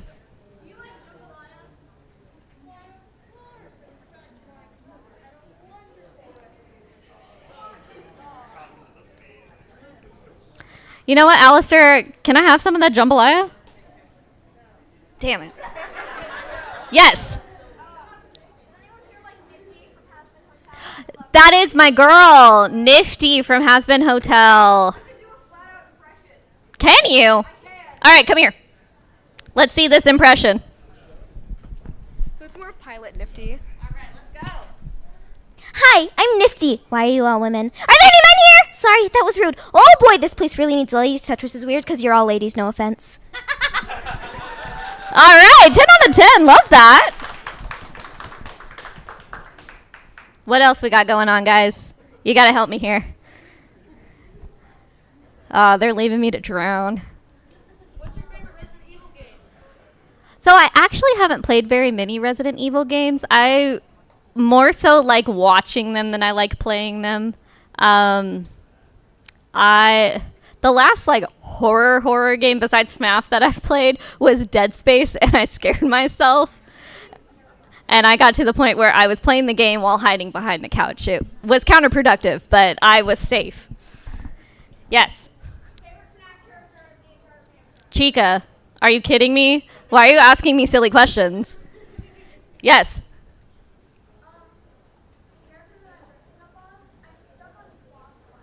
You're stuck on the boss fight? Oh, man. What? Yippee! Yippee! Yes. Oh, Audrey, we have a question for you. What is the question?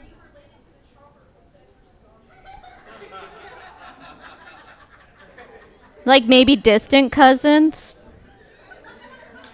We don't know. You know, the plant verse is very big. They could be very, very distant cousins. Exactly. Nature's crazy, guys. Yes.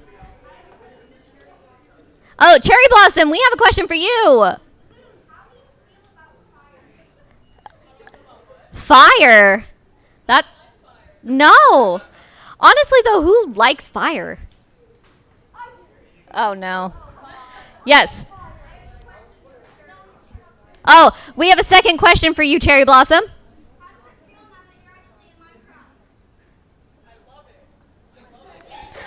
You know, sometimes you just need a good change of scene and more victims. Yes. Oh, another what? Cherry Blossom, you're so popular.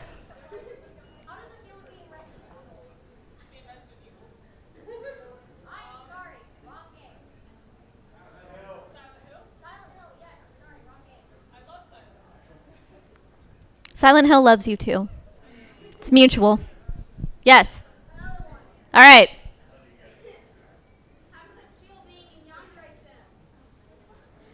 Cherry Blossom's everywhere, guys. Like, come on. Popular right there. Yes. Oh my God. Cherry Blossom. You know what? If there was like prom queen, it would be Cherry Blossom, apparently.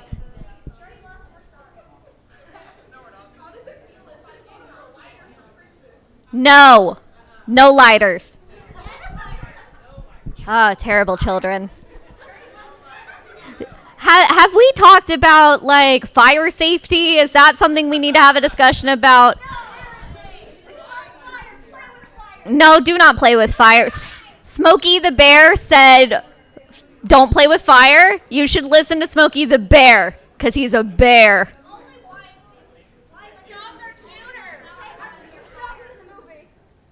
Bears. Actually, no. You know what's really cute? Chickens. Chickens are really, really cute.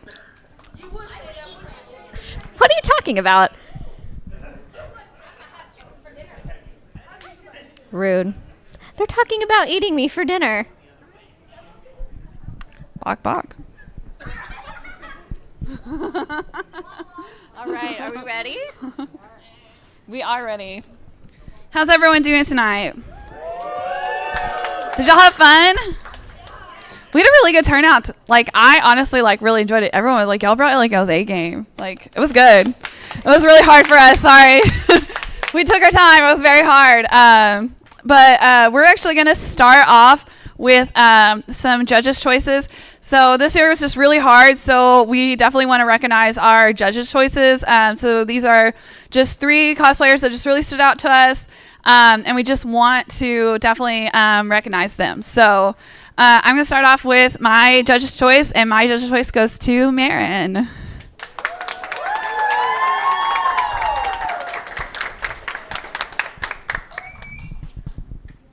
Okay, my judge's choice. Actually, I've seen a couple of these relatively new cosplays now, and I haven't watched it yet, but now I really want to because of Alistair and Stolas.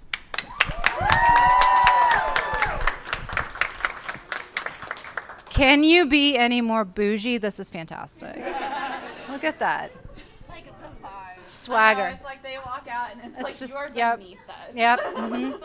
Yeah, you can sit right there. Come hang out over here. Come on, come hang out with us. Come with your bougie selves. I may butcher this name, but my judge's choice is Mei Hatsume.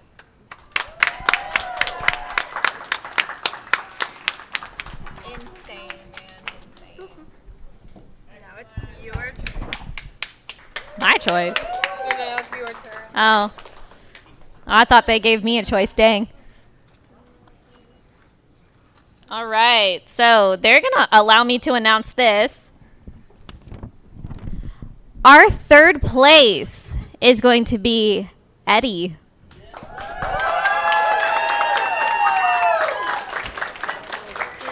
Yes.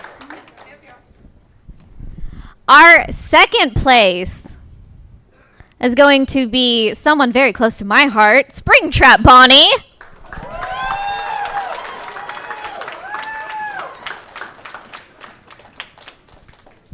He did indeed come back. He did come back. All right, and our first place is going to, drum roll please, the lovely Prince.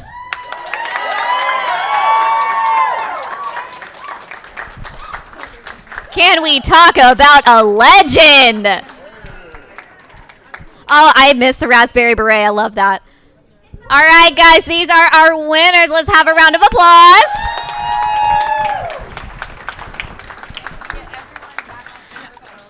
All the adults? Yep. All right, all the adults come back over here. We're going to get a big group picture. I don't know if I'll let them go. Sit down, take your shoes off. Get comfy. Act like you like one another. Get some cupcakes. Except for Ash. You can stay over there. All right, scooch in, guys. Make sure it looks like you kind of like each other. I'm sorry.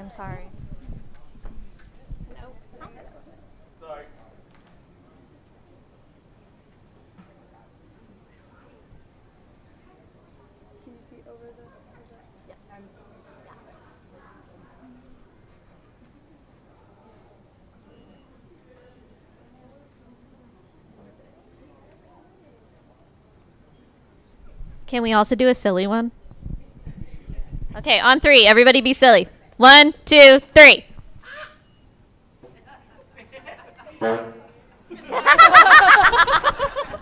I promise that was the saxophone, that wasn't me. All right, guys, we will let you leave. Thank you all for coming tonight. Good job, guys. Congratulations to our winners. You did great.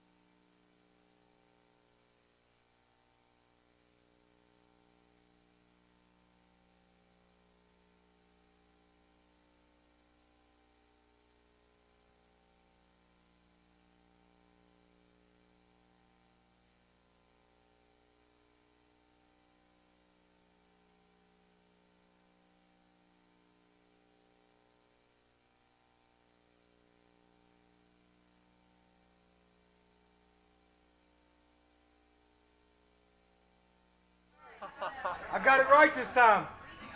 Okay, y'all ready? 1, 2, 3.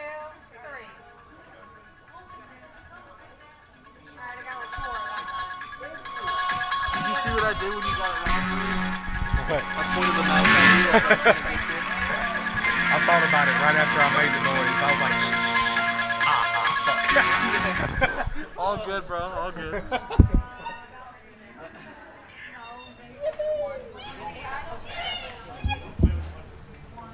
But that's Rob Zombie's. Yeah. Yeah, right before he gets the mask, because he has this mask on. Yeah. The one he made out of paper plates. The only reason I'm wearing this one is because my other one is getting worked on. That's, my friend's going to work on that, pay him like $200 to fix it up and make it look really good. So, and then HorrorCon, I'll be back in that. And then I'll be home. Ain't nothing wrong with that mask. Yeah. Yeah, I mean, it was like $60. That's the only thing that's bought on besides the knife. But it's a plastic knife and it looks good. Yeah, it does. It's pretty legit. Gloss varnish and food coloring. That's all that is. And just that textured on over and over. Nice. Yeah. It's fun. Yeah, you'll kick more ass in the HorrorCon. Oh, yeah. Well, and, I don't think a lot of people realize who this is without the mask. If I got the other mask, they'd recognize it. A lot of people didn't recognize it. Because they ain't seen the Rob Zombie movie. Probably.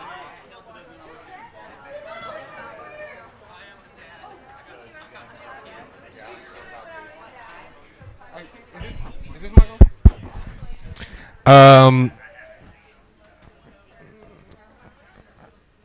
I just want to make sure because I'm seeing 2 AEW T-shirts. Shout out All Elite Wrestling. You guys are aware that Dan's not coming for a panel, right? It's going to be Peter Dante, the guy that was in Waterboy and Grandma's Boy. It's not his fault. I want to say that first and foremost. He wanted to do a panel. AEW shut him down. It's something.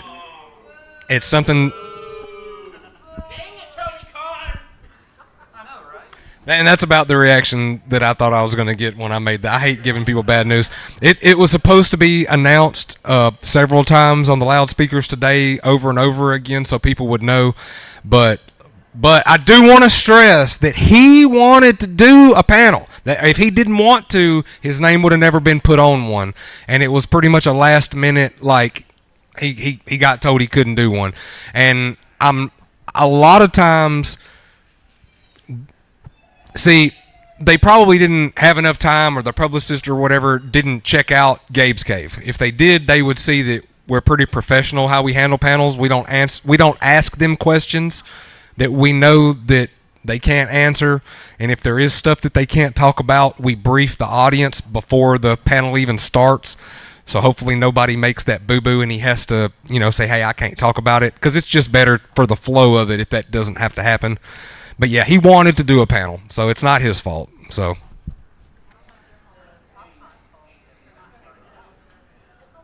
well, yeah, it's not. I know it's not my fault. Yeah, I know it's definitely not my fault. Thank you, sir. Though, thank you for that, because blame Brandon. No, listen. Demolition is still, of course, they're retired now, but Demolition will still be here tomorrow doing their panel. If you are interested in wrestling panels and you have not seen like the Nation of Domination panel and stuff like that, we've done those guys, so you could go on our YouTube and you could watch that. Yeah. There they go. Mr. and Miss America, aren't they lovely?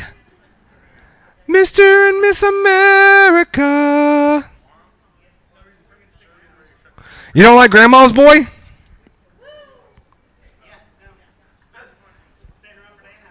You never seen Grandma's Boy?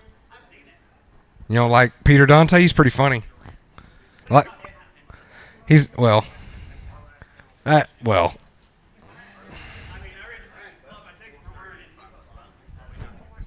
Hey, what? Arn Anderson's not, he's not.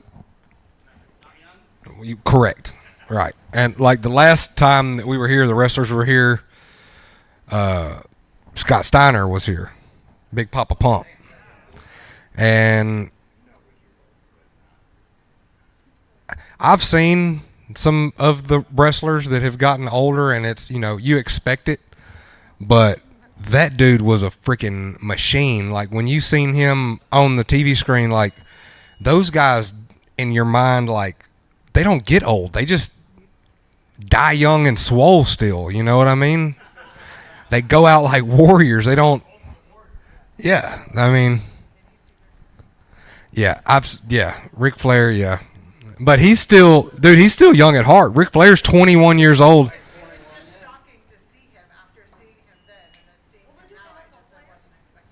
Woo! We're talking about the limousine riding, jet flying, kiss stealing. Woo! And I'm having a hard time. That's right.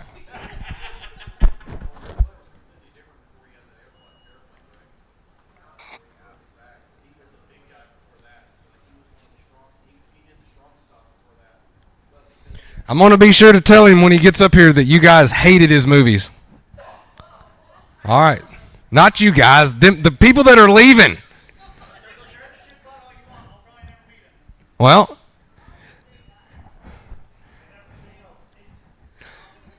I'm taking a mental picture of you two, and I'm going to describe you to the best of my ability. So if you ever do meet him, he's going, I know you. You that dude. Okay. All right. You a wrestler?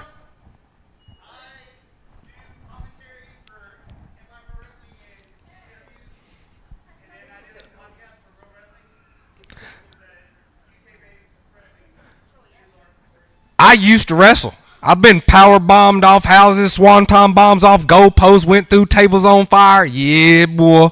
You know all them news stories they did about the backyard wrestling? The boys is crazy. They didn't know what they was doing. That was us.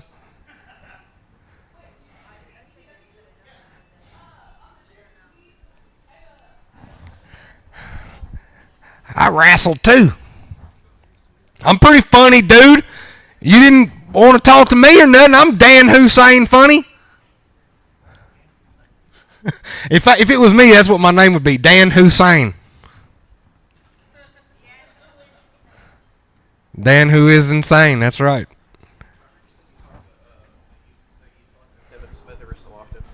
Well, no. We've hosted. No. I have Jason Muse's email, but he's like, Kevin Smith is on a, like, they're both equally awesome in my eyes, but Kevin's a little more untouchable. Jason Muse like streams and plays video games and shit, so that's more my level. The reason I was going to ask is I said I had someone needs to pitch him the idea to actually make the movie, the actual make a movie out of that fake movie they were making for Jay and Silent Bob with Cockknocker. Oh, and those guys, they need to make that an actual movie. If you go back and watch the panel that we did at GeekCon, he didn't give too many secrets away, but he's got some stuff in the works with these guys again. So it may end up being something like that. But yeah. Yeah, and he's a cool dude. They panel themselves. Yeah. No. They're super professionals. The who? Yeah, he was up here today. Yeah, but the panel is on YouTube channel, so if you want to go back and watch it, you can watch it. I thought he was going to beat me up. I asked him a question that I think went in his ears wrong, and, well, I asked him, besides the original cast, like, which one of the other Power Rangers that he got to work with was, like, basically had he made his buddy with was his favorite buddy or whatever, you know. I guess he thought I was trying to make him, say other people weren't cool, which that, I knew that he was friends with Amy Jo Johnson and Walter. I know that, mostly because of Walter. I got to interview him twice and hung out with him separate times other than the times that I've interviewed him. So I knew that they were buddies. I was just trying to figure out if any of the younger Rangers that he, kind of mentored or, whatever. That's all I meant. That's all I meant. Yeah.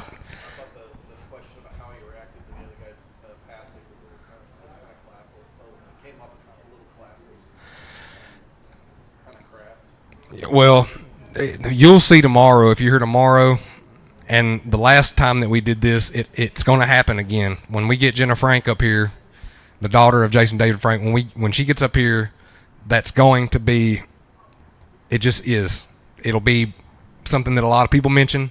They're going to bring it up, and there's not going to be a lot of dry eyes in here. If you go back and watch the last time I had him here, I was up here crying. Because, I mean, people were telling her how much her dad meant to them. And you can't sit here, because, dude, Jason, Austin St. John, Jason was my favorite Ranger until Tommy came in the picture, and I'm sure a lot of people were the same way. When the Green Ranger showed up, Austin St. John, who? Don't hate me, Austin. Yeah. Right. Well, I was cool with that. When he went to the right, when the Tiger droid was just as cool, in my opinion, as the Dragon Zord. So, I mean, huh? Okay, well, it's equally as cool. It was interesting how they ended up making it where they called it mesh together. It came across to me as I was old enough to understand it was kind of a toy thing, so like a merch thing. Oh yeah. To get the new, re-release the new merch, kind of like the way the G.I. Joe stuff was. That's the era I grew up in. But like most of it was Hasbro cartoons. That was basically cartoons to push the merch. And the truth is that even though Power Rangers continued to be pretty much one of the biggest things happening in the 90s, after the original crew left, it was never the same. It was never as popular. It never made as much money. It was a continuous downhill on the revenue side after that. And I think, some of that had to do with, one, people grew up. The kids that started watching the original Power Rangers, they did grow up and kind of grew away from it. But when you know that you're getting a role and you're going to get the shaft, you know it ahead of time. Is that going to be your best role? Is that going to be what you give? Like the original cast, when they got casted, to me, I feel like they're giving something brand new. They get to create it out of their own imagination. So what these guys brought to all those characters, that was originality. All these other after that was trying to keep up with the Joneses, as so to speak.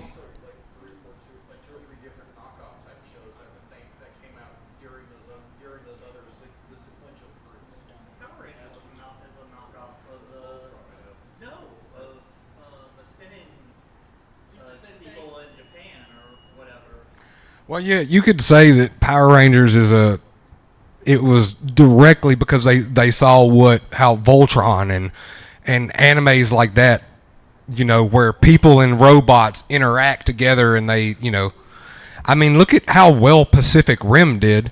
That's the same exact idea as, Power Rangers, big, humans fighting with robots to kill these monsters, it's the same thing. Pacific Rim 2 was kind of shitty, but the anime on Netflix, if you guys watch that, Pacific Rim Black, it's pretty good. It's pretty good.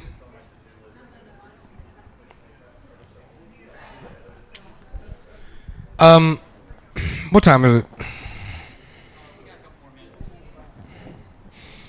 Not a lot.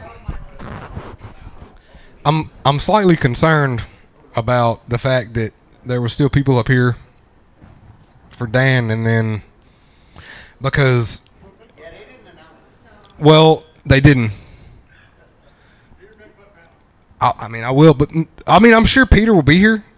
I'm sure he'll be up here. But what I'm saying is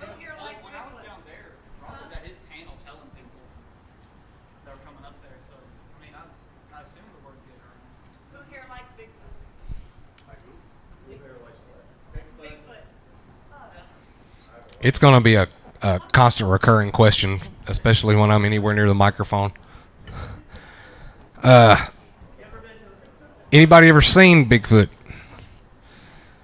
No. I have never been to the Bigfoot Festival. No, I want to go. Like it's on like. I will say this. I had a team of which I didn't even know this was a thing, but I had a team of cryptozoologists that came and stayed at my house Memorial Day weekend one year. They brought a camper and they stayed 4 days. We cooked outside on the grill. We had a big old time, and we trespassed on everybody's land because of what I saw, and it wasn't. And this is the truth as well. When I made one of those random, like, I didn't believe it. Anything other than what I saw was Bigfoot, because that's not true. That Bigfoot doesn't exist. The only Bigfoot that exists is a big blue monster truck that runs over cars. So me having that in my mindset, I was basically doing internet research trying to, I don't know. I wanted somebody to tell me something other than what I already knew. And what I already knew was I saw something that you cannot, like, it's not natural. It's not that it wasn't an animal, because it was a living, breathing thing, but it's nothing that what you expect to see in the woods in South Arkansas. So I made the report online, and I got responded to pretty quick by a couple of people that were just curious. Basically, they had their own vlogs and their own little papers that they wrote up about the subject, and they were curious. They wanted to hear more information. And then I got contacted by Animal Planet. That was the third or fourth people that reached out to me. And Animal Planet wanted permission from the landowners where I saw this at, because I told them where this happened at. I did not own the property. And basically I told them that I don't want to do that, because at this moment these people that own this property do not even know that I'm going out there and looking for this thing since it's happened. And I don't want to mess that up, because if they know that I'm going out there, they can tell me no, and then I've been told no. But up until they find me and tell me no, I've got that I might get a slap on the wrist mentality. Like, I don't really think I'm going to go to jail or get trespassed, especially when I whip out my phone and I show them these 17.5-inch footprints and shit. Like, look, this is all over your property out here. We need to do some looking. So that Animal Planet, needless to say, then the next people messaged me and they begged me not to interact with Animal Planet. And these guys were the real deal. I mean, they had real, like, anthropologists and biologists that were like a part of their crew, and cryptozoologists. They literally came with fully automatic, belt-fed machine guns, stuff that you would only see if you went into the military. When I say these people planned on getting a body for science to prove that these things exist, they meant business.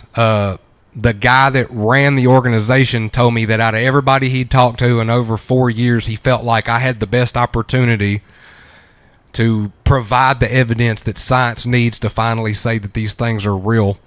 And he told me he would give me $1 million cash the minute he got off of the plane, just to be the first person to put their hands on the body. He said, I'm not trying to buy the publicity from you or whatever. He said, all that'll still be yours. I just want you to let me know first so I can put my hands on it and touch it.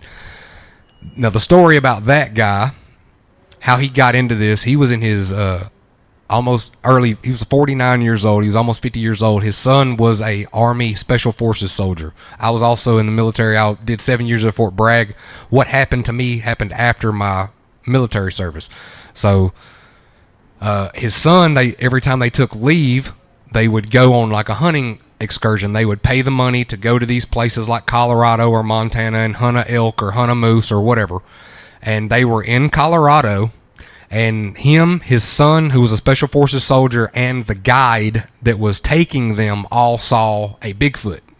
They saw it through their scopes. They, got good looks at it, blah, blah, blah, blah, blah. So this guy literally, he was getting close to retiring anyway. He went on ahead and retired early, and he devoted the rest of his life into the study of trying to find Bigfoot. So you cannot convince me that something's not out there. I've seen too many large footprints and too many small footprints. Not only did we find as big as 17.5 inches, that was the largest we found. The smallest we found was like 7.5 inches. So we know for a fact there was little ones there. So yeah. Yeah, question. Yeah. Were you drunk? No. Were you otherwise impaired? No. Listen, I believe his story, and I'll tell you why. I believe his story. If you give me the microphone. I believe his story. The only reason I believe it is because when he first told me, I could see the fear in his eyes from the way he was describing it. So he thinks he saw something. If he didn't actually see something, he truly believes. I'll get goosebumps right now telling you guys what actually transpired. So the mother of my only child, okay, we were not together at the time. We were trying to work things out. She got this house that had been fully remodeled, and it was out in the woods, outside of the city limits, and it hadn't been lived in 6 years. Now, there was neighbors around there, but not right there. So she moves in this house. She's living there by herself, essentially. She has one other child, so her and a child. And one night she messages me, and she asks me, am I planning on coming out there? And I thought it was kind of odd about the time that it was, and to be completely honest, I thought that she was trying to like weasel me into the house. That's kind of what I felt. I was kind of paranoid about the situation. So I tell her that I will, okay? And I go out there, and she's basically just telling me, I'm just, being out here by myself, it just kind of freaks me out. So once again, I'm thinking that she's trying to find a way to weasel me into the house. So I tell her that I've got 2 bulldogs. I'll tell her that I'll bring one of my dogs out there and leave with her, and maybe that'd make her feel more comfortable. And so she agreed to that. I take my biggest bulldog out there, my male out there, and I leave him. And that's that. Okay, so fast forward maybe a month. Maybe it was that far away. Okay, so I'm going out there pretty frequently to check on my dog. And while I'm out there, the neighbor across the street is out there in his little garden, and he is fixing stuff. He had a feeder set up for goats that had been knocked over and tore up, and some of his ground. So he had a tiller out there, and he was telling me that he had a hog problem. And I was telling him that me and my buddy could run the hogs with the dogs, blah, blah, blah, blah, blah. So he gave me permission to be on his property. Okay, now right out my back door, there's a pipeline, and it runs for a ways. It goes all the way down to a swamp. The swamp is exactly what you think about when you think about a swamp in Louisiana, South Arkansas. It's a swamp, and it's a large swamp. So we go out there one night, and we have both dogs with us. They're on leashes. There's no guns because we're not trying to shoot the hogs. We're just trying to run them off the property. And we get out on the pipeline, and when we're walking up the pipeline, maybe 30 or 40 yards, we start hearing deliberate human-like footsteps in the wood line beside us. And we're talking like midnight. And so we're walking. We can hear it. My dog started acting funny, so we stop. When we stop, you can hear the footsteps stop. We stood there, talked a minute. We had the little flashlights, and we turned, and we would try to look in the wood line, but it was so thick with the underbrush that you couldn't really see that far off in there, even with the flashlight. So we would talk to one another. I had one buddy with me. We'd say, we'll take like 10 steps and stop. So we'd take 10 steps and stop, and you'd hear it stop with us again.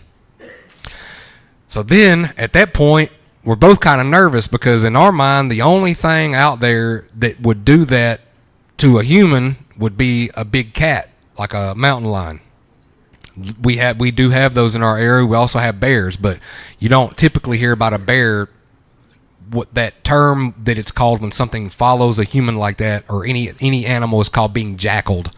So it's not typical that an animal like that jackals a human, especially with two dogs with it. So that's already odd. We decide we're going to walk up to the top of the hill, and we know because we had drove a vehicle down there before that if you get to the top of the hill before it starts going down to the swamp, it literally opens up. It's pretty clear. There's still trees and stuff, but it's not thick with underbrush. You could turn with your flashlight and you could probably see for 30, 35 yards or so. So as we get to the top of the hill, you can hear the footsteps going away from us deeper back off into the woods. Well, me and my buddy continue walking up to the top of the hill. Of course, we've got the flashlights, and we looked. We didn't see anything. So then when we're standing on top of the hill, we're kind of almost laughing at one another about how nervous we were. And I light a cigarette. I smoked at the time. We were sitting there talking, smoking a cigarette. And about that time, my dog almost dislocated my shoulder, jerking towards the direction the footsteps were at.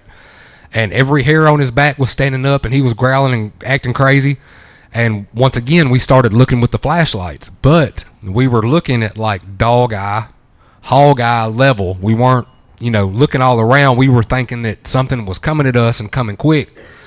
So after we didn't see anything and hear anything, then we kind of frantically searched, started, looking with the flashlights. His flashlight hit eyes, and it would have probably been as far from here to that black wall from us, from where I'm sitting back there.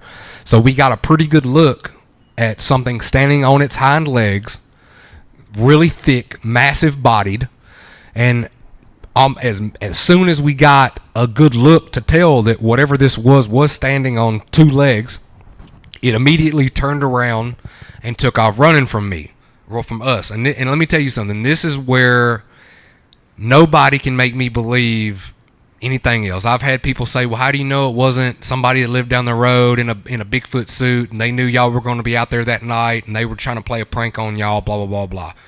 Okay. If you ever been to a rodeo, when they let 1,000+ pound animal out of that chute, you can feel it in your feet when they're hitting the ground. You can tell that animal has mass. As far away as I was, I could feel the animal's footsteps as it ran away from us. Okay, that's where we found the first footprint. We left immediately after that. We did not go investigate. We got the hell out of Dodge. It was almost a week later before we went back out there and actually looked and investigated. And that's where we found the first footprint at, and it was no mud. It was just dirt. I mean, it was just ground like what you'd expect to find anywhere, but it was a bit lighter deep. So the first step that thing took was, a bit lighter deep into the ground. You're talking 800+ pounds easy probably. It went through vines as big around as my thumb, the type of vines that if you're running in the woods trying to get away from a wasp or something and you run into one of these, it's going to pick you up and drop you on your ass. You're not running through it. It laid down trees as big around as my forearm. It didn't run on a trail. It made a trail. The woods gave way to this creature. So after the pictures and the videos that I took and I sent it in, yes, these people came and they stayed at my house. They spent 4 days. They took plasters of footprints. They took scat. They took hair samples. And yeah, we pretty much know without being able to prove it that, yeah, there was some type of unclassified creature there in South Arkansas. The sad thing is that there was that property was about 700 acres. And the person that owned it did not live in Arkansas. They did not lease that property to hunters. So that whole 700 acres that had a good swamp in it didn't have any deer stands, didn't have any deer feeders, didn't have any cameras. So, I mean, you're talking about a place where something like this could shack up for a little bit and feel comfortable. That property has since been sold. We're talking, this has been over 10 years now. So, but that property has now been sold. There's houses out there. There's been clear cut. It's not the same thing. So, unfortunately, you can't go out there and take somebody and let them see what there was. But if you watch these shows or these documentaries when they talk about these tree formations where they twist trees to mark trails and all these things that they do that are very Native American like, All those things we saw in South Arkansas. The craziest thing that'll let you know that this creature has a level of intelligence that I don't think people give it credit for. Not only has it been able to stay hidden for this long, but we were walking this creek bed one time, and the creek had water in it, and we got to a dam, and that's not typically unusual. We have lots of beavers in South Arkansas, but what was unusual is that the sticks and stuff that had dammed up this water didn't have any chew marks on them. They had just been snapped or broken like what a person would do. And on the deep side, where the water was the highest, we found wild walnut pecan shells. A lot of people will be like, okay, well, they fell out of a tree and they floated down the creek. But the amount that we found was kind of baffling to me, and I had no idea what that meant. So we had to do some looking into it. And what it actually is, it is an old Native American technique for catching fish. The shells from these nuts makes the water really acidic, takes the oxygen out of it. The fish will lose oxygen. They will float to the top of the water, so you don't even have to technically fish. You just wait for the fish to lose oxygen and float up. You just reach down and pick the fish up. Really crazy things that we've seen out there for many years, as a matter of fact, because I actually had a full-time job and called my boss and told him I quit, and he kind of laughed at me because he thought I was playing. I was like, no, dude, I'm serious. And he was like, what'd you get another job? You need a raise? And I was like, well, I'm about to hunt Bigfoot full-time. And he was like, what? I was like, yep. And I'll be out there every morning, every evening. I had some pole climbing gear. I spent 2 nights in a tree.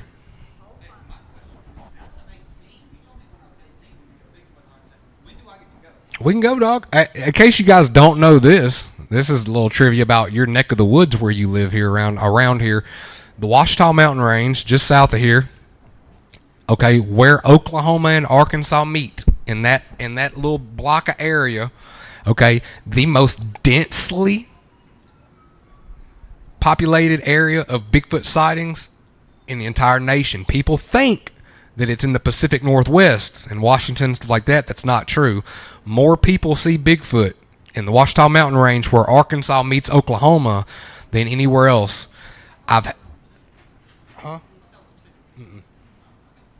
And so I've had the pleasure of talking to some people that have pictures and videos and things of that sort. One of the families that I've had the pleasure of talking to live near Fort Smith, Arkansas, closer to the border of Oklahoma, and they claim that they have a Down syndrome child, and ever since the Down syndrome child was a baby and would be outside playing, that they had an adult Sasquatch that would come up out of the woods across the water, across this, I call it a creek because I've seen pictures of the river and you can walk across it. To me, a river is a river.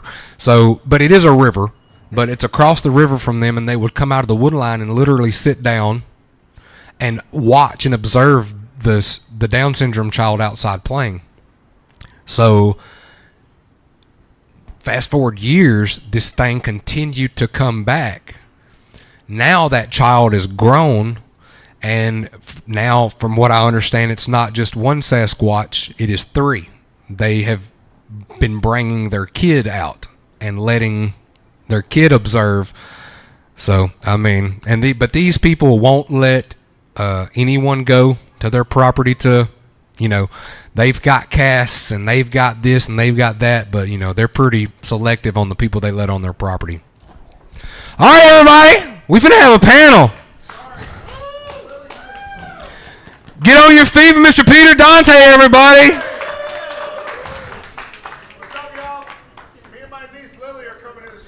Come on in, Lily.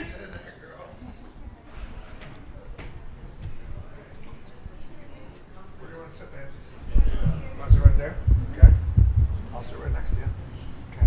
Nice to see you again. Wow. Oklahoma City. My first time here. Thank you. Thank you. You know what? Let me tell y'all, and I don't need no introduction. You can just fix that little feedback thing we got going on. I want to thank my one of my brothers, Rod, his twin, Rez, my niece, Lily, Berkeley, Julian, all of them. We are here because we're a family. And these guys are doing good stuff for this community, and I believe in them. And I am such a nerd that I love to come to see new places, and this place is wicked awesome. You guys are so sweet and so nice and so congenial, and your common courtesy is off the charts. Hey, bro, thanks for getting me for my panel. My homeboy, my little homeboy comes up to me and goes, Pete, you're like 15 minutes late for your panel. I was like, I'm sorry. I'm not sorry. I love you guys so much. We could be late for stuff. I mean, show up early for jobs you're getting paid a lot for, but show up late when someone didn't tell you that you had to be there. All right, so listen. I want to tell you about my life. Grew up in a big family in Connecticut. Would always tell people, don't worry about me because I'm going to be in the movies. And they were like, no, you're not. I was like, well, yes, I am. And even had to deal with stuff with my family where it became like a piece of contention to them. Like, oh, why does this kid think he's going to be special? I said, no. God made me special. I am not special. God made me special. And you know what? It is a blessing from above to have talent like I have and to look like I do and all that stuff, because there's other humans that don't look like that or don't sing like me or don't act like me or dance like me or fight like me. But I'm great at what I do. I'm the best at what I do because I train. There's called fundamentals. There's called loyalty. And that's all we need from our friends and family is love and loyalty, you guys. And that's what I'm here to talk to you about. Love and loyalty. All your parents who bring you guys here, all you little kids who are in this room right now, thank your parents. Even though you think, oh, it's a long day, they're walking me around, I'm tired, all that. No. How's this? There's other kids that never get this opportunity to be here. So thank your parents, hug your parents, kiss your parents, and say thank you for the opportunity. And thank you for us being able to be, I'm your Uncle Dante, right, Sam? You know. Because I say, when I tell you that I want to give you a hug, heart-to-heart hug, and you're like, why are you moving me? I'm like, because I want you to feel my heart beat through you. Because I want you to feel my heart beat through you. Because it's a chance for me to show you love and loyalty in a different fashion. Lily, do you want to say something? Okay. So I will tell you this. I was a production assistant for a guy named Gary Shandling, God rest his soul. He was my real mentor in comedy and acting because I was a production assistant on a show. And then he said to me the next year, he's like, Peter, do you want to be like the production coordinator or do you want to be like the water delivery guy? I'm like, you mean act on your show? He goes, yeah. I'm like, yes, I'd rather be the water delivery guy. So I did 2 episodes that year of playing the water delivery guy on the Larry Sanders Show. And then I became Brad Pitt's assistant when he was starting to get famous, and he hated it. Brad is from Springfield, Missouri. He's my brother. I love him so much. He's my son Jake's godfather, my 26-year-old. I have a 26-year-old son and a 22-year-old son, Jake and Lucas Dante. And Jake is Brad Pitt's godson, and Brad Pitt and I ran around in our early 20s together when I was his assistant. It was crazy, dude. He didn't know how famous he was. I was like, dude.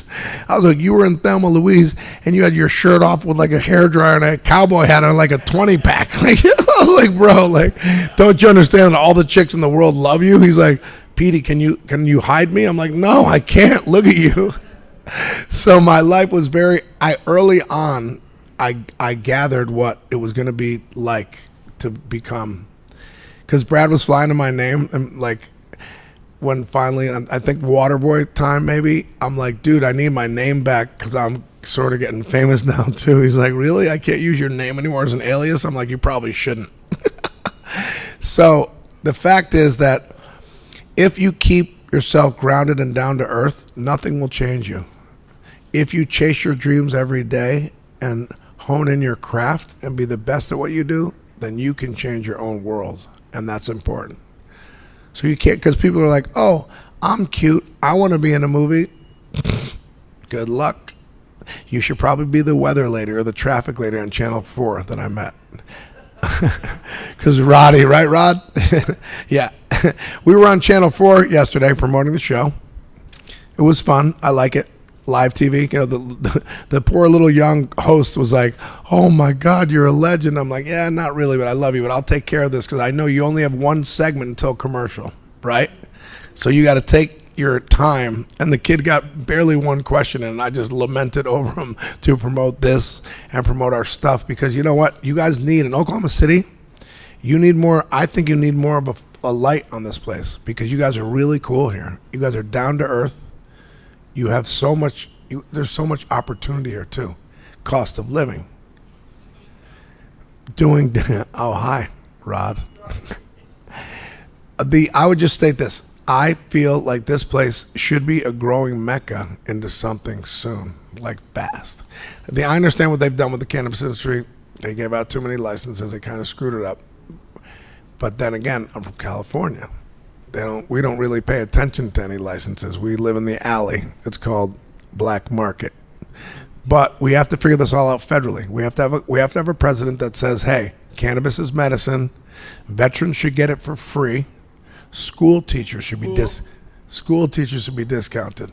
Anyone. I'm telling you right now, it's a medicine. Even psilocybin, chalk mushrooms. Instead of pills." That's right, baby. That's right, Chris. Yeah. Instead of pills, instead of a kid getting put on Adderall when they're 7, they can get microdose and be like, chill. And I promise you it works. And so we need more focus on the future, progressive medicine, because all of our military, our veterans, we have one of the biggest army bases here in town, right? We need those kids to come off that, not on pills. Because if you do give them a proper amount of dosage and you have a doctor and say, "Hey, here's what you should do. Here's what you should eat, smoke, whatever." It's just a medicine. Cannabis you cannot overdose on marijuana. Amen. Impossible. You know that? I'm one of the veterans you're talking about right now. I know, my love. Thank you for serving my country. I know you're a veteran of mine. And all y'all, hey, sweetheart, what's your name? Him. No, him. What's it? Hey, Brandon, thanks for serving my country, bro. That means the world to me. I grew up in the 13th colony in Connecticut. I have so much pride for my country. I love reading. I love knowing history. I love knowing about everything. That's why I came here. I was like, I have yet to learn about OKC. I want to see. I want to learn about it. I want to be family here with the family that I have here and see how I can help it progress in the right direction. I want to shoot a movie here. I want to hire locals. I want to hire Pippi Longstocking. She's right there. I love you. And you know what, I'm going to tell you this. I'm 55 years old. I was born in 1968. I never thought I would live past 18 because of where I grew up. But you know what? I want to live till I'm 118 because I know I can help this planet be a better place, be more loving, be more accepting, have compassion, patience, and love for each other. Because that's really what it is, you guys. Compassion, patience, and love. Think about that. And little kids don't understand that because they're going through stuff. They're growing. They're like, oh, let them grow. Let them go through their stuff. Be patient with them. Have compassion for them and just love them. Because that's what it really is, you guys. We can only help each other as much as we want to be helped. Because I always ask people, how do you think I'm doing? I try to take good care of myself mentally. Physically, sometimes, Roddy, we gain a few pounds. It's okay, right? Yes, sir. Thank you. But yeah, unless you throw $250,000 or $500,000 in front of me to do a movie, then I'll work out. Otherwise, I did too much. I played football and college lacrosse and all that stuff. Forget about it. I'm 55. Like I just said, I was born in 1968. But I do have a lot of friends, and I will tell you this right now, and you too back there, and your sister, Christy. Is it Christy? Yeah. Thank you for being so nice, and thank you for have a congenial nature and such loving and loyal attitude, because we will stay connected and we will stay in touch. And I promise you, when I do come and shoot a movie here, all of y'all can be extras in it. There will be speaking parts for Pippi and certain humans that I already know. You too, dude. You're definitely talking to the movie, bro. You know that. You know that. And that's a beautiful thing, that you also know who you can trust in town when you come back. I'll be like, oh, same crew, same homies. Let's just go out to eat, have a meal, and figure out what's going down. You know what I'm saying? So does anyone have any questions about any of the movies I've been in or anything? And I also, listen, and I also want you guys, hold on one sec, brother. I also want you guys to look up, no, that's fine. Give the kid the mic. I also want you guys to look up my music and look up my song, specifically You and Me, with my son Lucas and I. He's 22. And he was going to try to be a rapper. And I said, yo, I know Wu-Tang, I know Run DMC, and I know Vanilla Ice, and I know a kid named Eminem, and you ain't going to be them. So sing with me. And he actually does a great job. He sings the second verse in that song, You and Me. And it was iTunes #1 in Japan, UK, and United States on Valentine's Day. So hopefully it's going to do a Billboard #1 so my kid has a future. Hey, son, what is your name, first of all? My name is Milo, and... No, wait, say it again. Milo. Milo, M-I-L-O. Great name. What is your favorite movie you've been in, and why?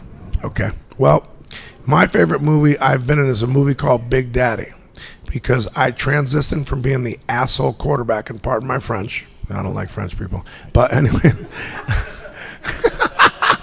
God's honest truth. All right.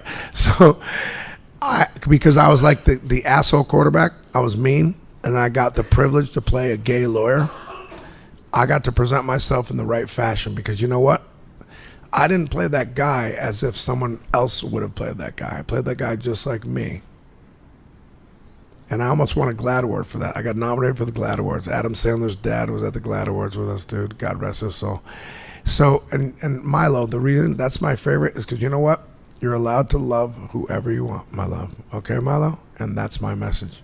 Love whoever you love. Right, Lily? Yeah, I love you. I love you. Love you too. Thank you. Yeah. So, Milo, great question, by the way. You know what? Best one. Love you. Thank you. Love you. How old are you?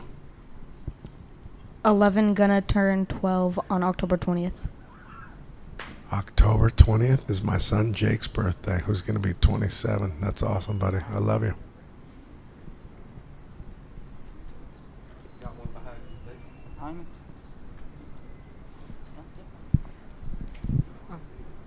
you. I was wondering what happened to the monkey from Grandma's Voice. Oh, all right. Well, first of all, he's not really a monkey.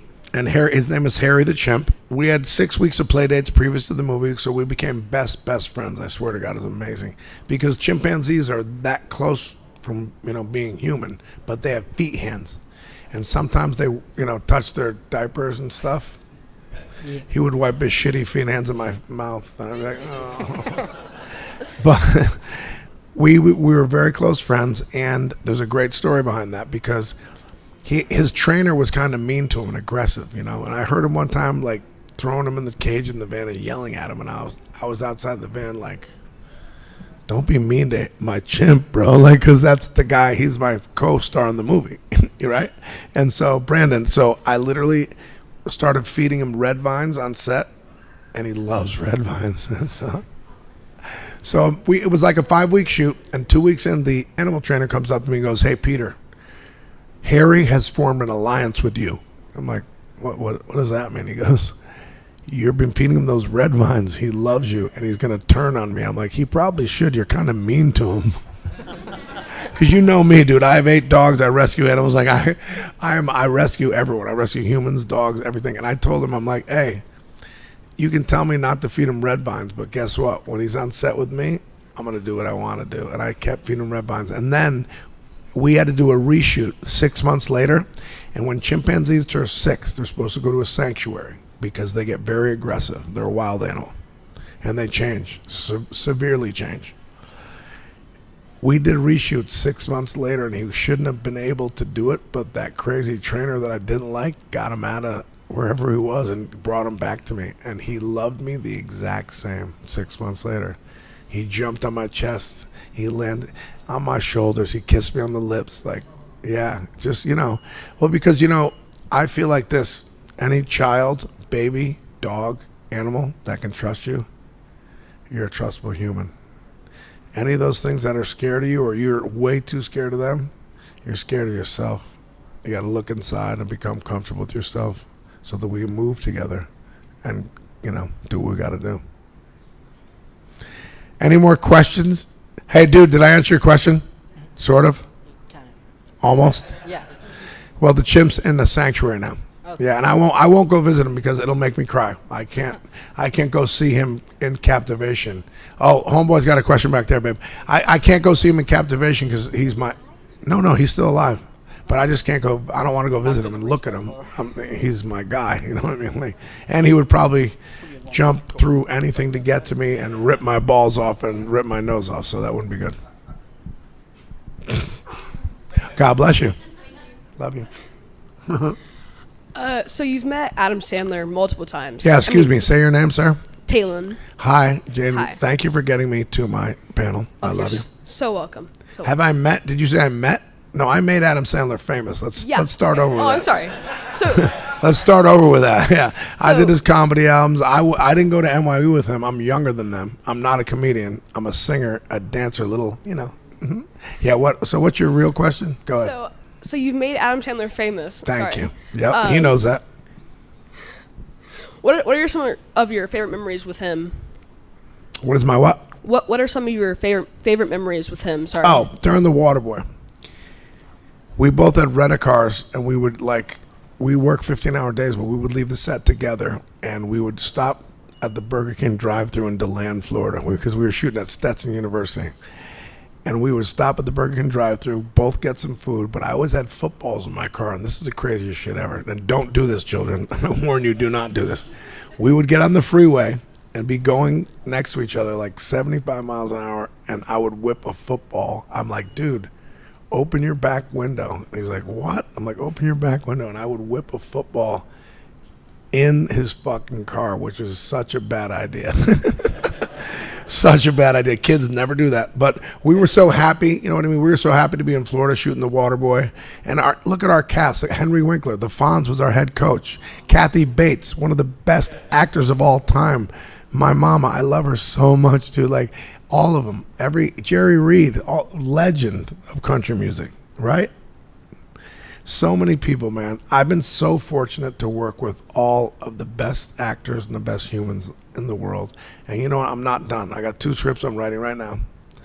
And I do plan on trying to shoot one right here so y'all can be in one. I promise you. We're going to figure it out. Any more questions?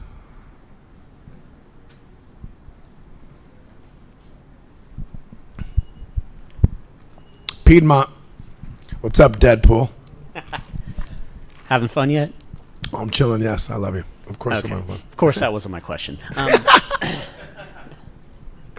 So I actually wanted to know, when you were filming Grown Ups 2, what is your greatest memory that you took away from that? Bro, that set was full of everyone famous. And plus, add me and Shaq to that mix. Stone Cold Steve Austin, like everybody. Chris Rock, Maya Ford, like every funny, Chris Berman. Everybody was in this movie, right? So day to day, Adam and I would play basketball two times a day at least, sometimes 3 times a day. And we had a Navy SEAL trainer. Did you win at basketball? That's another question now. He and I, we always play together if we want to win, but if we play against each other, when I first met him, I met him on Gary Shandler's basketball court, and I whooped him in 10 games in a row just to show him, because I played college sports. He's like, he's Adam Sandler. There's a difference between this being and that being. And I laugh at that because it's real. You know what I mean? Come and hug me and then hug him. You'd be like, oh, I get the difference. So I would say Grown Ups 2, you guys, it was so funny because everybody's trying to make their shit funnier than each other because they're all so funny. Everybody's so famous in the movie, Nick Swartz and everyone. Dude, we had what's that kid? What's the kid from the Wolf movie? The cute kid again? Oh, what's his name? Taylor. Yeah, Lautner. I was kidding. I love him. Taylor Lautner was in it. Yeah, good kid, great kid. The other Schwarzenegger's kid too was in it. They all were in it, bro. So many kids were in it. Gretzky, who's married to Dustin Johnson now, she was in it. Like, there were so many people in that movie. And it was fun on set because Salma Hayek, great kid. Oh, bro. You meet Salma Hayek. Plus, I'm fluent in Spanish, and she's from Mexico. So she loves speaking Spanish in front of Adam to me, because Adam doesn't even know one word of Spanish. So she loves speaking fluent Spanish to me, and I'm like, I love it too. I'm like, yeah, te amo, le gusta, te quiero, chica. Mm-hmm. Yeah, so, no, Grown Ups 2 was amazing, man. I will say that that's a blessing, and there will be a Grown Ups 3, where the kids are all grown up, and we go on a ski trip, or they go on a ski trip, and then me and Shaq are going to be the head of ski patrol. Imagine Shaq in the fucking big red jacket with the cross on the back. Like, he's 10 feet tall. It's going to be amazing. He's going to look like there's a cross in the snow, like as if it's a church, but it's going to be Shaq instead. Any more questions?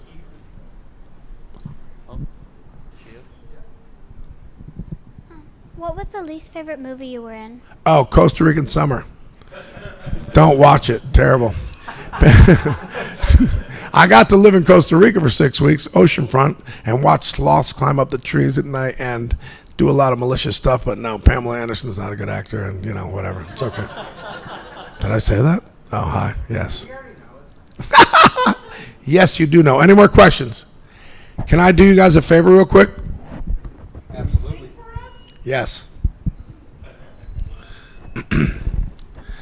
All pirates, yes, they rob I, sold I to the merchant ships. Minutes after they took I from that bottomless pit. But my hands were made strong by the hands of the Almighty. Move forward in this generation triumphantly. Won't you help to sing? Oh, these songs of freedom, because they're all I've ever had. Redemption songs.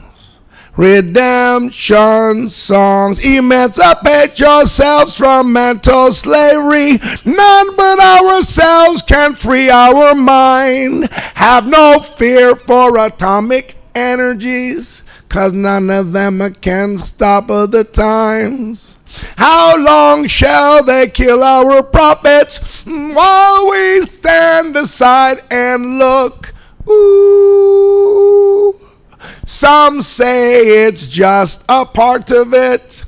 We've got to fulfill their books. Won't you help to sing these songs of freedom, 'cause they're all I ever had. Redemption songs. Redemption song. These songs of freedom. These songs of freedom, freedom, freedom, songs of freedom.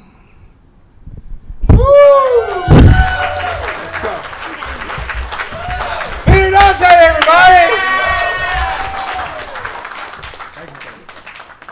Brandon, get up here. Group hug, y'all. Group hug. Here's what I'm talking about. Here's what I'm talking about. Appreciate it. Like a rock star. I want a hug.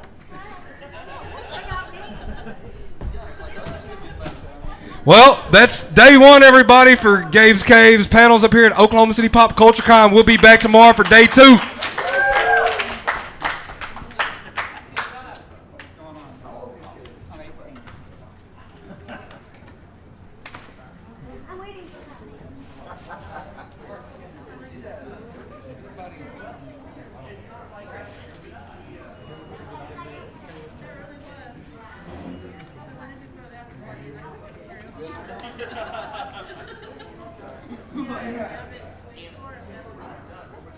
Sure.